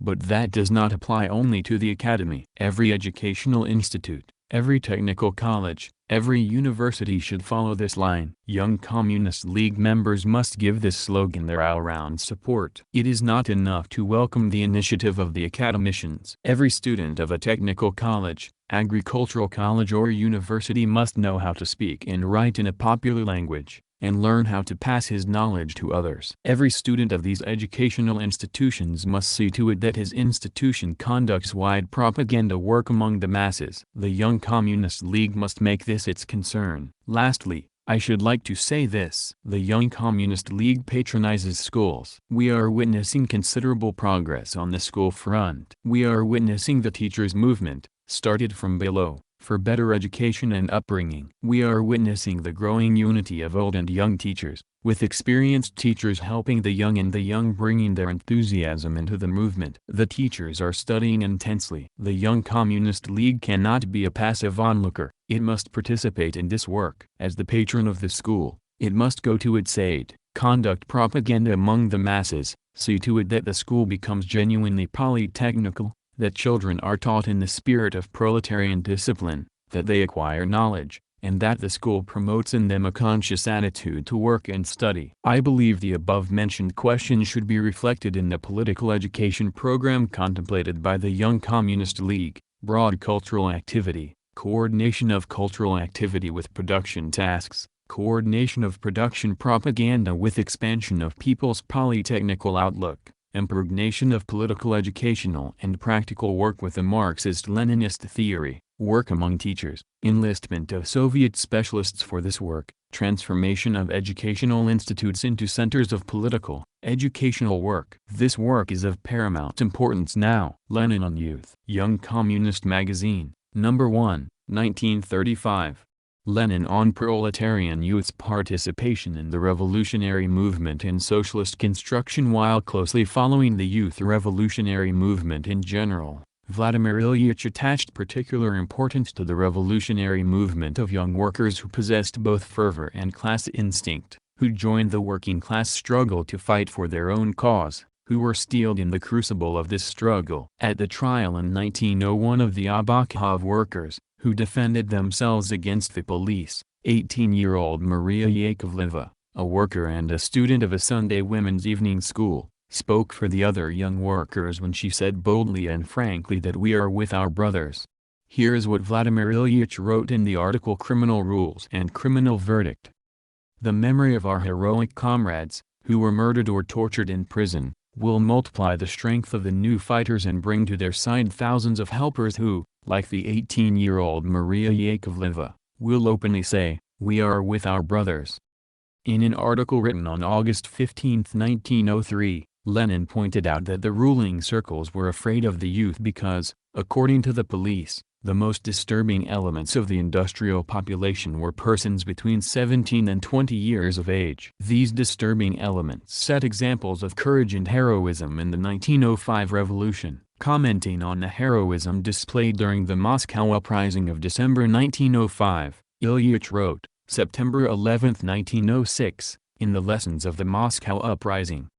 On December 10 in the Presnya district, two working girls carrying a red flag in a crowd of 10,000 people rushed out to meet the Cossacks, crying, "Kill us! We will not surrender the flag alive!" And the Cossacks were disconcerted and galloped away amidst the shouts of the crowd, "Hurrah for the Cossacks!" These examples of courage and heroism should be impressed forever in the mind of the proletariat. In his letter to Guzvent Bogdanov in February 1905, Ilyich wrote that it was necessary to treat young people with greater confidence, to draw them into the revolutionary movement. He reiterated that in New Tasks and New Forces, March 1905, young workers began to join the party. The Mensheviks did not like that, and neither did Lenin, who was then a Menshevik. Here is what Lenin wrote about it in the article The Crisis of Menshevism on December 20, 1906. Lenin complains, for instance, that young workers predominate in our party, that we have few workers with families, that the latter are drifting away from the party. The complaint of this Russian opportunist reminded me of something Engels had written, I think, The Housing Question, Zerwannsfrage. Replying to some vulgar bourgeois professor, a German constitutional democrat, Engels wrote, "Is it not natural that young people should predominate in our revolutionary party? We are the party of the future, and the future belongs to the youth. We are the party of innovators, and young people always follow innovators most willingly. We are the party of selfless struggle against everything that is old and rotten, and the youth will always be in the van of selfless struggle. No, let us leave it to the constitutional democrats to pick up tired old men of 30, revolutionaries who have become wiser, and social democratic renegades. We shall always be the party of the youth of the advanced class." Ilyich wanted the youth to study and assimilate the experience of the old fighters against oppression and exploitation, of the fighters who had waged many a strike and participated in revolutions, who had been made wiser by revolutionary traditions and broad practical outlook. Proletarians in every country need the authority of the worldwide struggle waged by the proletariat. We need the authority of the theoreticians of world social democracy to clarify the program and tactics of our party. Lenin wrote that in 1906 in his preface to the Russian edition of Kautsky's The Motive Forces and Prospects of the Russian Revolution. He also wrote that in the case of pressing practical and concrete problems of immediate policy, the greatest authority was that of the progressive and class-conscious workers directly engaged in the struggle. In various countries, these questions could not be solved from the sidelines. 8 years later, in 1914, in his article Disruption of Unity under cover of outcries for unity, Lenin drew young people's attention to the necessity of taking into account the experiences accumulated by the present-day labor movement in Russia and the reckoning with the decisions adopted by the party. Having described how Trotsky changed his positions, Ilyich wrote, "Such types are characteristic as the wreckage of past historical formations, of the time when the mass working class movement in Russia was still latent, and when every coterie had sufficient room in which to pose as a trend, group or faction, in short, as a power, negotiating amalgamation with others. The younger generation of workers must know thoroughly whom they are dealing with when people come before them making incredibly pretentious claims, but absolutely refusing to reckon with either the party decisions which since 1908 have defined and established our attitude towards liquidatorism, or with the experience of the present-day working-class movement in Russia, which has actually brought about the unity of the majority on the basis of full recognition of the aforesaid decisions." Lenin wanted young people to reflect independently on the solution of cardinal problems, to seek answers to the questions that were agitating their minds. He wrote this in December 1916 in the article The Youth International. "It is natural that so far the youth organ has no theoretical clarity and firmness, and that it may never have them precisely because it is the organ of the passionate, impetuous, eager youth. But we must regard the lack of theoretical clarity in such people differently from the way we regard, and must regard, the theoretical hodgepodge in the heads and the lack of revolutionary consistency in the hearts of anarchists, social revolutionaries, Tolstoyans, anarchists, the all-European Krupskayites, the center, etc. It is one thing when the proletariat is being befuddled by adults who claim the right to lead and teach others. We must wage a merciless struggle against them. It is quite another thing when it is youth organizations which admit frankly that they are still learning, that their main task is to train Socialist Party cadres. We should help these people in every possible way, be more tolerant of their mistakes, try to correct them gradually, chiefly by way of persuasion and not struggle. Not infrequently, representatives of the elder generation do not know how to approach the youth, and the latter are willy-nilly compelled to advance to socialism differently from their fathers, along a different path, in a different way and in different conditions. Lenin reposed great hopes in the youth. In his The Working Class and Neo-Malthusianism,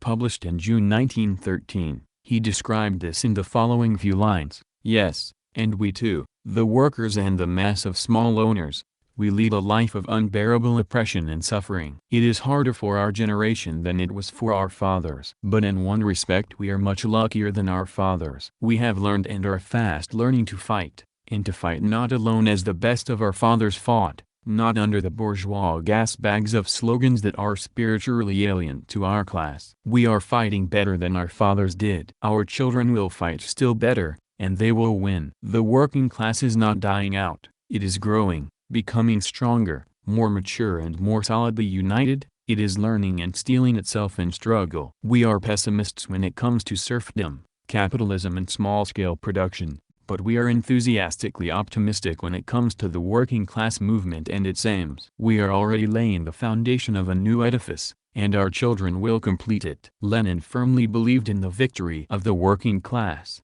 firmly believed in its ability to rebuild life and erect a mighty socialist edifice. And that is why he regarded the growing generation as one that would continue the cause and wanted us to bring up the younger generation as fighters and builders. The struggle, he wrote in War Program of the Proletarian Revolution, would be a serious one. A class-conscious woman worker would be telling her son, "You will soon be a man. You will be given a gun. Take it and learn the military art." The proletarians need this knowledge not to shoot your brothers, the workers of other countries, as they are doing in the present war, and as you are being told to do by the traitors to socialism, but to put an end to exploitation, poverty and war, not by means of good intentions, but by vanquishing the bourgeoisie and by disarming it. But young people must do more than just learn to use a gun. They must participate in political life from an early age. Vladimir Ilyich analyzed the positions of all the parties on the school question during the Duma discussion on February 6, 1913. The Octobrists,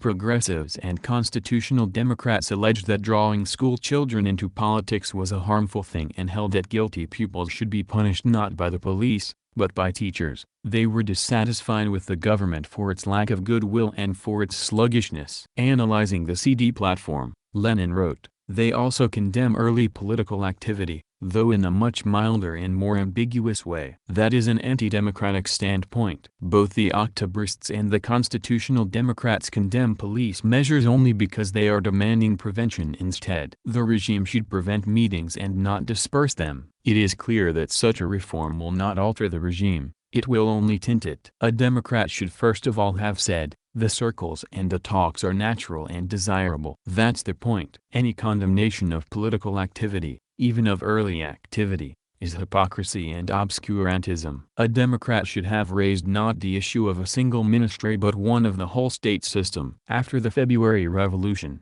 Vladimir Ilyich displayed particular interest in what socialist construction implied. His ideas on this subject were reflected with great vividness in his letters from afar. Proceeding from the experience of the Paris Commune and its analysis by Marx and Engels, and from the experience of the 1905 revolution, Vladimir Ilyich held that it would be necessary to build an organization of a new type after the old state machine had been smashed. The executive organ of the Soviets of Workers' and Soldiers' Deputies should be the People's Militia, comprising all citizens of both sexes and carrying out the functions of the army. the police and the administrative apparatus. Such a militia, Lenin wrote, would convert democracy from the beautiful screen behind which the capitalists enslave and humiliate their people into a real school for training the masses to take part in all state affairs. Such a militia would draw juveniles into politics and educate them not only by word, but also by deed, by work. Developing this idea in the tasks of the proletariat in our revolution, written on April 10, 1917. Ilyich defined the age at which people should be drawn into the public services. He said that service in the militia should extend to all men and women between the ages of 15 and 65, if these tentatively suggested age limits may be taken as determining the participation of adolescents and old people. Speaking at the session of the Moscow Soviet of Workers and Red Army Men's Deputies on March 6, 1920, Vladimir Ilyich stressed the indispensability of enlisting the masses to control the state. He regarded state control as a school of government where the most timid and backward workers could be taught to govern, provided there was proper guidance. The worker and peasant masses must set up state control, he said, adding, "You will get this apparatus with the assistance of the worker and peasant masses, with the assistance of the worker and peasant youth, who are displaying unprecedented desire, readiness and determination to take the reins of government into their own hands." Having accumulated experience in the course of the war, we shall have thousands of people who have gone through the Soviet school and who are capable of governing the state. Lenin on universal education and polytechnical work for the growing generation. Vladimir Ilyich tied the question of juvenile and youth labor with the question of training them and organizing their labor in a new way. In his Gems of Narodnik's harebrained schemes, written way back in 1897, he said, "It is impossible to picture the future society without combining training with the productive labor of the younger generation, training and education without productive labor and productive labor without parallel training and education cannot be raised to the level of modern technology and science." And further, to combine universal productive labor with universal education, it is evidently necessary to oblige everybody to participate in productive labor. And so, education, school attendance should be compulsory for all, just as labor is in socialist society. The program adopted by the Second Congress of the party spoke, on the one hand, of universal education and vocational training for all children under the age of 16, on the other, prohibited employment of juveniles under 16 and limited the working day for juveniles from 16 to 18 years of age to 6 hours. Ilyich re-examined this question in 1917, when it became necessary to revise the old program. Here is how he formulated the juvenile labor clauses in materials on the revision of the party program. Employers are forbidden to hire children of school age, under 16. The working day of young people, between the ages of 16 and 20, must be limited to 4 hours and they must not be made to work at night in unhealthy conditions or in mines. Free and compulsory education and polytechnical training, theory and practice in all the main branches of production, for children of both sexes under the age of 16. Combination of education with children's labor. Here special attention should be paid to the last sentence. It means that the school should be paid in the last sentence. It means that the school is not only obliged to impart knowledge and training of a polytechnical nature, but this knowledge and training must be organically linked with the labor of children and juveniles, that this labor is not being abolished, but, on the contrary, being made compulsory for all, and organized in such a way as to be closely linked with vocational training and with the all-round study of technology and science. The workers must learn to manage industries. That became especially clear in 1920 when the Civil War started receding to the background, giving way to pressing economic tasks. Speaking at the Third Congress of Water Transport Workers in March 1920, Lenin said, "He who follows life closely and is rich in worldly experience knows that managing requires competence, thorough knowledge of all the processes of production, the modern technology of production and a definite level of scientific education." The questions of labor came to the fore. In April 1920, Ilyich wrote from destruction of the old system to creation of the new in the special newspaper Kommunistический Subotnik, in which he explained the meaning of communist labor. In the article in connection with the All-Russian Subotnik on May 1, Lenin wrote, "We must work in such a way so as to root out the accursed rule of each for himself and God for all, to root out the habit of regarding labor as an obligation and of considering rightful only that labor which is remunerated according to definite rates. We shall strive to inculcate the rule of one for all and all for one, the rule of from each according to his abilities, to each according to his needs into the minds of the masses, make them a custom and an everyday practice, and introduce communist discipline and communist labor gradually, though firmly. Lenin's speech at the Third All-Russian Congress of the Russian Young Communist League on October 2, 1920, is of exceptional importance. Ilyich spoke to the youth in whom he reposed great hopes, in whom he saw those who would continue our cause. He had carefully prepared it. He spoke of what we should teach the youth and how the youth should learn if it really wants to justify the name of communist youth, and how it should be trained so as to be able to accomplish what we had started. The youth should learn communism, but it should not be routine absorption of what is written about communism. They should learn to integrate all of this knowledge into one well thought out whole so that it may serve as a guide in their daily, all-round work. They should study Marxism, the facts elucidating the laws of development of human society, which show the path of social development, and they should study as profoundly as possible the capitalist society in present-day life. They should know how to choose from the old school what is necessary for communism. Lenin particularly stressed the necessity for the youth to acquire what human knowledge had accumulated. The new generation must know more than the old generation, whose main task was to overthrow the bourgeoisie. The youth of today must build communism, and that requires vast knowledge. Ilyich said the younger generation should work out a new, communist morality which would subordinate personal interests to those of society and train them to be consciously disciplined fighters and builders. He said the youth should know how to act unitedly in struggle, how to work and how to organize their collective work in a new way. He said, "We would not believe in teaching, training and education if they were confined only to the school and were divorced from the storm of life. Our school must impart to the youth the fundamentals of knowledge, the ability to work out communist views independently. It must make educated people of them. In the time during which people attend school, it must train them to be participants in the struggle for emancipation from the exploiters." And further, being a member of the Youth League means devoting one's labor and efforts to the common cause. That is what communist training means. The Young Communist League must be a shock group,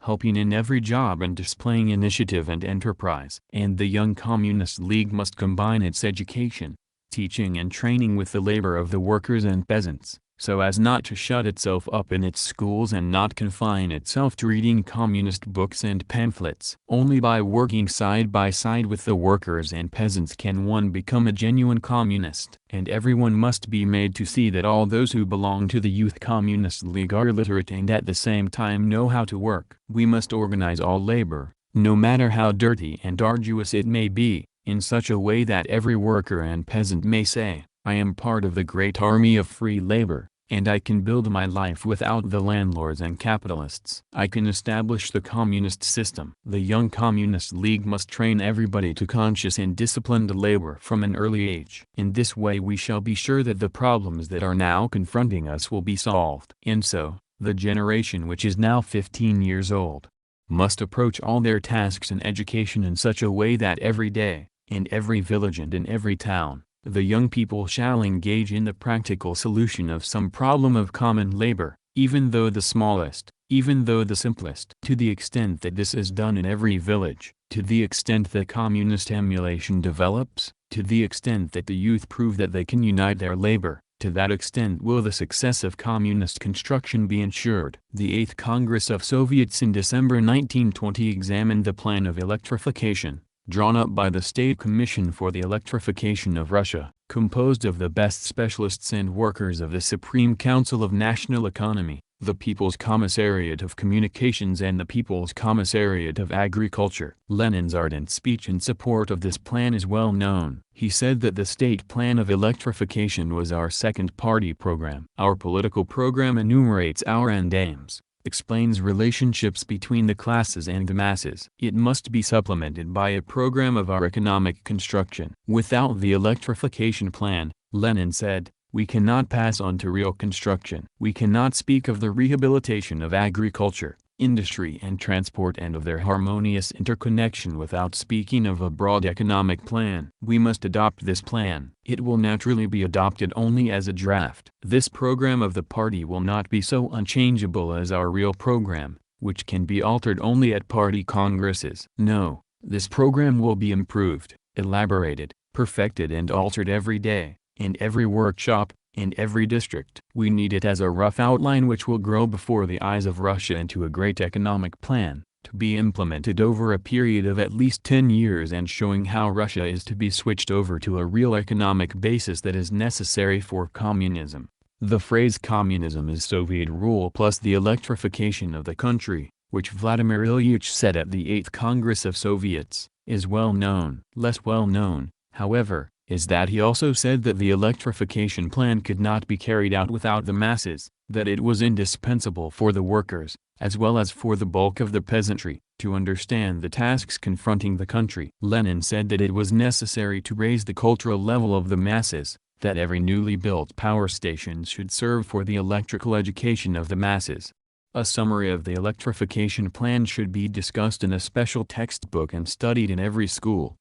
The draft resolution of the 8th Congress of Soviets on the electrification report was elaborated by Lenin. This is what he said. The Congress further instructs the government and asks the All-Russian Central Council of Trade Unions and the All-Russian Congress of Trade Unions to take measures to propagandize the plan in every possible way and to acquaint the broadest masses of the city and countryside with it. The plan should be studied in absolutely all the educational institutions of the Republic. Every power station and every more or less well-organized factory and state farm should popularize electricity, modern industry and the electrification plan, as well as arrange systematic courses on it. All those possessing sufficient scientific and practical knowledge should be mobilized to propagandize the electrification plan and impart the knowledge necessary to understand it. Ilyich was well satisfied with electrification of the RSFSR, which I. Stepanov wrote the following year as a textbook for schools. Lenin wanted every district library to have several copies of this book,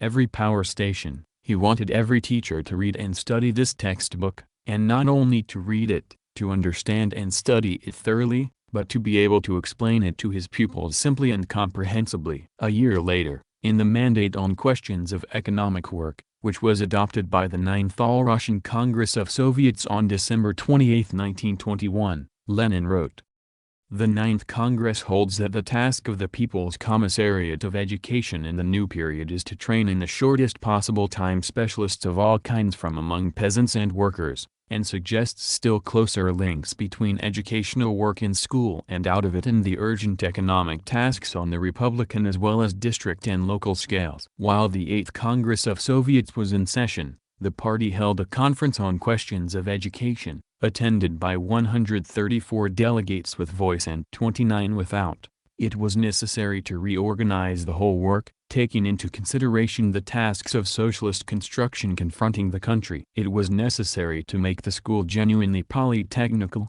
to link it closely with production. It was necessary to tackle the organization of child and juvenile labor, proceeding from the principles of polytechnism and training the growing generation both for mental and physical work. It was necessary to elaborate new programs. Vladimir Ilyich was deeply dissatisfied with this party conference. He was discontented with the abstract formulation of questions of polytechnical training, with the arguments whether or not polytechnical education was necessary, particularly after this question had already been positively decided by the party. Polytechnical education was a new thing. In his On the Work of the People's Commissariat of Education, Lenin wrote, "Emphasis in this work should be laid fully on evaluation and verification of practical experience, on systematic utilization of this experience."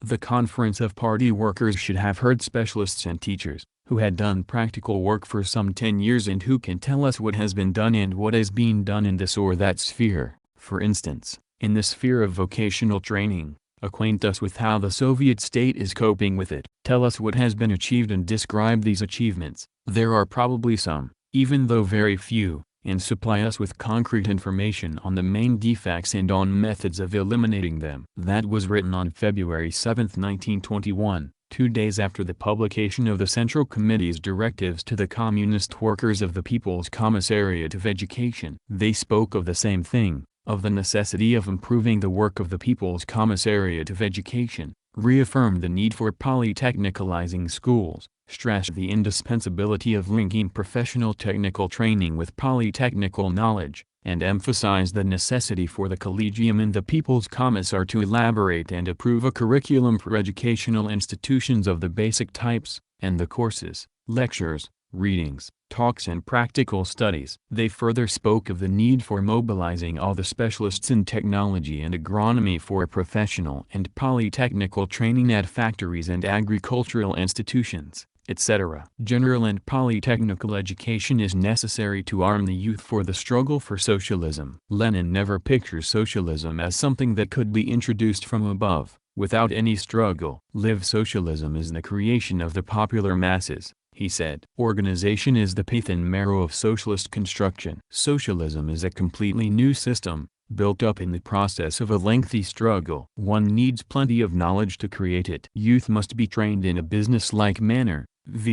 Lenin wrote to the Communist Youth International on December 4, 1922. Trained for what? The answer to that may be found in Lenin's greeting to the 5th Congress of the Russian Young Communist League, held 2 months before the Communist Youth International Congress. I am sure, he wrote, that the youth will be able to develop successfully enough to tackle the next phase of the world revolution when it comes about. The most important sector of Young Communist League activity. Young Communist Magazine, Number 8, 1935. Among the tasks faced by the Young Communist League, one of the most important is to complete the emancipation of woman, a cause our Communist Party has been consistently advancing. There is no need to repeat what tremendous progress we have made in this sphere, in enhancing woman's consciousness. Much has already been written and said about it. In this article I should like to dwell on certain concrete tasks confronting the Young Communist League, and particularly its active women members, in this sphere. It should never be forgotten that it is the job of the Young Communist League activists to lead the mass of young women both in countryside and city. We have wonderful female activists in the League, but if we look at the mass of young women as a whole, we shall see that they are still under the influence of many survivals of the past. And here it is necessary to do, and daily too, a lot of explanatory and organizational work. This work, often hardly noticeable, requires a great deal of patience and perseverance, but it is indispensable, and the job of the Young Communist League is to carry it on day in and day out. One of the survivals of the past is women's cultural backwardness, and that hampers young women and old in their work and social activity. They cannot study properly because they are overburdened with house chores and have to take care of children. In the old days, girls as a rule were not sent to school because they were needed at home to help with the work, to nurse children. Our compulsory education law has played an exceptional role. Parents are now obliged to send their children to school. However, even now we have to watch that this law is properly implemented and prevent parents from keeping girls at home for various good reasons. See to it that the work they are given at home does not hamper them in their studies, etc. It must also be understood that extra school and social activity is just as important girls as school work. But the question here is not only of girls. They live in infinitely better conditions than their elder sisters did. What we must do is safeguard their right to study and see to it that they really go to school, especially in certain national areas and republics. Here, systematic public control is absolutely essential. The educational issue is very urgent insofar as young women are concerned, particularly in the countryside. The Young Communist League and the youth in general should concentrate their attention on this issue. Young women's advancement is hindered by their cultural backwardness. The main task is to wipe out illiteracy among them. But literacy as such no longer satisfies us. In the present stage of economic and social development in the Soviet land, it is necessary for working people to achieve a level of knowledge that would enable them independently to acquire further knowledge that is indispensable for productive labor, fruitful social activity and socialist construction. Modern science and technology require of every worker, in every sector of socialist construction, a definite and comparatively high level of knowledge. And the more science and technology advance, the higher must be the level of all-round knowledge. Socialist construction presupposes active participation of millions of working people, their collective social work. And if this work is to develop in the right direction, if it is to be channeled correctly, it is necessary for people to achieve a certain cultural level. Our girls know Ilyach's words: every kitchen maid must be able to rule the country.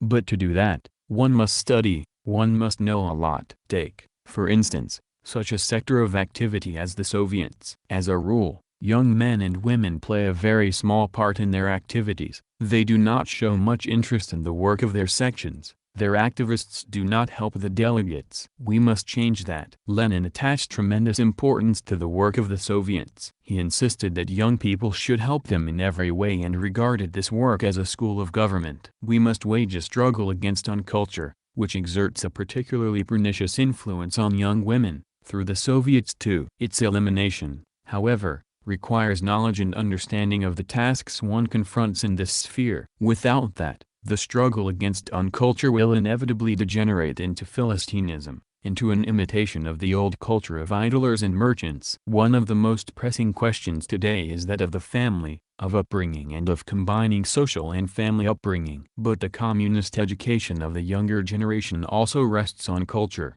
on the educational level of the parents. Wherever one turns, one sees one and the same thing. Socialist construction requires of all the working people to have a definite level of knowledge. Semi-literacy acquires a broader meaning. The man who knows nothing of geography or of the fundamental stages of human development, who does not understand natural phenomena and what is taking place around, who does not know how to make use of science to change working and living conditions, or where to look for the knowledge he needs, a man like this is semi-literate. The Young Communist League must do everything to expand the network of youth and adult schools. It must see to it that every youth goes to school. It must pay particular attention to those young people who are still illiterate or semi-literate. Our youth, especially girls and young collective farmers, must have a 7th-grade education. The job is big and serious. The youth must be in the van of the struggle for expanding the network of necessary schools. Particular attention should be paid to the education of adolescents who, for one reason or another,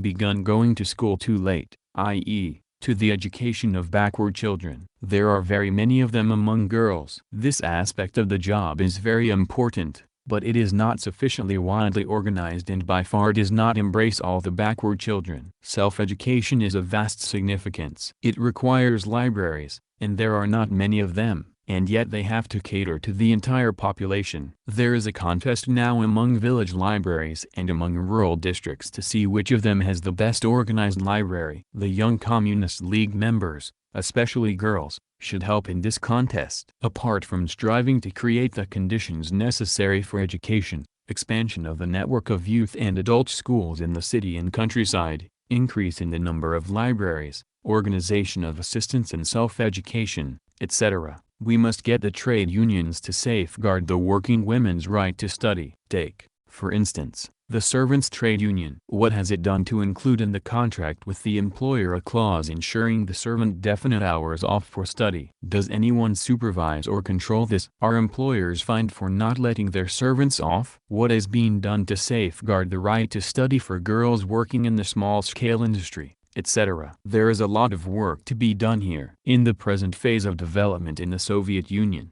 trade union activity should be concentrated on raising the cultural level of the masses, improving their living conditions and rebuilding their life. Young women are keenly interested in this activity. They should tackle it energetically, take as big a part as possible in trade union work. The new life that we are building confronts us with the task of extending the cultural revolution. Life demands that we solve such important problems as family relations between husband and wife and between parents and children, and the problem of bringing up the younger generation. These questions agitate most the minds of young people. They can be solved only on the basis of the communist world outlook, only if one proceeds from the fundamentals of communist morality. The radical changes that have taken place require that we tackle many questions in a new way, differently from the way we did it in the past. Here, to a certain measure, one must hew new paths. Here there are serious difficulties, and the main difficulty is that very often old views prevail though under a new guise. We must be on the alert for Philistine morality, Philistine views on the family and upbringing. Let us recall the past. 75 years ago we had serfdom. The landlords were the masters of their serfs,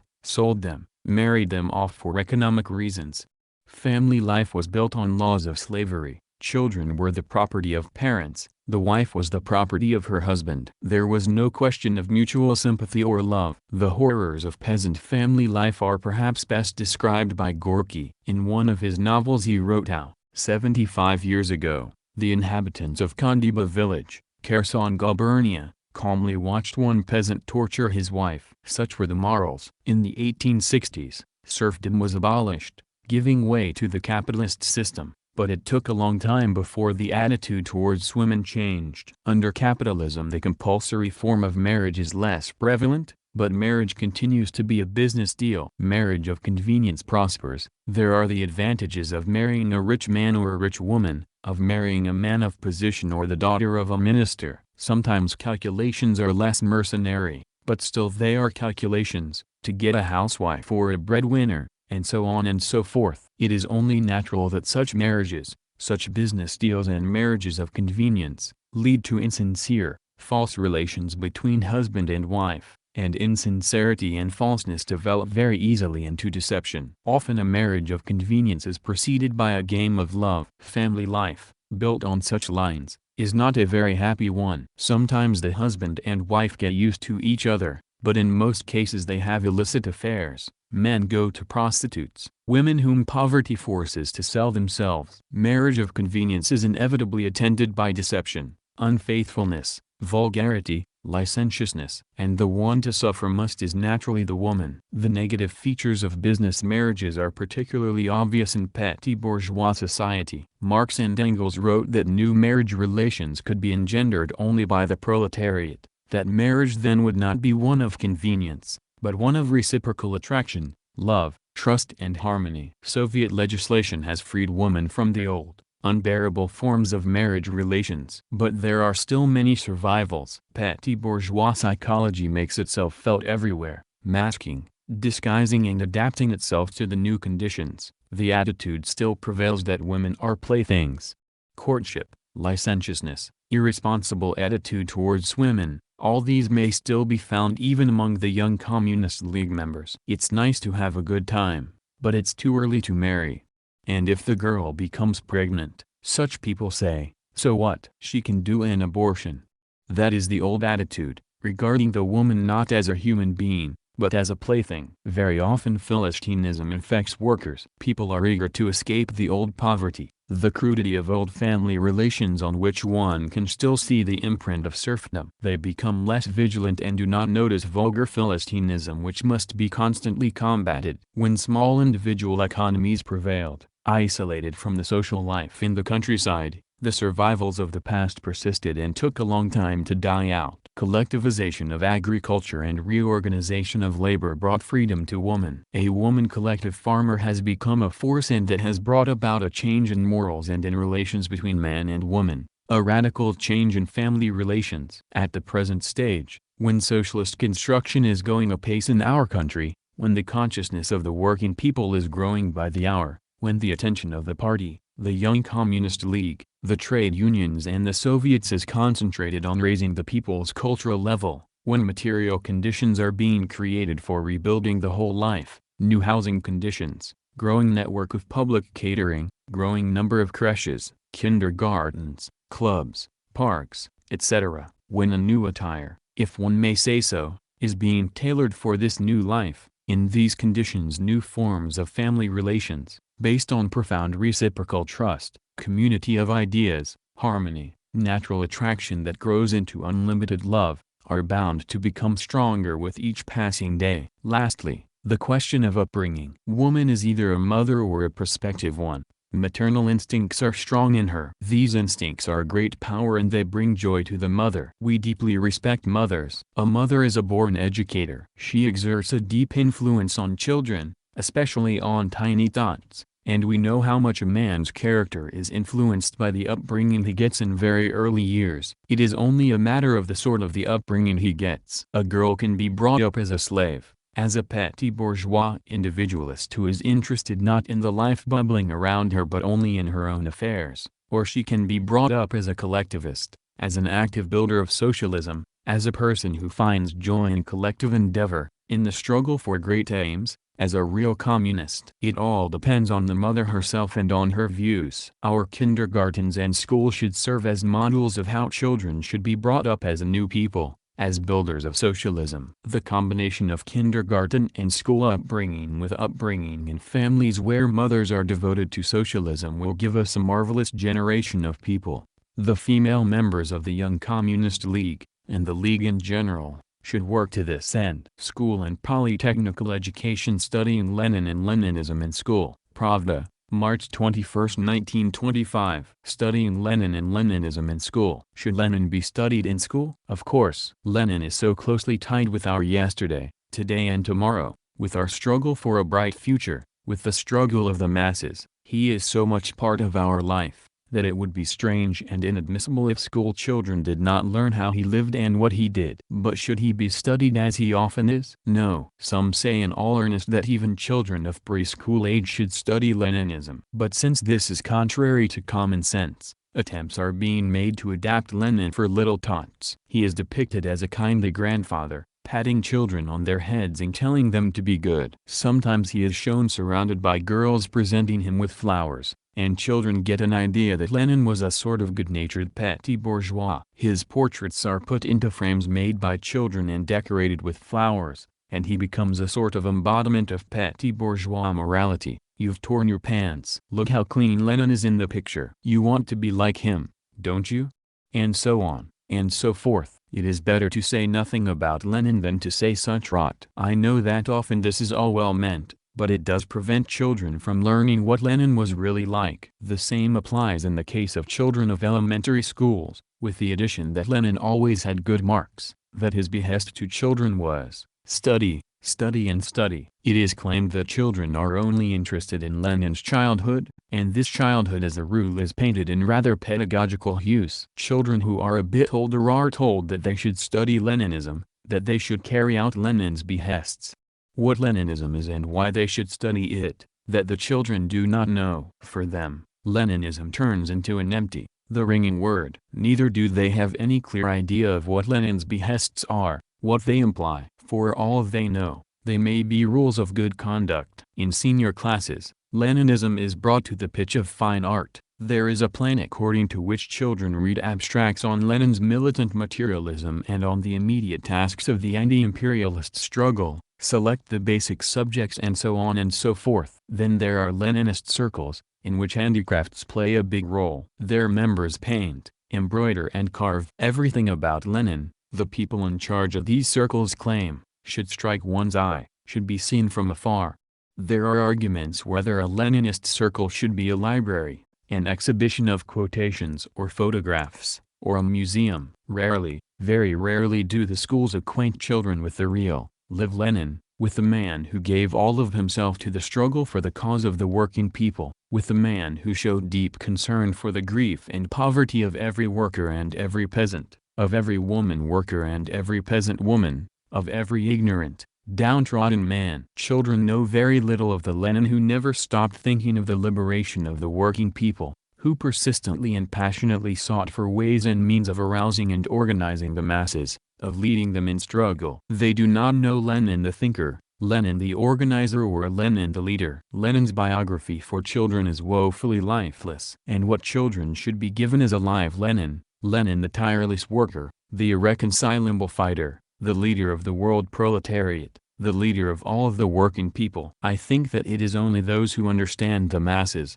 who share their woes and joys, who work for their awakening and their organization that can tell children all that is essential and important about Lenin. There are such people. We must see to it that the schools help children to know Lenin and do not prevent them from knowing him. The difference between professional and polytechnical education. Our Children magazine, number 5. 1930. The difference between professional and polytechnical education. It is best to explain the difference between professional and polytechnical education by citing an example. Let us take the textile industry. There are many trades in it: weaving, spinning, dyeing, etc. To be a good weaver, one must be able to handle a loom of the latest design, know every one of its screws, be familiar with the properties of the raw materials, possess experience. Before textile mills were mechanized, the workers had to undergo lengthy training and work for years to become proficient. How did they attain proficiency? The apprentice would be tied for months to a skilled worker, watch and help him, first by preparing yarn, run errands for him. Eventually, the skilled worker would allow the apprentice to operate the loom, and the latter gradually learned the trade. Apprentices were great helpers, and that was why skilled weavers favored this system of individual training. The introduction of machinery changed the very nature of the work. But even now skill plays a big part, though it is a skill of a totally different character. The weaver is not required to be familiar with the mechanism of the loom, to work several looms simultaneously, to be fast in switching the levers, pressing buttons and doing other jobs that are still unmechanized. Individual apprenticeship is of a different nature, too. Running errands and working by hand are things of the past. The weaver's job is much more responsible and cannot be entrusted to an apprentice. Individual apprenticeship is at its last breath and is being replaced by trade schools. If the vocational school is well equipped, it trains the apprentice to operate the lathe skillfully. To justify their existence, vocational schools should be well equipped, and that costs a lot of money. There are few trade schools of this sort, and, if they are good schools, they turn out highly qualified workers. It must be remembered, however, that technology is advancing all the time. A man puts in a big effort into acquiring skill only to see it made useless by some new invention. The machine is gradually taking over his job. His qualification is worth nothing. However, in a backward country, where manual labor still plays an important role, where industrial modernization is proceeding at a slow pace, trade schools and even individual apprenticeship are of considerable value. A country that is fast industrializing needs another thing. It requires of apprentices knowledge of the entire production cycle and technical development, and ability to operate any machine. For that one must possess working experience, a knowledge of raw materials, etc. A man who has been taught all that can adapt himself to any technical changes, and he will be a qualified worker, qualified in the new, and not the old, meaning of the word. What will a 7-year factory training school teach? It will not teach the youngster to spin and weave by hand or machine, but it will teach him a lot of what he must know working at a mill. First, it will acquaint him with the role the textile industry plays in the economy of the world and in the economy of our country. It will show him how our textile industry is going to develop. He will learn where our textile centers are situated, etc. Then he will learn what raw materials are used at the mills: flax, cotton, wool, silk, artificial silk, kendra, etc., where these raw materials are obtained and how these districts will develop in the near future. He will be acquainted with the properties of the raw materials and with the improved methods of their cultivation and storage. He will get to know the mill and its workshops, with the various branches of production and the necessary qualifications. He will learn how the machines are built, how to draw plans of these machines, how textile production has developed and how improvements can be effected. In special workshops he will see different kinds of looms, learn how to operate them, and that will show him that modern machines are better than the old. He will learn to look after them and to work on any machine. Finally, he will study the various methods of putting any machine into operation, from a hand machine to a power-driven one. The school will stimulate pupils' interest in production and their desire to raise production to the highest possible level. On the other hand, the factory training school will acquaint the pupil with labor organization in factories and plants and, for that matter, everywhere else, individual and collective. It will teach him to create the necessary hygienic working conditions, acquaint him with the fundamentals of labor protection and industrial safety at any enterprise, particularly in the textile mill. Lastly, the factory training school will teach him the history of the labor and trade union movement at home and abroad, and acquaint him with the struggle waged by the workers, particularly textile workers, the world over. All that will give the pupil not a narrow profession that may prove unnecessary on the morrow, but broad polytechnical education and working habits possessing which he will come to the factory not as an inexperienced worker who is more of a hindrance than help, but as a mature and skillful worker who requires only a short-term specialization course. Lenin's role in the struggle for polytechnical schools.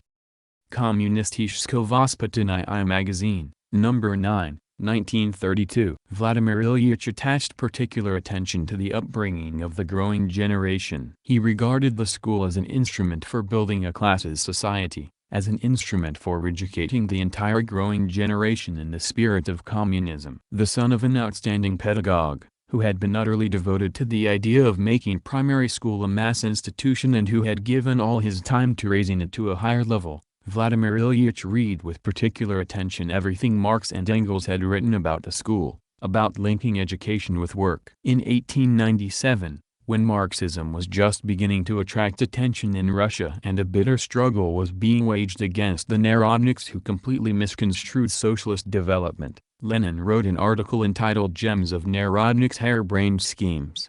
The Narodnik Yuzakov had worked out a plan for educating peasants' children. His idea was to open rural gymnasiums on the cost-accounting basis. They would have their own farms, and while rich peasants would pay for their offspring's schooling, the poor peasants' children would work for their keep and education. The spirit and curriculum would be the same as in the Tsarist gymnasiums. The plan made Lenin terribly indignant. Yuzakov considered that it was quite possible, without any struggle, retaining class differentiation and the autocratic regime, to establish rural gymnasiums. Censorship forced Lenin to resort to subterfuges, allegories and hints, but Vladimir Ilyich said all he had intended to, proved the utterly utopian nature and hopelessness of the scheme, showed that Yuzakov was ignorant of Russian reality and the class character of the Russian system, and conclusively proved that the plan was imbued with the spirit of serfdom, for it bound young people to the soil, turned them into farmhands who could not marry even at the age of 25 without the express permission of the school administration. Lenin proposed instead a plan for a universal,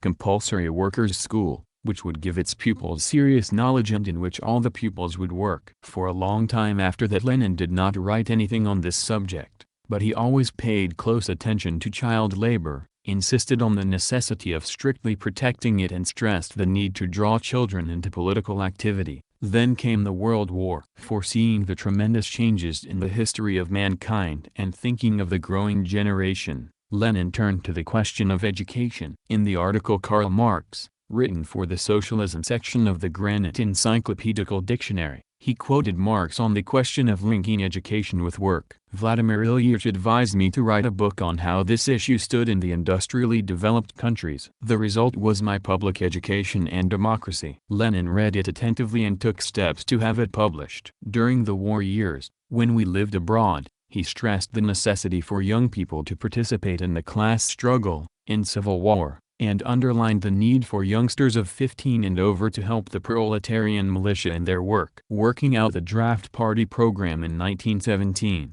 Lenin formulated the school clause in the following ways: it is necessary to have free and compulsory, general and polytechnical, theoretical and practical in all the principal branches of industrial production, education for girls and boys below the age of 16, as well as close coordination of education with children's social productive work. He laid special stress on the indispensability of this social productive work. From the very inception of Soviet power, Ilyich insisted that the People's Commissariat of Education should establish polytechnical schools. We had to begin from scratch, in conditions of utter economic dislocation. In the beginning it was mostly experimental work. Polytechnical education looked rather poor and was limited mainly to self-service and working in carpenter, sewing and book-binding workshops. Lenin, on the other hand, wanted the schools to teach electrification and even drew up a plan of how it should be done. That was in December 1920. Vladimir Ilyich thought the process of polytechnicalizing schools was too slow. In the People's Commissariat of Education there were some who wanted vocational schools for adolescents, who claimed that polytechnical education was unnecessary, that what we needed was specialized technical education. They also said that we could not have polytechnical education everywhere, that it should be instituted in big towns, that it was not needed in the countryside. In the Ukraine, the polytechnical school idea was completely distorted. Lenin insisted on calling a party meeting, at which I was supposed to report on polytechnicalization. I naturally showed my draft theses to Ilyich, who jotted down his remarks and then wrote, Private draft. Not to be made public. I shall think it over.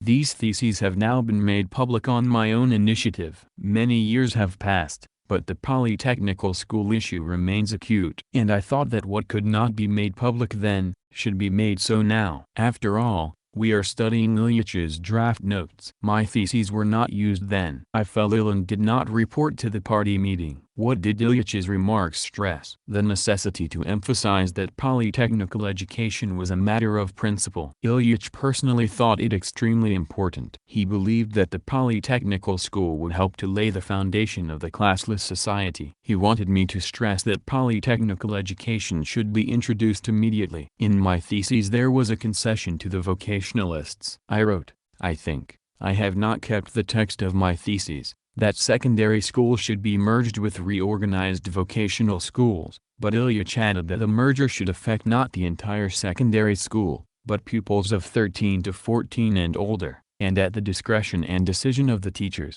The party meeting set the age at 15. In his article on the work of the People's Commissariat of Education, Lenin wrote, while we are obliged temporarily to lower the age limit, in going over from general polytechnical to vocational polytechnical education, from 17 to 15, the party must regard this reduction exclusively, as a practical necessity, as a temporary measure rendered necessary by the poverty and devastation of the country. Very often it is claimed that in writing about the merger of vocational schools with the senior classes of the secondary schools, Lenin meant the 7-class school. In speaking of vocational schools, Lenin said that they should be turned into polytechnical and not trade schools, that they should give general, polytechnical education. This applies to factory training schools and technical colleges. That should not be forgotten. Lenin further spoke of the necessity to determine concretely how schools were to be polytechnicalized in our conditions. In the Lenin Institute archives there is a note, number 3946, of Lenin's on the issue of polytechnicalization. He wrote, Ad. 1. On polytechnical education of youths and adults. 2. Children's initiative in school. For adults, promotion of vocational education with the gradual going over to polytechnical education. The archive does not say when and why Lenin wrote this note, but for us it is very important. Lenin's article on the work of the People's Commissariat of Education, published in February 1921, and his Central Committee directives to the Communist workers of the People's Commissariat of Education are extremely revealing. The directives said it was necessary to polytechnicalize schools and coordinate vocational technical education with polytechnical, that the Collegium of the People's Commissariat of Education should first work out and approve the curricula of basic type schools and then plans of courses, lectures, reading, talks and practical work. The directive spoke of the necessity of enlisting all suitable specialists in technology and agronomy for work in vocational technical and polytechnical schools, and of using every fairly well-organized industrial or agricultural establishment for that purpose. At the 9th Congress of the Soviets in December 1921, Lenin insisted on linking schoolwork with urgent economic tasks on both Republican and local scale. Lenin's pronouncements contain concrete instructions on how polytechnical schools should be built. For 5 years he himself guided the process. In recent years it has been going on as he had directed. We have created a number of general prerequisites that facilitate the task. The main prerequisites are our industrial achievements, our country's industrialization and the reshaping of our agriculture. Economic planning is of tremendous import, of it broadens our polytechnical outlook and shows how the various branches of production are interlinked. The training of industrial and agricultural cadres is proceeding apace. The masses' attitude to labor is growing more conscious thanks to the socialist emulation movement, and so is discipline. Primary school education has been made compulsory for all children, and we are approaching the time when 7-year schooling will be so. We have built up a vast force of young Communist League members and young pioneers who help the school. Our schools are patronized by factories and plants. The party attaches particular importance to polytechnicalization of schools. All these prerequisites facilitate the polytechnicalization problem, as does the struggle for higher quality instruction that is now being unfolded on a wide scale. Our school, however, has not yet fully carried out Lenin's precepts. There is still much to be done before they are. What we have done so far will help us to avoid many mistakes. We know that self-service, with which we began polytechnicalizing our schools, gives very little, but we also know that there's a struggle for a higher cultural level. The school cannot stand aloof from this. It must give children the knowledge and ability that are necessary to rationalize life. We know that our polytechnical school must not become an ordinary vocational school, but we know that we need a certain minimum of elementary knowledge to master modern technology. We are against all-round vocationalism, which was often substituted for polytechnicalism. We are for children's productive labor, but we are against its reducing studies to a minimum. A struggle against this success has been going on for a whole year now on the basis of the Central Committee decision of September 5,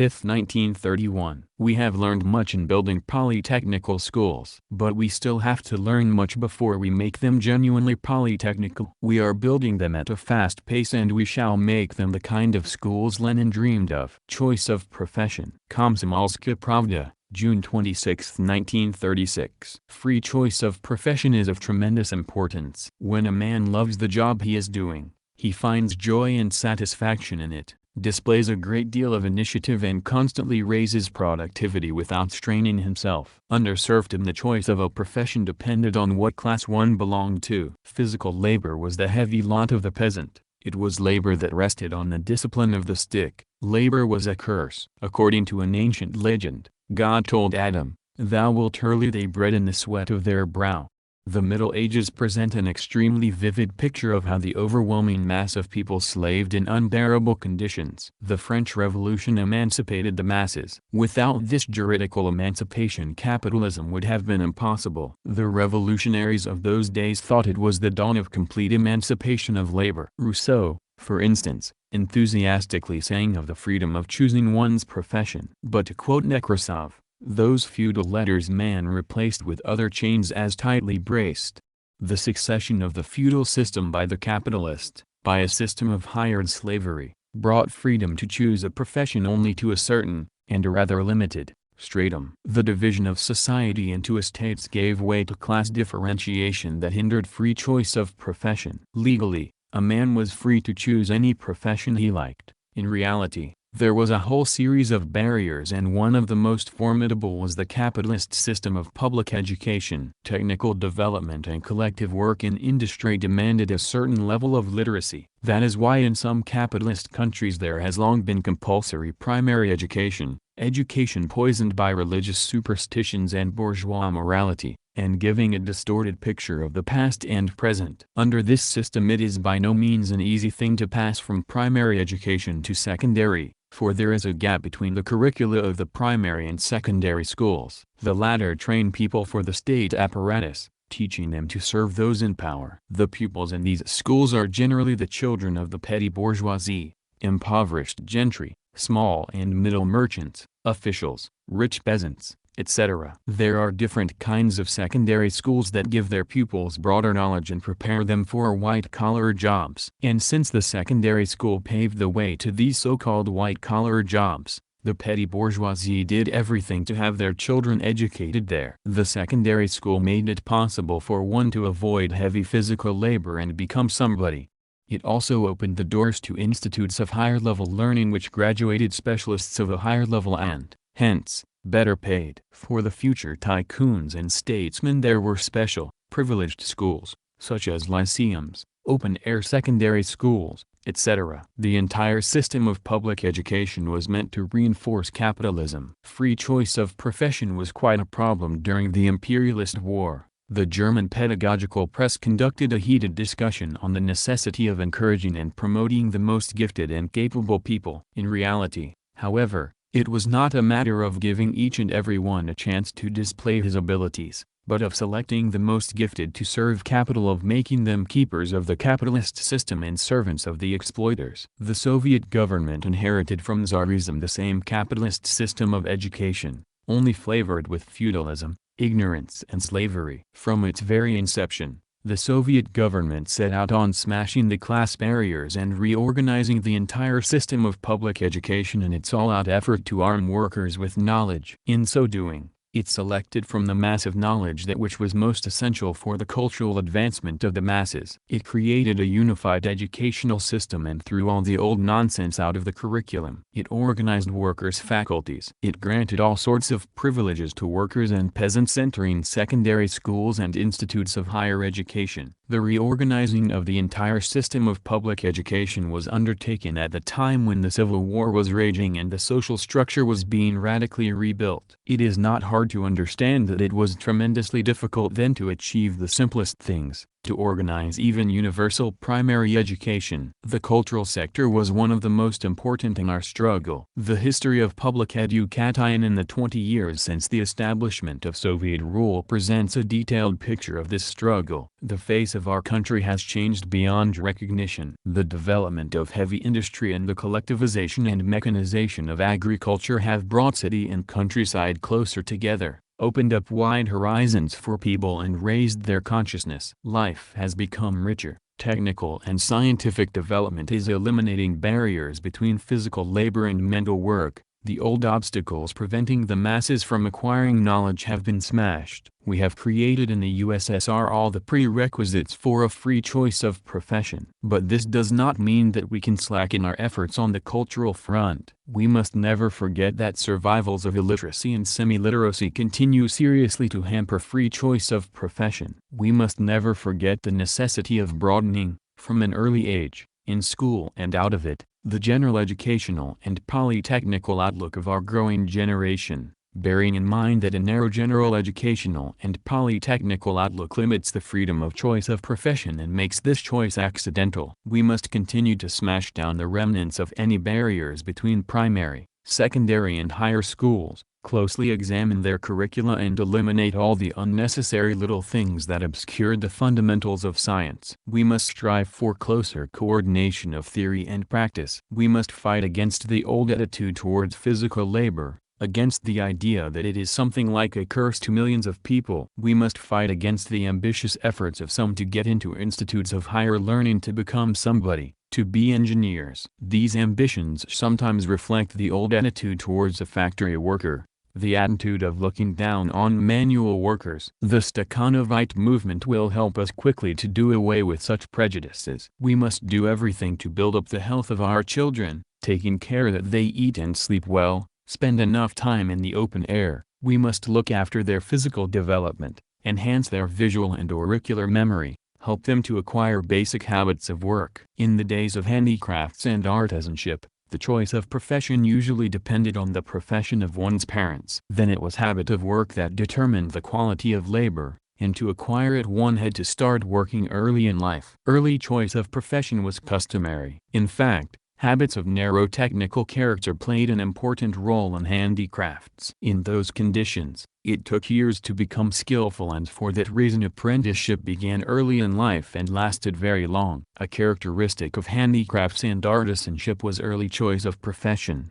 or rather absence of such choice. Children's profession was chosen by their parents. Modern technology has radically changed the character of apprenticeship. A man learning a profession is now required to have more than just elementary technical training. He must know how to operate a lathe, make it work as efficiently as possible, be thoroughly acquainted with the production process. It is no accident that very many young Stakhanovites come from factory schools. Our secondary schools must arm pupils with the working habits necessary for modern technology and thus prepare them for a whole number of professions. There should be no hurry with the choice of profession, for that would mean undermining the freedom of choice. Lenin strongly warned against early choice of profession. There is a whole number of professions that require special qualities, sharp ear and eye, a well-developed sense of touch, well-trained nervous centers, etc. Social structure is the main determinant of profession, and the socialist system alone ensures freedom of choice to the masses. In conclusion, a few words about gifted children. Like any other children, they should have the right to general education. We must ensure them all-round development in the ordinary Soviet school,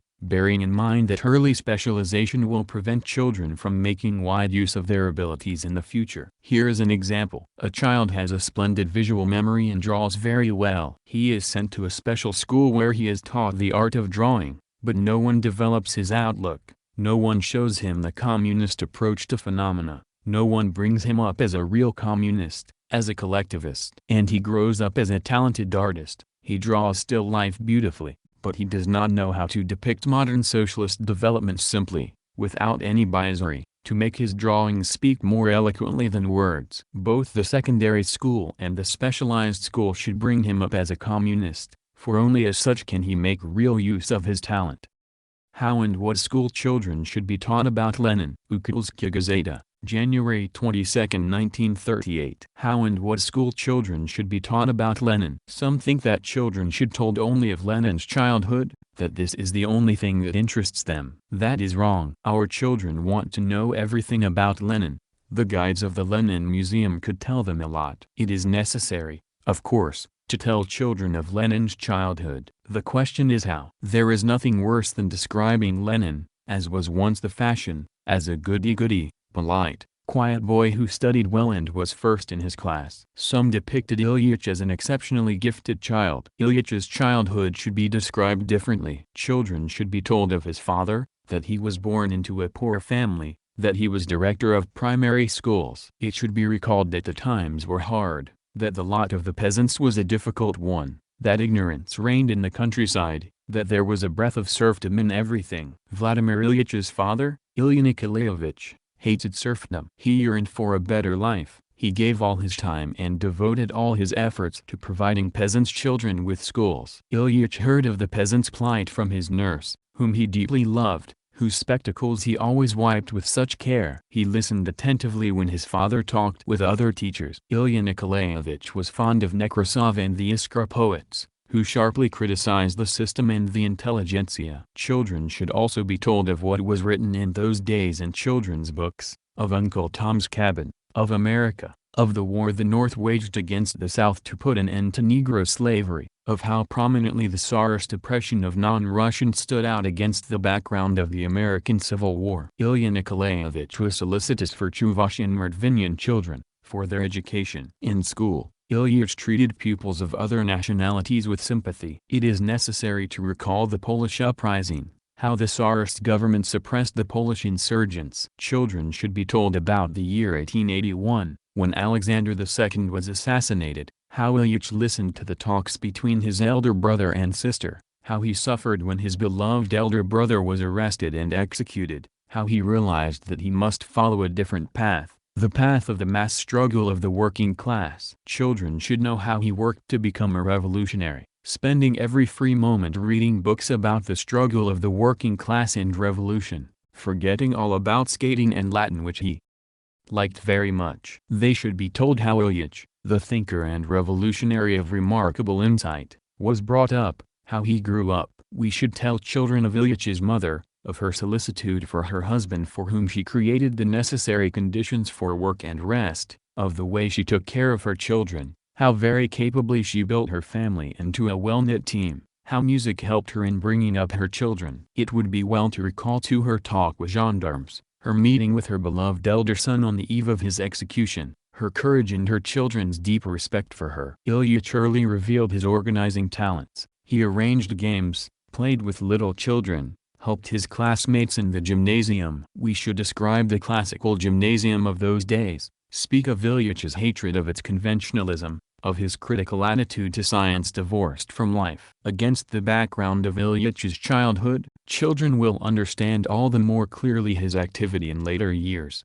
the way he studied Marx and Engels, the part he played in the Marxist circles in Kazan, in the student movement, in the Samara circles. Describing Ilyich as the founder of the Social Democratic Organization in Petersburg and his work in Marxist circles, we should dwell in detail on the significance of labor movement, on the reasons why the working class alone could head the revolutionary movement, why Marx and Engels had so much faith in it, why Ilyich was so certain of its victory. Here we should also speak of socialism. Further, we should say how Ilyich studied and did organizational work in prison. In our stories of his exile we should speak less of how he hunted and skated and more of his talks with peasants, of his correspondence with other comrades. In describing his life abroad, it is important to explain to children the significance of the illegal nationwide Russian newspaper, which told the workers the whole truth, which wrote about the international labor movement, about the international, about Bolsheviks who believed in the victory of the labor movement and about Mensheviks who did not and who betrayed it. There is no need to enter into the details of the contradictions. Then we should speak of 1905,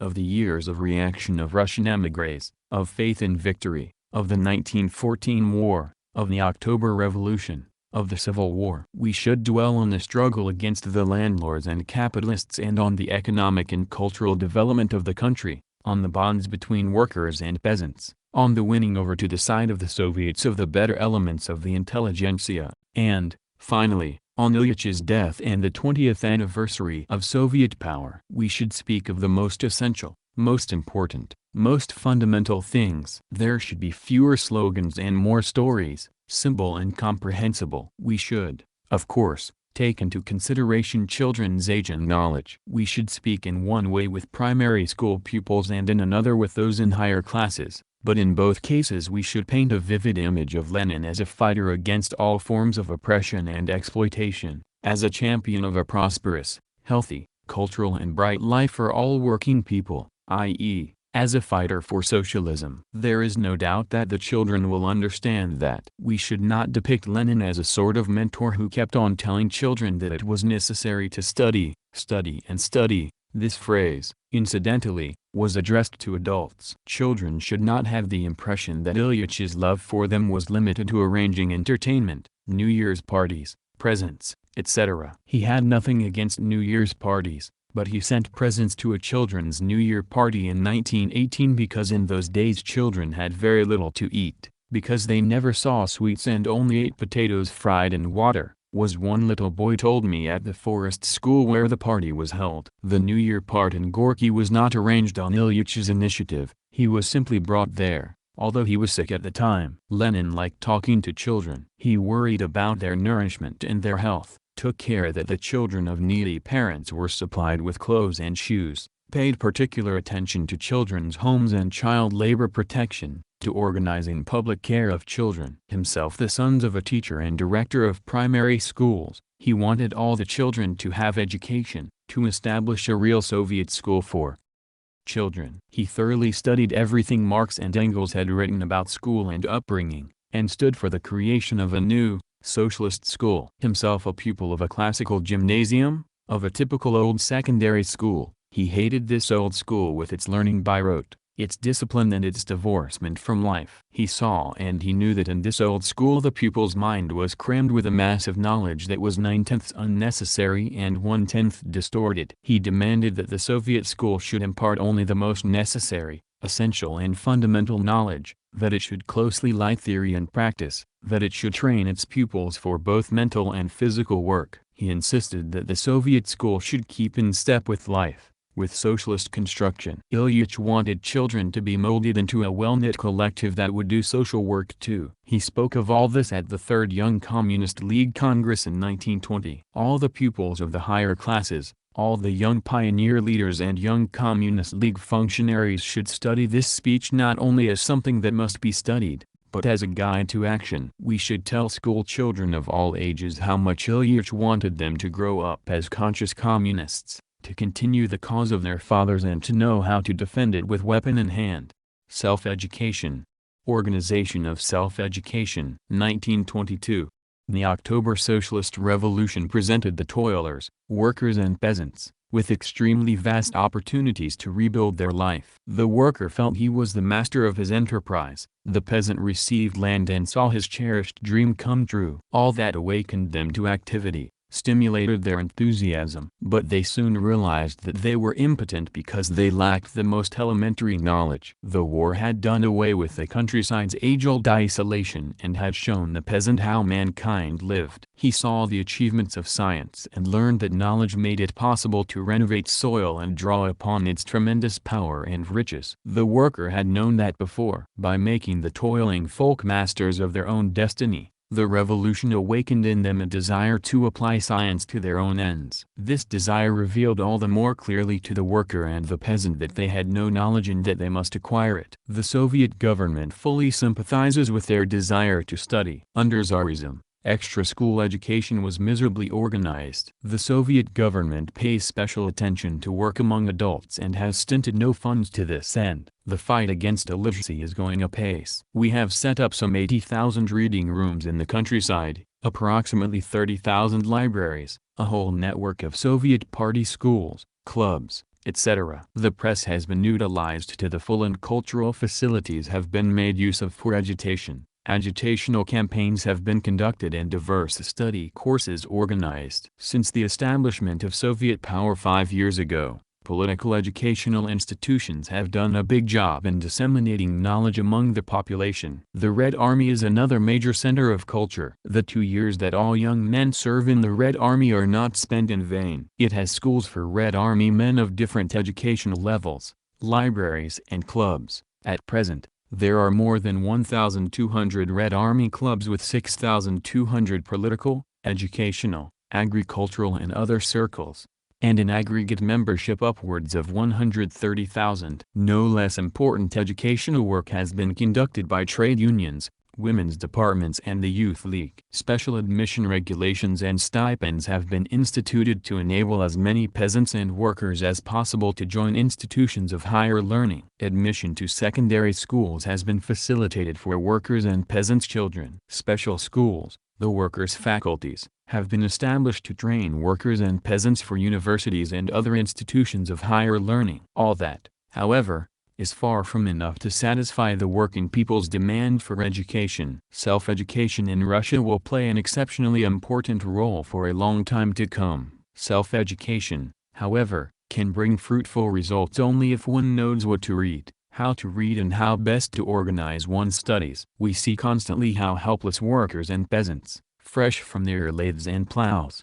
are when they begin to study. They never know how to go about it, what and how to read. They lack the elementary habits that are necessary to study books. Very often a man can hardly read and yet he takes nothing less than Marx's Capital, only to discover that he does not understand it. The less energetic and persevering lose heart. They consider the job of studying too difficult and drop it.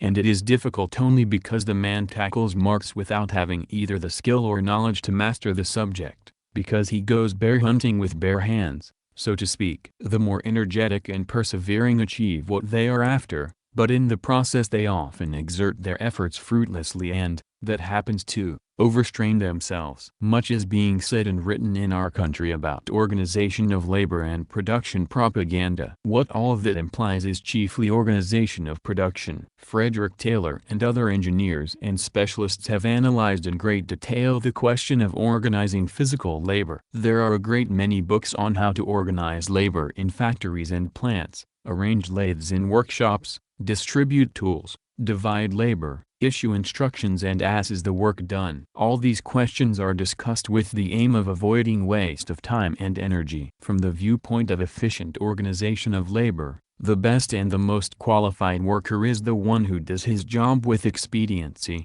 speed and the least expenditure of time and energy. But while in the case of physical work we constantly stress the vast significance of properly organizing labor, in the case of mental work this self-evident truth is ignored. Although it is of tremendous import for students and for those who are compelled to improve their knowledge through self-education. The choice of material for study. The sphere of human knowledge is extremely vast. In the course of ages people have acquired an incredible amount of knowledge about nature and society. But there is no person who can absorb all that knowledge. To master it, he would have to live 10 lives, and even that would not be enough. But then there is no need for man to know everything. Out of this mass of human knowledge it is enough for him to choose what is most important, i.e., knowledge that makes man strong, that gives him power over nature and developments, that teaches him how to make use of the forces and riches of nature, how to change the life of human society. It is necessary to choose what is of greatest importance to man. We are living in the era of social revolution,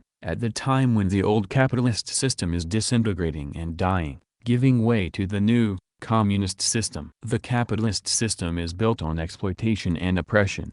It is a system that led to the world-shaking imperialist war. And this war and its horrors tore the idealistic mantle off capitalism and revealed to the broad masses the injustice and the shady aspects of the capitalist system. The minds of the working people are working strenuously, seeking for new forms of social life. Russia has already launched on building a new life. That process is attended by extremely difficult conditions. This, naturally, is evoking tremendous interest in contemporary problems, and people want to understand them, to grasp their meaning. People desiring to understand current events, and they are exceptionally important, should read newspapers, and such newspapers, for instance, as Pravda, provide them with an opportunity to understand a lot. A newspaper, however, can compel a mind to work only in a certain direction, draw attention to a certain fact and show how to approach the problem. Briefly, it can do what a talented and well-informed lecturer or orator does,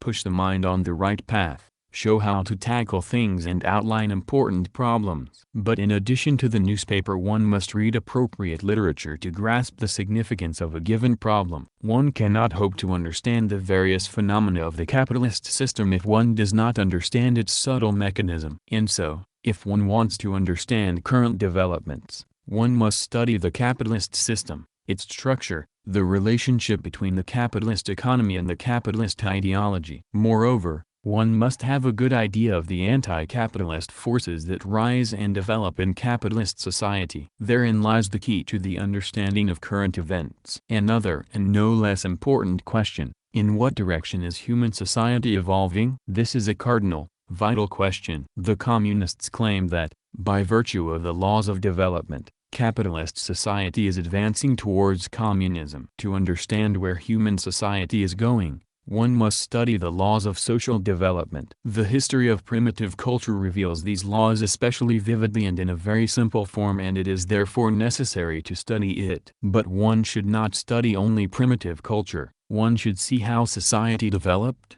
how these laws governed society later in history, how they operate in capitalist society. It will become clear then in what direction society is evolving. Alongside questions of a social character, one finds questions of natural phenomena. Man is a member of both human society and the animal world, and therefore it is not only man and social life that exert an influence on him, but nature and her phenomena too. Consequently, we must study nature and her phenomena in all their multiformity, as well as the laws of nature, inanimate and animate. Natural science has worked out a definite approach to natural phenomena: observation, conclusion, putting the conclusion to a test. Thus, using this method and gradually studying nature's phenomena and her forces, science, man accumulated and systematized experiences, has acquired a mass of vastly important knowledge in this sphere, and that has enabled it to make the best use of nature's riches and forces in the interest of mankind. It is necessary to familiarize oneself with the knowledge man has acquired in the sphere of natural science,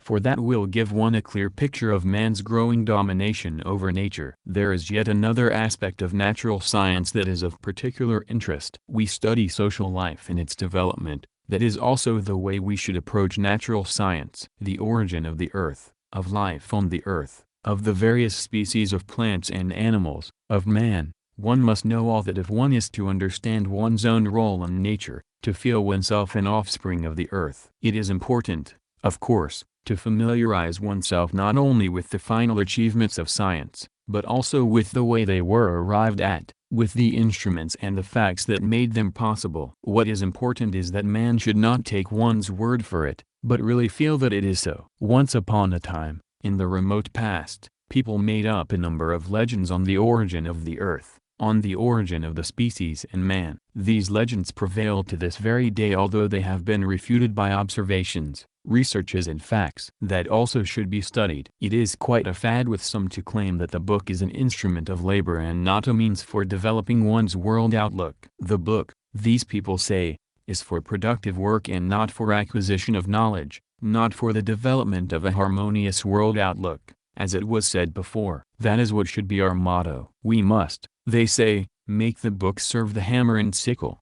These words are sweeping but senseless. What is the meaning of the book is for productive work and not for acquisition of knowledge? What in the world can that signify? The book serves precisely to acquire knowledge, which makes work more productive. And further, there is the claim that the book is for productive work and not for the development of a harmonious world outlook. Wrong again. What is a world outlook? It is this or that solution of the fundamental questions that determine our attitude to environment and nature. Can we leave these fundamental questions unsolved? We cannot, for if we do, we shall not understand anything in life and shall be like blind kittens. What is a harmonious world outlook? It is one that is well considered, one that has answers to all the fundamental questions, answers that do not contradict but harmonize with each other, answers that form a sort of a whole. Is it good or bad when a man has considered all the fundamental questions and does not contradict himself? Good, especially when he has solved them correctly. Such a man knows what he must do and why. He is what we call a class-conscious man. There is every reason to believe that the work of a class-conscious man will be more productive than that of a man who does not know what is what. Consequently, one should not think that working out of a correct world outlook for oneself is something out of date and illegal. A communist, at any rate, tries to be a good Marxist, a staunch exponent of the materialistic world outlook. He believes that this will help him to work and act with greater expediency, and, therefore, with greater efficiency. How to study the necessary material. For one going in for self-education, it is extremely important to know what to start with and how to proceed. One must, naturally, take books one can understand, both the form and the contents. A man who does not know elementary mathematics will not understand higher mathematics, just as one who has no idea of philosophy will not master Hegel. But that is not all. If a man takes a book on a subject he has never thought of, a subject that leaves him unmoved, a subject he does not know how to connect with his store of knowledge or with life itself, reading such a book will hardly benefit him. It is different if the contents are on a familiar subject, if they provide an answer to what he is seeking for. To illustrate, here is what happened to me a long time ago, in fact, about 30 years ago. Although I had finished the gymnasium, I had never heard, and in those days there was nothing extraordinary in that there was a science called political economy. One day a girlfriend of mine brought me Ivaniakov's book on political economy and urged me to read it. It was one of those popular books, both in form and content. Well, I started it. I chewed on it for a long time, finally finished it, but got absolutely nothing out of it. A few months later, after I had started attending circle meetings, I realized why it was necessary to know political economy. I took to reading Marx. Read the first volume of his Capital with great interest, and rather fast too. It taught me a great deal. For me, a thin popular book proved more difficult than a thick scientific one. A talented lecturer or a talented teacher, wrapped up in his subject, will always know how to interest others in it, how to turn their thoughts in the necessary direction, how to arouse their interest in the given question. Sometimes a lecture is not sapid or deep, but if it sets the listener thinking and stimulates his curiosity, then it is a valuable lecture. In the old days, teachers of philology used literature to spur their pupils' thoughts. An orator can do that at a meeting. Talks with comrades, joint discussions of problems can do a lot to stimulate curiosity and evoke interest. That is why collective, class or circle activity is so valuable. It is an excellent impetus, an impulse. Let us dwell in detail on the question of interest. Different people have different interests. Some are interested in social activity, others in technology, still others in the arts, etc. There is quite a difference between forcing oneself to study something and studying something one likes, something absorbing. The results are diametrically different too. For instance, we know how difficult it is for children to learn one thing when their heads are occupied with another. Believe it or not, Pushkin earned another naught. Why did Pushkin study badly at the Lyceum? Was it because he was a pampered boy or an idler? Of course not. He studied badly because he was not taught what he wanted to learn, because his interests lay in the sphere of poetry. Here is how Pushkin describes a poet's mood when he lives outside his interests and then when his interests are roused. There's very little he cares indeed for the bustle of our world. His poet's soul is fast asleep, his lyre remains unheard. And of the worthless men on earth he's one who least displays his worth. But as soon as the word diving reaches his sensitive ear, he starts with a movement aquiline and of the best becomes a peer. What Pushkin calls metaphorically the word diving is in reality interest. The spiritual mood Pushkin describes in a poet may well apply to any man who displays a vivid, deep and unflagging interest in some definite subject. Take, for instance, a physician who is head over heels in love with his profession. Outside it, his soul is more often than not fast asleep. He is sluggish and indifferent to what is happening around him. But the moment one speaks of his specialty, he starts with a movement aquiline. If you observe people closely, you will see that most of them have something in which they are particularly interested. Some are interested in very broad subjects, like the rebuilding of human society. Others are interested in firefighting, still others in their children, etc. Usually, this interest is the result of some very deep impression, often remote. I know an expert fireman. When he was 10, he saw a conflagration and was tremendously impressed. He came home extremely excited and there was no one he did not describe the fire to. He had been struck by the job done by the fireman. His imagination was aroused and he painted the picture in most exaggerated colors. Then followed a long life, the dull years of gymnasium, the career of minor official and his heart-warming hobby, serving as a volunteer in the fire brigade of a little town. Pushkin's life work was determined by his old nurse's poetical fairy tales and the deep impression they made on him. Every time we seek for the source of our special interest, we find it in the past, often in the remote past,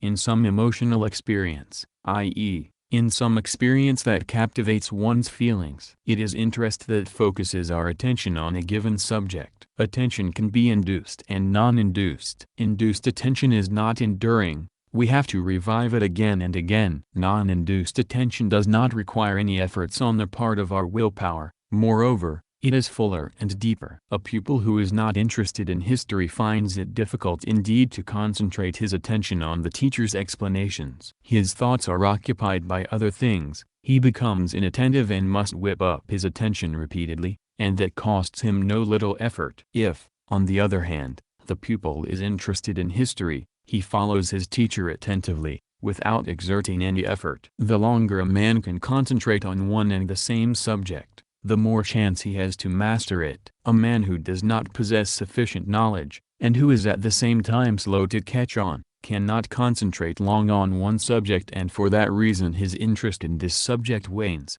The force of intellect lies in that a man, thanks to his studies and his fresh and original approach to the problem, repeatedly reinforces his attention to the same subject, pops up his attention. The facts and subjects on which one focuses one's attention are remembered much better. The famous scientist Pasteur remembered a mass of facts and trivial data connected with microbiology, but he could never remember Angelus, which he recited daily with his wife. Here is what the well-known psychologist William James writes on the role of interest. Most men have a good memory for facts connected with their own pursuits. The college athlete who remains a dunce at his books will astonish you by his knowledge of men's records in various feats and games, and will be a walking dictionary of sporting statistics. The reason is that he is constantly going over these things in his mind, and comparing and making series of them. They form for him not so many odd facts, but a concept system, so they stick. So the merchant remembers prices, the politician other politicians' speeches and votes, with a copiousness which amazes outsiders,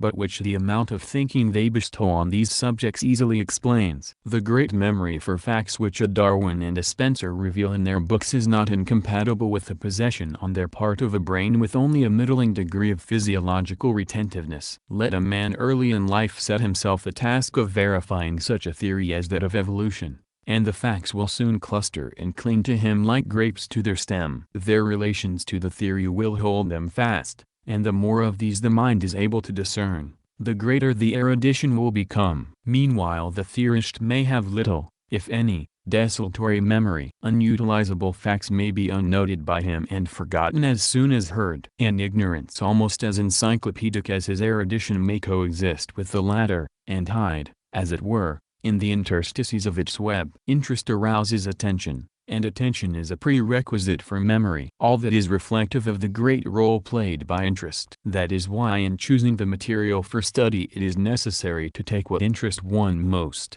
what one likes best. For some it may be social activity, for others technology, still for others the arts, etc. The choice of one or another sphere of knowledge as a basis of study, however, does not mean that a man must not pay attention to other spheres. On the contrary, the only question here is, how is he to approach the other spheres? You have, for instance, two students, one interested in technology and the other in social sciences. Both of them have to study, say, electrification. But here each approaches the subject in his own way. The technician will study the question from the point of view of what technical facilities are required for the electrification of the RSFSR. That will be the focal point of his studies. But, in planning the network of the necessary facilities, he will also reckon with the social conditions which will help best to build this network. Here, special interest will lead him to study social conditions. The student interested in social sciences will approach the problem from the social angle. Electrification is indispensable as a material foundation for the Soviet system. But to determine whether or not it is possible to electrify the RSFSR, he will have to familiarize himself with electricity, electrical equipment, etc. It is not for nothing that in our country one of the most popular books on electrification, and one that can well serve as an excellent textbook, has been written by an ordinary social worker, I. Stepanov, and not by an electrical engineer. This example shows us that interest determines not so much the content of the acquired knowledge as the approach to this knowledge, the core around which all other knowledge revolves. Every new idea, every new piece of knowledge should be linked, assimilated, as psychologists say, to the knowledge and ideas the student already possesses. The new must, if one may use the expression, hook up to the old. Nothing is more congenial, William James affirms, than to be able to assimilate the new to the old, to meet each threatening violator or burster of our well-known series of concepts, as it comes in, see through its unwantedness, and ticket it off as an old friend in disguise. This victorious assimilation of the new is in fact the type of all intellectual pleasure. The lust for it is curiosity. The relation of the new to the old, before the assimilation is performed, is wonder. We feel neither curiosity nor wonder concerning things so far beyond us that we have no concepts to refer them to or standards by which to measure them. Quoting Darwin by way of illustration, James says that the Fijians were surprised by little boats but not by big vessels. It is only what one knows little of that stimulates one's thirst for more knowledge. The great maxim in pedagogy, James continues, is to knit every new piece of knowledge onto a pre-existing curiosity, i.e., to assimilate its matter in some way to what is already known. Hence the advantage of comparing all that is far off and foreign to something that is near home, of making the unknown plain by the example of the known, and of connecting all the instruction with the personal experience of the pupil. If the teacher is to explain the distance of the sun from the earth, let him ask, if anyone there in the sun fired off a cannon straight at you, what should you do? Get out of the way, would be the answer. No need of that, the teacher might reply. You may quietly go to sleep in your room and get up again. You may wait till your confirmation day, you may learn a trade, and grow as old as I am. Then only will the cannonball be getting near, then you may jump to one side. See, so great as that is the sun's distance. To link the newly acquired knowledge with what is already known, to rely on it, that is the rule one should be guided by in choosing the necessary study material. The question is not one of getting a smattering of various sciences and of becoming a walking encyclopedia, but one of gradually perfecting the knowledge one already possesses, of knitting the newly acquired knowledge onto what is already known. Hence, it is a question of taking interest as a basis and of constantly reinforcing it. It is not only important to have knowledge, it is important to systematize it properly. The word education in this case means formation around the core of the concepts held by man of a whole tissue of new concepts that are closely linked with the core. It is only too obvious that the peasant and the worker will absorb knowledge each in his own way, for their life experience and range of knowledge are different. That is often forgotten when the curricula of various courses and adult schools are drawn up. The different level of the students is not taken into consideration. The question is not one of the volume of knowledge, but one of the order and form in which it is presented. The book is the basic instrument for mastering any subject. It plays an exceptional role in contemporary life and in contemporary culture. Human culture is hereditary and represents an accumulation of experience, knowledge and inventions. If it were not so, and if each generation had to begin from scratch, man would not have advanced far beyond his primitive state. Experience and knowledge are passed on with the help of the book. It is precisely the book that crystallizes the capital of knowledge that is passed on by one generation to another, that is enriched by every generation, that grows faster and faster, and that accelerates human progress. Therefore, it is necessary to learn how to work with a book, to form a habit of reading much and fast to oneself. It is necessary to learn to read absolutely automatically, without diverting one's thoughts. But that is not enough. One must understand what one reads. That is much more difficult, for it demands certain erudition, broader vision and a good store of words and concepts. The quicker one matures, the quicker one understands what one reads. One must know, however, how to differentiate between what one understands and what one does not, and to analyze those parts which are vague. A good way is to read them again, to delve into the incomprehensible words, expressions and thoughts, and in doing that one should use political dictionaries, encyclopedias, textbooks, popular books on the subject, etc. When the meaning of the word is clarified, it is useful to write out and memorize the whole phrase in which it occurs, to think up several analogous phrases with this word. In short, one should copy children. I recall watching a 6-year-old girl who had just heard the word momentarily for the first time in her life. In the next half an hour she repeated the word a dozen times in different contexts. She did that unconsciously. Of course, an adolescent or an adult should follow the same system to learn how to use their two unknown words automatically when the need arises. The main thing is to catch on to the proper meaning and nuance of the word and to be careful not to use it wrongly. All this, delving into the meaning of unknown expressions and words, naturally deviates the reader's attention from the basic idea in the book. To avoid that, one must strive to master the literary language as quickly as possible and to learn how to use it automatically. It is also indispensable fully to comprehend what one has read, and here one must follow a definite system. First of all, when one has finished reading a book, at the beginning it is better to do so with each chapter separately. One must analyze the author's meaning, his main idea, the arguments he adduces in support of this idea. It is highly important to picture clearly how the author's thoughts work. Proper understanding is the first step towards conscious perusal of books. It does happen that it is difficult to grasp what the author wants to say and one has to reread the book, sometimes even twice. In trying to analyze what one has read, one should not try to remember every minor detail or every word. That will do more harm than good. What one must try to do is pick out the essential, the main points, and examine how they are backed. Sometimes the author cites facts to illustrate his ideas or adduces arguments to support them. The best thing after reading a book is to draw up its plan in writing. But all that needs a lot of practice. Then one must digest the contents of the book. If the main idea is illustrated by facts, one must see, first, whether they are correctly presented and, secondly, whether they are typical enough. One must try to think up analogous facts, or diametrically opposite ones. When the author reduces an argument in support of his ideas, one must try to counterpose another, compare the two and decide which one is more correct. One must also try to find a different approach to the question. Having done all that, the reader must decide whether he agrees with the author and if not, in what. In reading a book one must write down all one wants to and must remember dates, names and figures. Very often it is useful to draw up a diagram on the basis of these figures to provide oneself with a clearer picture of what one has read. It is also necessary to write out all the thoughts and expressions one likes. But one should avoid long extracts which it is just as difficult to understand as the book itself. One must write out only what is essential, in the form of theses and in the same order as these things occur in books, and write them out clearly and legibly. Thick copy books,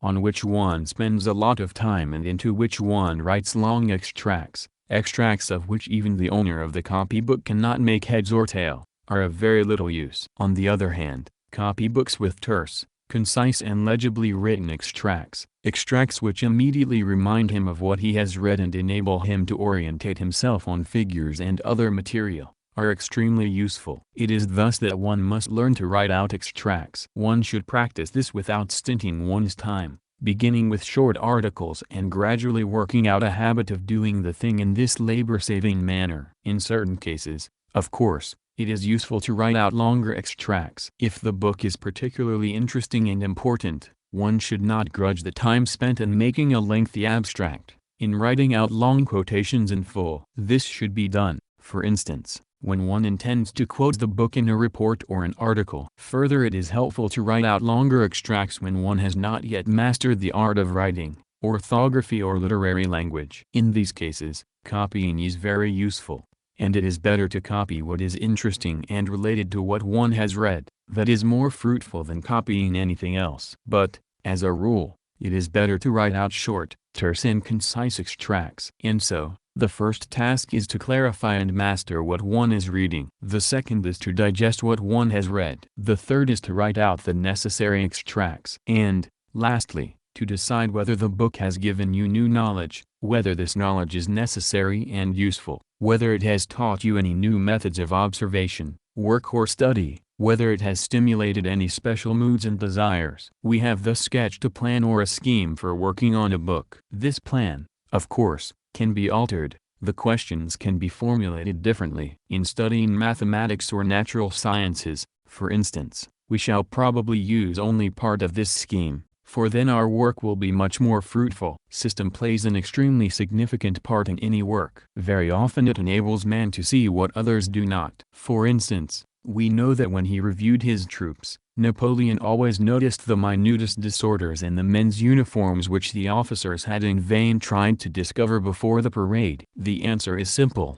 Napoleon had a definite system of reviewing troops, and that enabled him to notice all the shortcomings. Let us see how different specialists approach one and the same object. Each has his own system of observation. For instance, an artist looks at a plant from the point of view of colors and their brightness, lighting and grace of form. When he looks at the plant, the artist more often than not completely ignores how many stamens there are in a flower and how they are distributed. That is not part of his system of observation. The botanist, on the contrary, will first of all look at the stamens, leaves, etc., and will completely ignore how the flower is lighted at the moment and how it stands out against this or that background. It is the same in the case of reading. The most important thing is the approach. It enables one to notice what one might miss if one approached the book from a different angle. And little by little the definite approach to a book becomes a habit. Books give us knowledge and acquaint us with the experience of others, but we can master this knowledge much better if we test it by our own experience. It is one thing to read,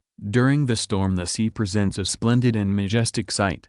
It is quite another to see it with one's own eyes. We read, for instance, that machines reduce production time, but it is only those who have produced goods first with their hands and then with machines who can really appreciate the fact. Reading about some surgical operation, of the eye or the ear, is not quite the same thing as performing that operation. That is why an experienced man, a man who has seen people, rights and customs, often knows life better than a man who may be more erudite, but who is not sufficiently observant. It is not fortuitous that we speak highly of experienced doctors, experienced teachers, etc. In the Middle Ages there was a very interesting and instructive custom. A man did not become an artisan on finishing his apprenticeship course unless he first traveled for a definite period of time, visited other toes, worked for various artisans, saw how his co-workers lived and worked in other places. That is why it is extremely important for a man engaged in self-education to try to put the knowledge he has acquired from books to the test of his personal observations and experience. Particularly effective in this respect are visits to agricultural and industrial museums and exhibitions,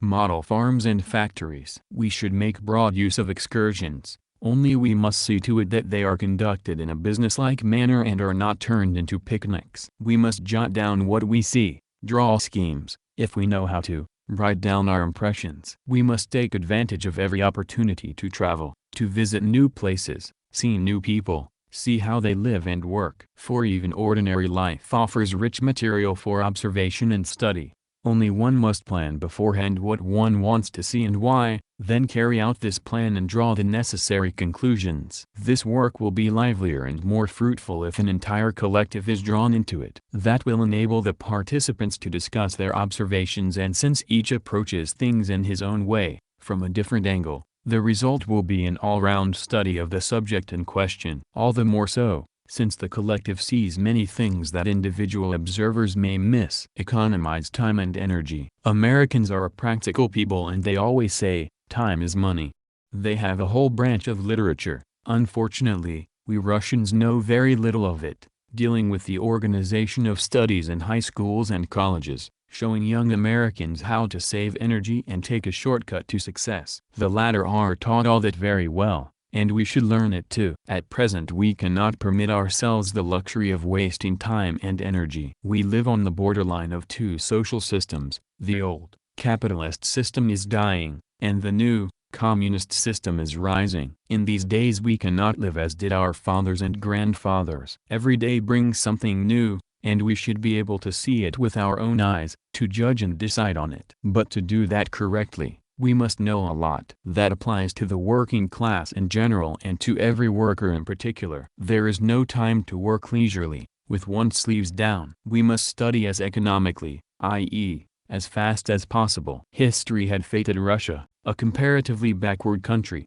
to be the first to raise the banner of social revolution and to hold it aloft for 5 years now. She must fortify her material foundation if she is to continue the stronghold of the world revolution. To do that she must study feverishly, without let up, with the maximum economy of time and energy. Life itself is telling young workers and peasants to economize on that. The worker and the peasant spend most of their time toiling. It is only their free time that they can devote to self-education, and there is very little of it to spare. And so, the historical hour in which we live, Russia's special position and the living conditions of the greater part of the students, demand stringent economy of time and energy. To achieve that it is indispensable, a. properly to regulate one's time, b. to create the most favorable working conditions possible, c. to acquire the habits necessary to study books, d. to choose the appropriate material for study, e. properly to distribute one's work, f. to work out forms of collective work with a view to saving time and energy, g. to have at one's disposal the necessary aids and instructions. A. Let us start with regulating time. It is clear that if we are to spend our time fruitfully, we must know how properly to regulate it. How do we spend it as a rule? We work regular hours only in factories and offices. The rest of the time we spend anyhow, chatting with friends, lying in bed and reading silly novels, etc. Then in the evening you realize how much time you have wasted, grab some useful book, and find that you are exhausted. To keep awake you smoke one cigarette after another, put the book aside and talk and argue with some friend until almost dawn. And in the morning you wake up jaded. Foreigners know the value of time. Scientists, writers and professors go to bed and rise early, work when they feel fresh, go visiting as rarely as possible and order their time strictly. They keep regular hours for rising, working, dining, and resting. This routine greatly increases their capacity for work. It is quite interesting to see how famous scientists and writers regulated their time. Let us take Lev Tolstoy, for example. He wrote novels and stories, things that depend wholly on one's mood, and yet his time was strictly regulated. He worked hard in the mornings, writing and rewriting one and the same thing over and over again. A writer cannot live like a hermit. He must associate with people, see how they live. Tolstoy, too, allotted time to this end, to reading, etc. This side of his life is well described by Sergei Yenko in his book How Lev Tolstoy Lives and Works. This system was also followed by Emil Zola, who wrote a great many novels describing the various classes in capitalist society. Zola used to get up at 6 a.m. and, like Tolstoy, wrote in the mornings and spent the rest of the time studying the social strata he was writing of. Take the life stories of the great musicians,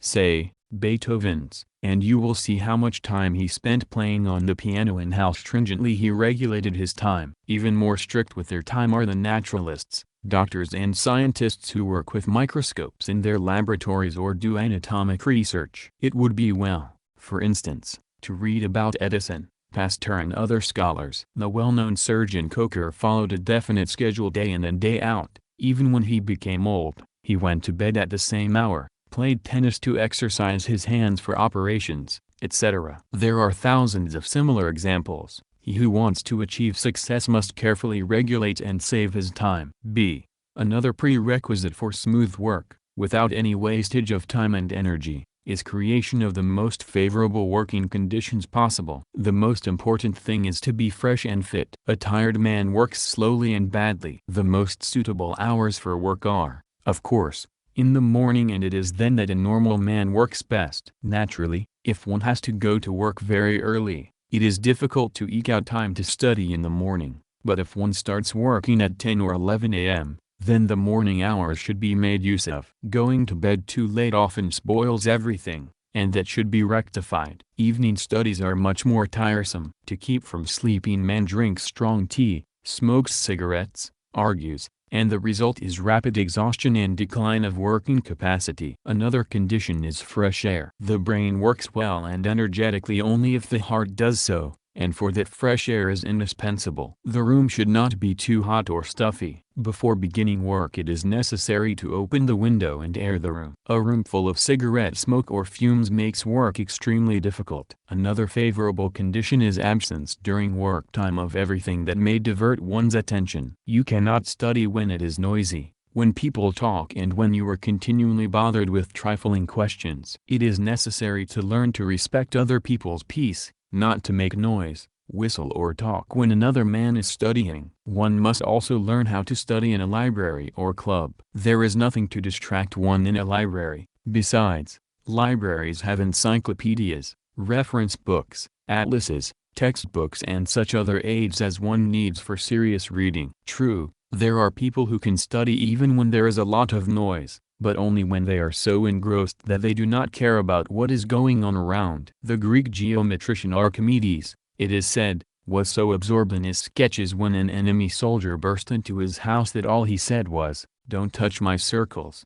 But it is not everyone who can be so engrossed in his studies as not to see what is going on around, and for that reason it is better if he is not disturbed. Incidentally, to be successful, a student must not let other thoughts disturb him, or he will be like Yevgeny Onegin, of whom Pushkin wrote, "Although his eyes were reading, his thoughts were far away." That is why it is better to study in the morning. The impressions of the preceding day wear off and there are no new impressions to disturb one's peace. If that peace is lacking and one does not feel like studying, it is necessary to work up one's mood, walk fast up and down the room, whistle some tune, reminisce, read a couple pages from a favorite author, or do something of the same sort. See, if one's work is to be successful, one must acquire the habits necessary to study books. Among these habits is the ability to read and write, to calculate, to understand maps, etc. One must learn to read fast and much to oneself, to jot down terse and concise notes, and to approach a book with a definite aim. Why work out these habits? To work without wasting time and energy. Habit frees the mind for meditation. In animals most of the performances are automatic. Man is born with a tendency to do more things than he has ready-made arrangements for in his nerve centers. In adults,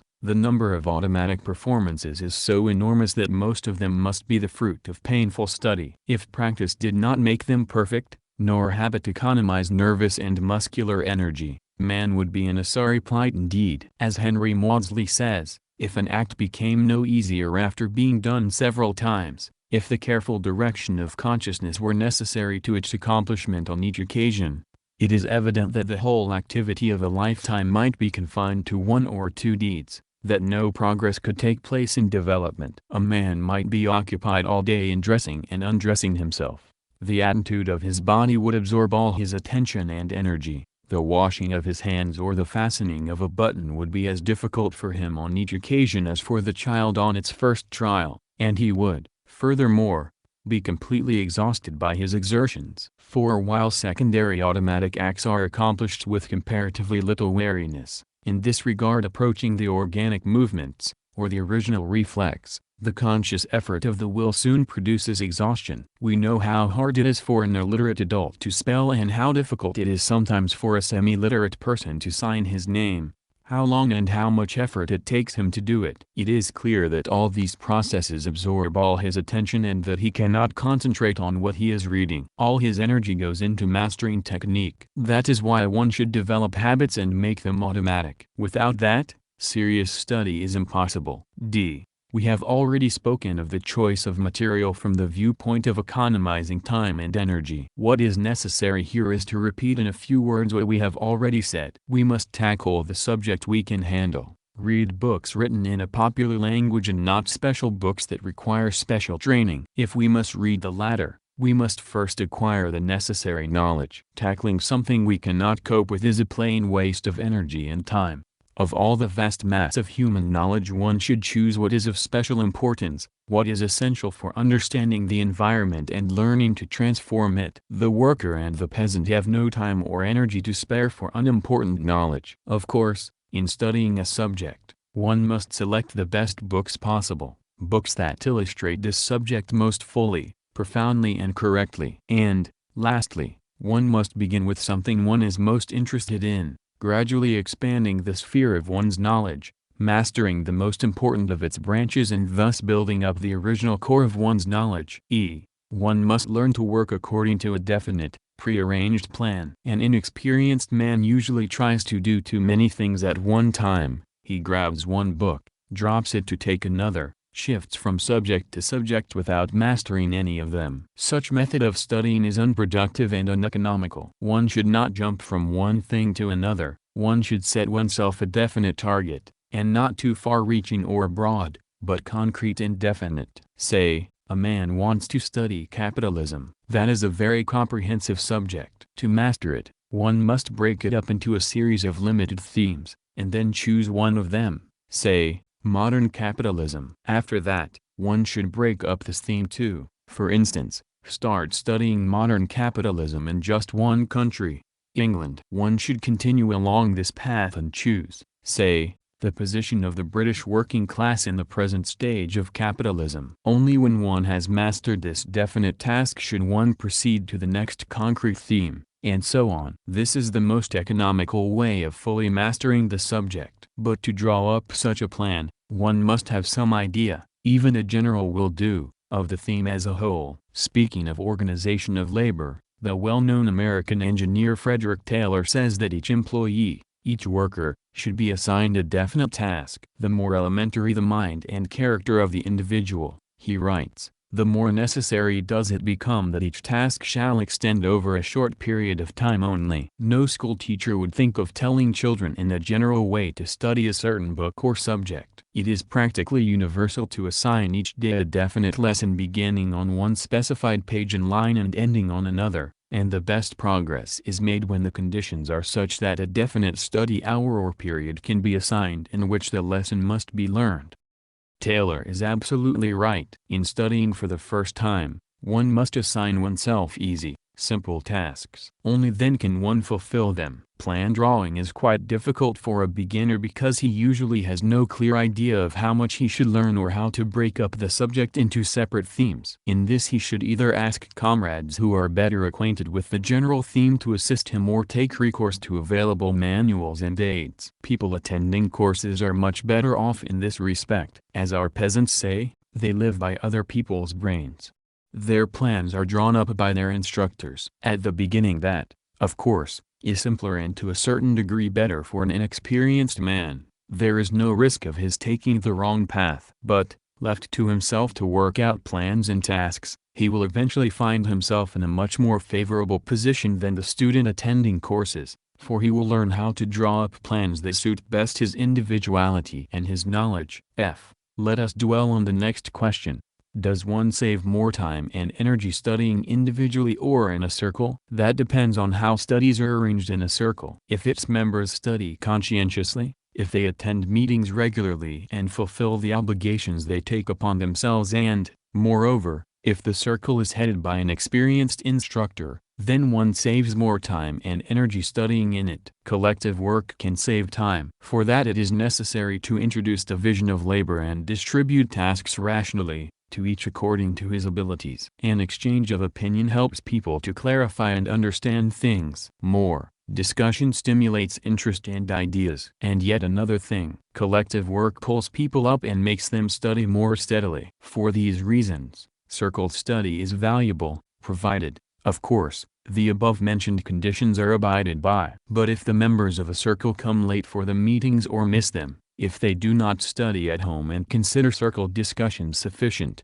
i.e., if they do not do any serious, independent work, then it is better to resign from such a circle and study by oneself. But whether one studies in a circle or independently, one must have all the necessary manuals and aids if one is to save time and energy and take the right path. One must have a popular political dictionary, a popular encyclopedia, A guide catalog of the most important books one has to read with annotations and instructions on what one must know to read them, etc. It is also indispensable to have a collection of study plans to include a series of plans on various branches of knowledge drawn up for people of different educational levels. There should be handbooks for the most important branches of knowledge, manuals on self-education with instructions on how to work independently on this or that subject. All these aids, manuals and handbooks make independent study more fruitful. Instructions to one studying independently. Povism Grammatnost Magazine,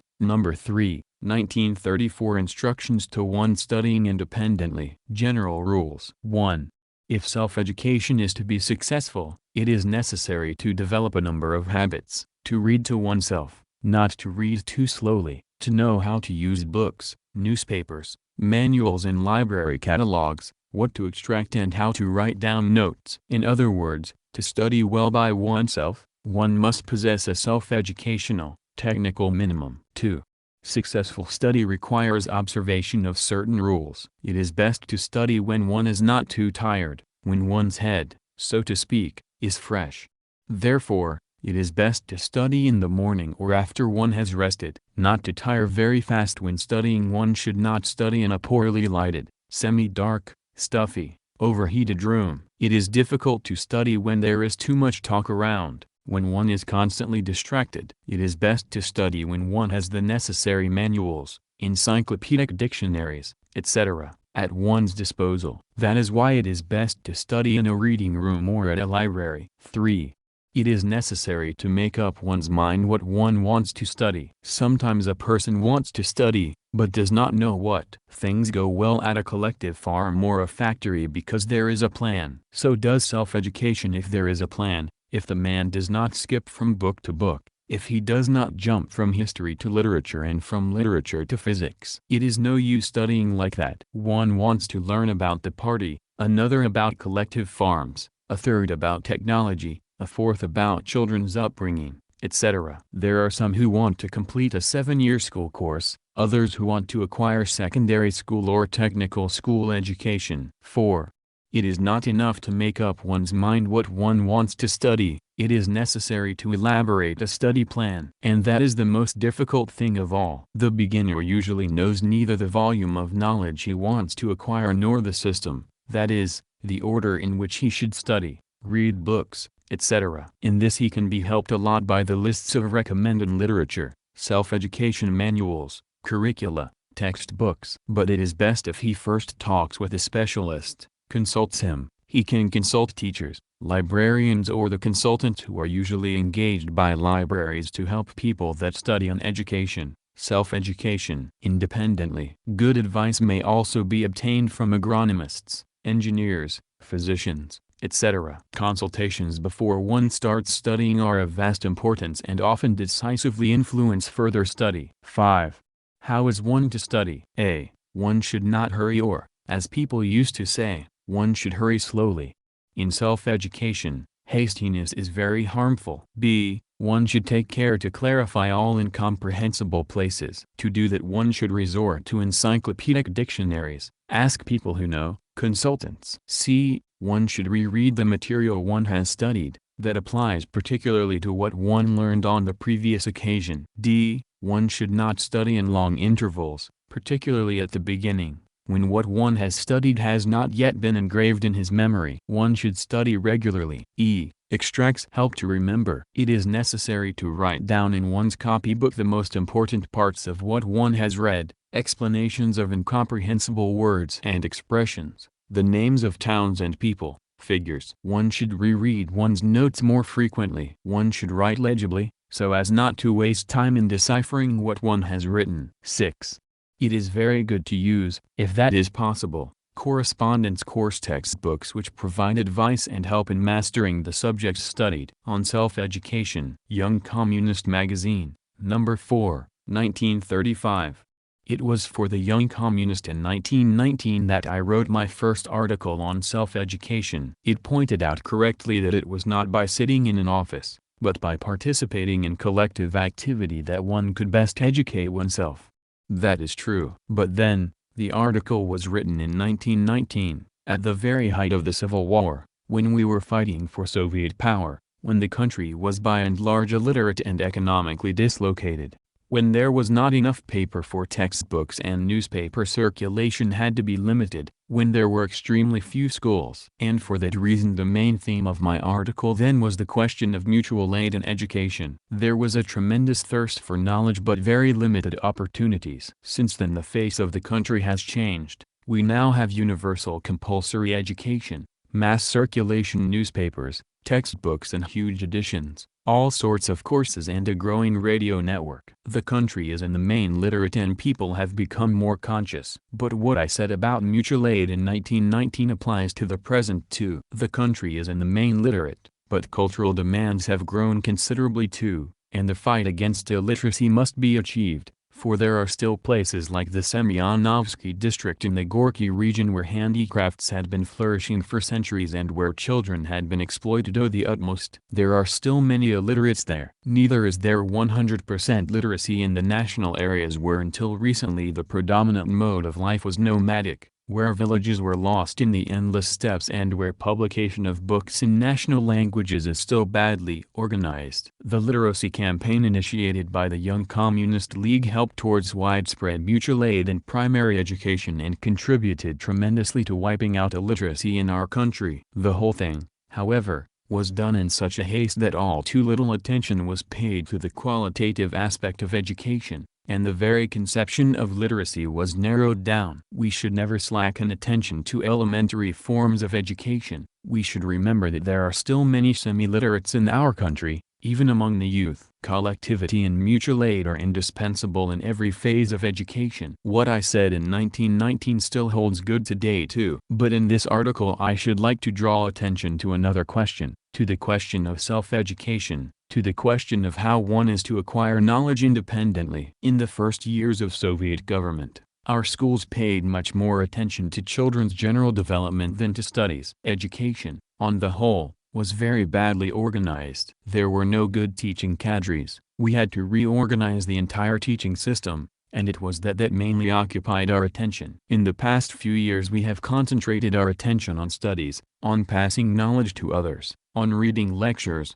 on helping pupils to master the knowledge passed on to them by teachers, on mastering the materials contained in textbooks. Education has become the #1 concern. In his pamphlet Knowledge is Power, Wilhelm Liebknecht, a close collaborator of Marx and Engels, wrote that slave owners, landlords and capitalists were trying to make knowledge serve their ends, turning it into a privilege, doing everything they could to prevent the masses from acquiring it. Lenin wrote of the same thing in 1895 for the illegal newspaper Rabukai Daio. The manuscript was confiscated in a police raid and Lenin was arrested. It was found in the police archives after the establishment of Soviet rule and first saw light in 1924, after Lenin's death. The article was called "What Are Our Ministers Thinking Of?" and ended with the following words: "Workers, you see yourselves how mortally afraid our ministers are that you will acquire knowledge. Show everybody that no power can deprive workers of class consciousness. Without knowledge workers are helpless, with it they are a force." The seizure of this manuscript did not prevent the comrades at large from propounding this idea in their agitational activity. In 1896, 6 months after his arrest, Ilyich wrote a May Day leaflet in which he developed this thesis, and had it smuggled out of the prison. "We workers are held in darkness," said the mimeographed leaflet. "We are denied knowledge because they do not want us to learn how to fight for better conditions." Since then, the necessity of acquiring knowledge for struggle has been the principle underlying all the propaganda and agitational activity of party workers. And how could it have been otherwise? The teachings of Marx and Engels, which have armed the working class for its struggle, are no revelation of invention. They are scientific works showing in what direction society is developing and how victory is to be achieved. In the speech he made in 1920 on the tasks facing the Youth League, Lenin said, "And if you were to ask why the teachings of Marx were able to capture the hearts of millions and tens of millions of the most revolutionary class, you would receive only one answer. It was because Marx took his stand on the firm foundation of the human knowledge acquired under capitalism." Having studied the laws of development of human society, Marx realized the inevitability of the development of capitalism, which was leading to communism. And the principal thing is that he proved this only on the basis of the most exact, most detailed and most profound study of this capitalist society, by fully assimilating all that earlier science had produced. The opportunists have all along been trying to prove that there is no scientific basis to Marx's and Engels's teachings. At a party congress in Breslau, Germany, in 1895, i.e., 40 years ago, that errant opportunist David claimed that the Party of the Working Class, it was then called Social Democratic Party, was one of will and not of knowledge. He was rebuffed by Clara Zetkin, who said, "In my opinion, the Social Democratic Party is a party of purposeful will, for it is a party of purposeful knowledge." At the 1908 Party Congress, she returned to this question. The opportunist Mauerbrecher had written in an article for the bourgeois press that the realization of the socialist mode of production will not be a consequence of historical experience, it is a purely regulative idea. It is a case of faith and hope.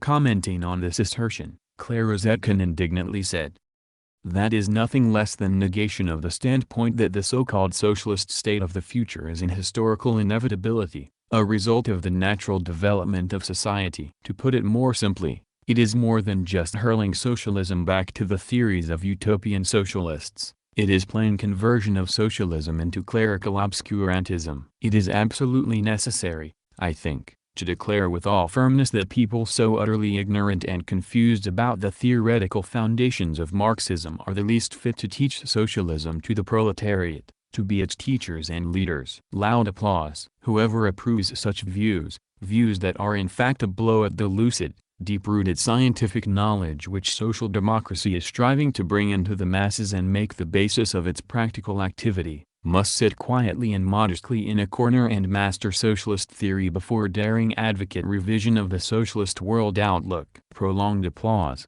The German opportunists have now ended by siding with fascism, which hates scientific socialism more than anything else. The fascists burn the books of Marxist classics, but it is beyond their power to stop the historical process elucidated by the founders of Marxism, the process that will inevitably end in the worldwide victory of socialism. The history of our party shows that it has consistently waged a struggle for Marxist theory against its distortion. Take, for instance, Lenin's first big work What the Friends of the People Are and How They Fight the Social Democrats, Volume 1, written in 1894 to combat Narodnik's misunderstanding of the scientific value of Marxism. In the article Friedrich Engels, written on the occasion of his death in 1895 for an illegal workers' newspaper, Lenin stressed in a popular form the tremendous importance of scientific Marxism. There have been attempts to minimize the significance of theory in the Russian labor movement too. Towards the end of the 1890s,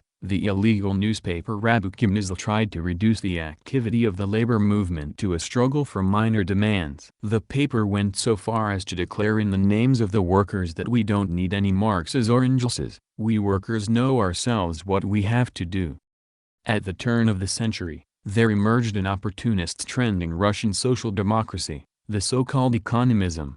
The economists alleged that the workers should not busy themselves with theories or engage in political struggle, a struggle for better material conditions. The Leninists persistently combated this trend. Later, in the years of reaction and ideological vacillation that followed the 1905 revolution, there appeared a trend among the Bolsheviks which challenged the validity of dialectical materialism, the scientific basis of Marxism, and attempted to prove that the latest discoveries in natural science contradicted the materialistic interpretation of phenomena and that it was, therefore, necessary to create a new theory. Ilyich engaged them in a scientific battle and exposed their conclusions as incorrect and lacking a scientific basis. That was in 1908 and 1909, and the book in which Lenin gave them battle was Materialism and Empirio-Criticism, Volume 14. He attached particular importance to Marxist propaganda and wanted all the members of the party and Young Communist League to study Marxism. How young people should study Marxism was best explained in Lenin's speech on the tasks of the youth leagues. He spoke of what and how they should study,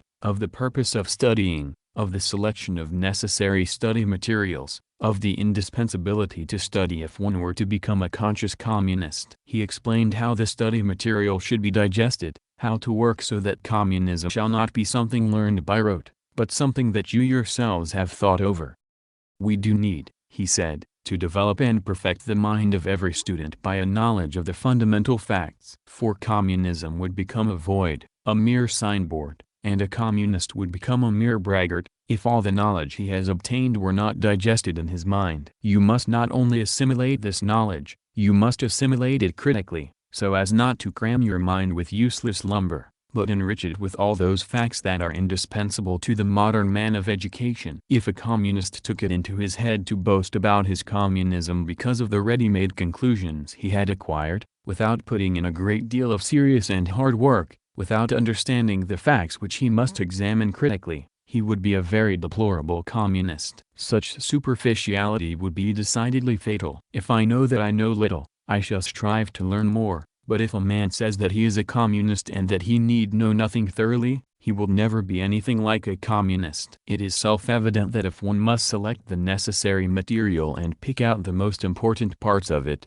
one must think it over, draw the necessary conclusions and not just assimilate it mechanically. In other words, one must learn to work independently, and for that it is essential to have some idea of how to do it. The second question that Lenin discussed in that speech was that of linking theory and practice. One of the greatest evils and misfortunes left to us by the old capitalist society, he said, is the complete divorcement of books from practical life, for we have had books in which everything was described in the best possible manner. Yet these books in the majority of cases were most disgusting and hypocritical lies that described capitalist society falsely. That is why it would be extremely wrong merely to absorb what is written in books about communism. In our speeches and articles we do not now merely repeat what was formerly said about communism, because our speeches and articles are connected with our daily work in every branch. Without work, without struggle, an abstract knowledge of communism obtained from communist pamphlets and books would be absolutely worthless, for it would continue the old divorcement which constituted the most disgusting feature of the old bourgeois society. To learn to combine theory with practice,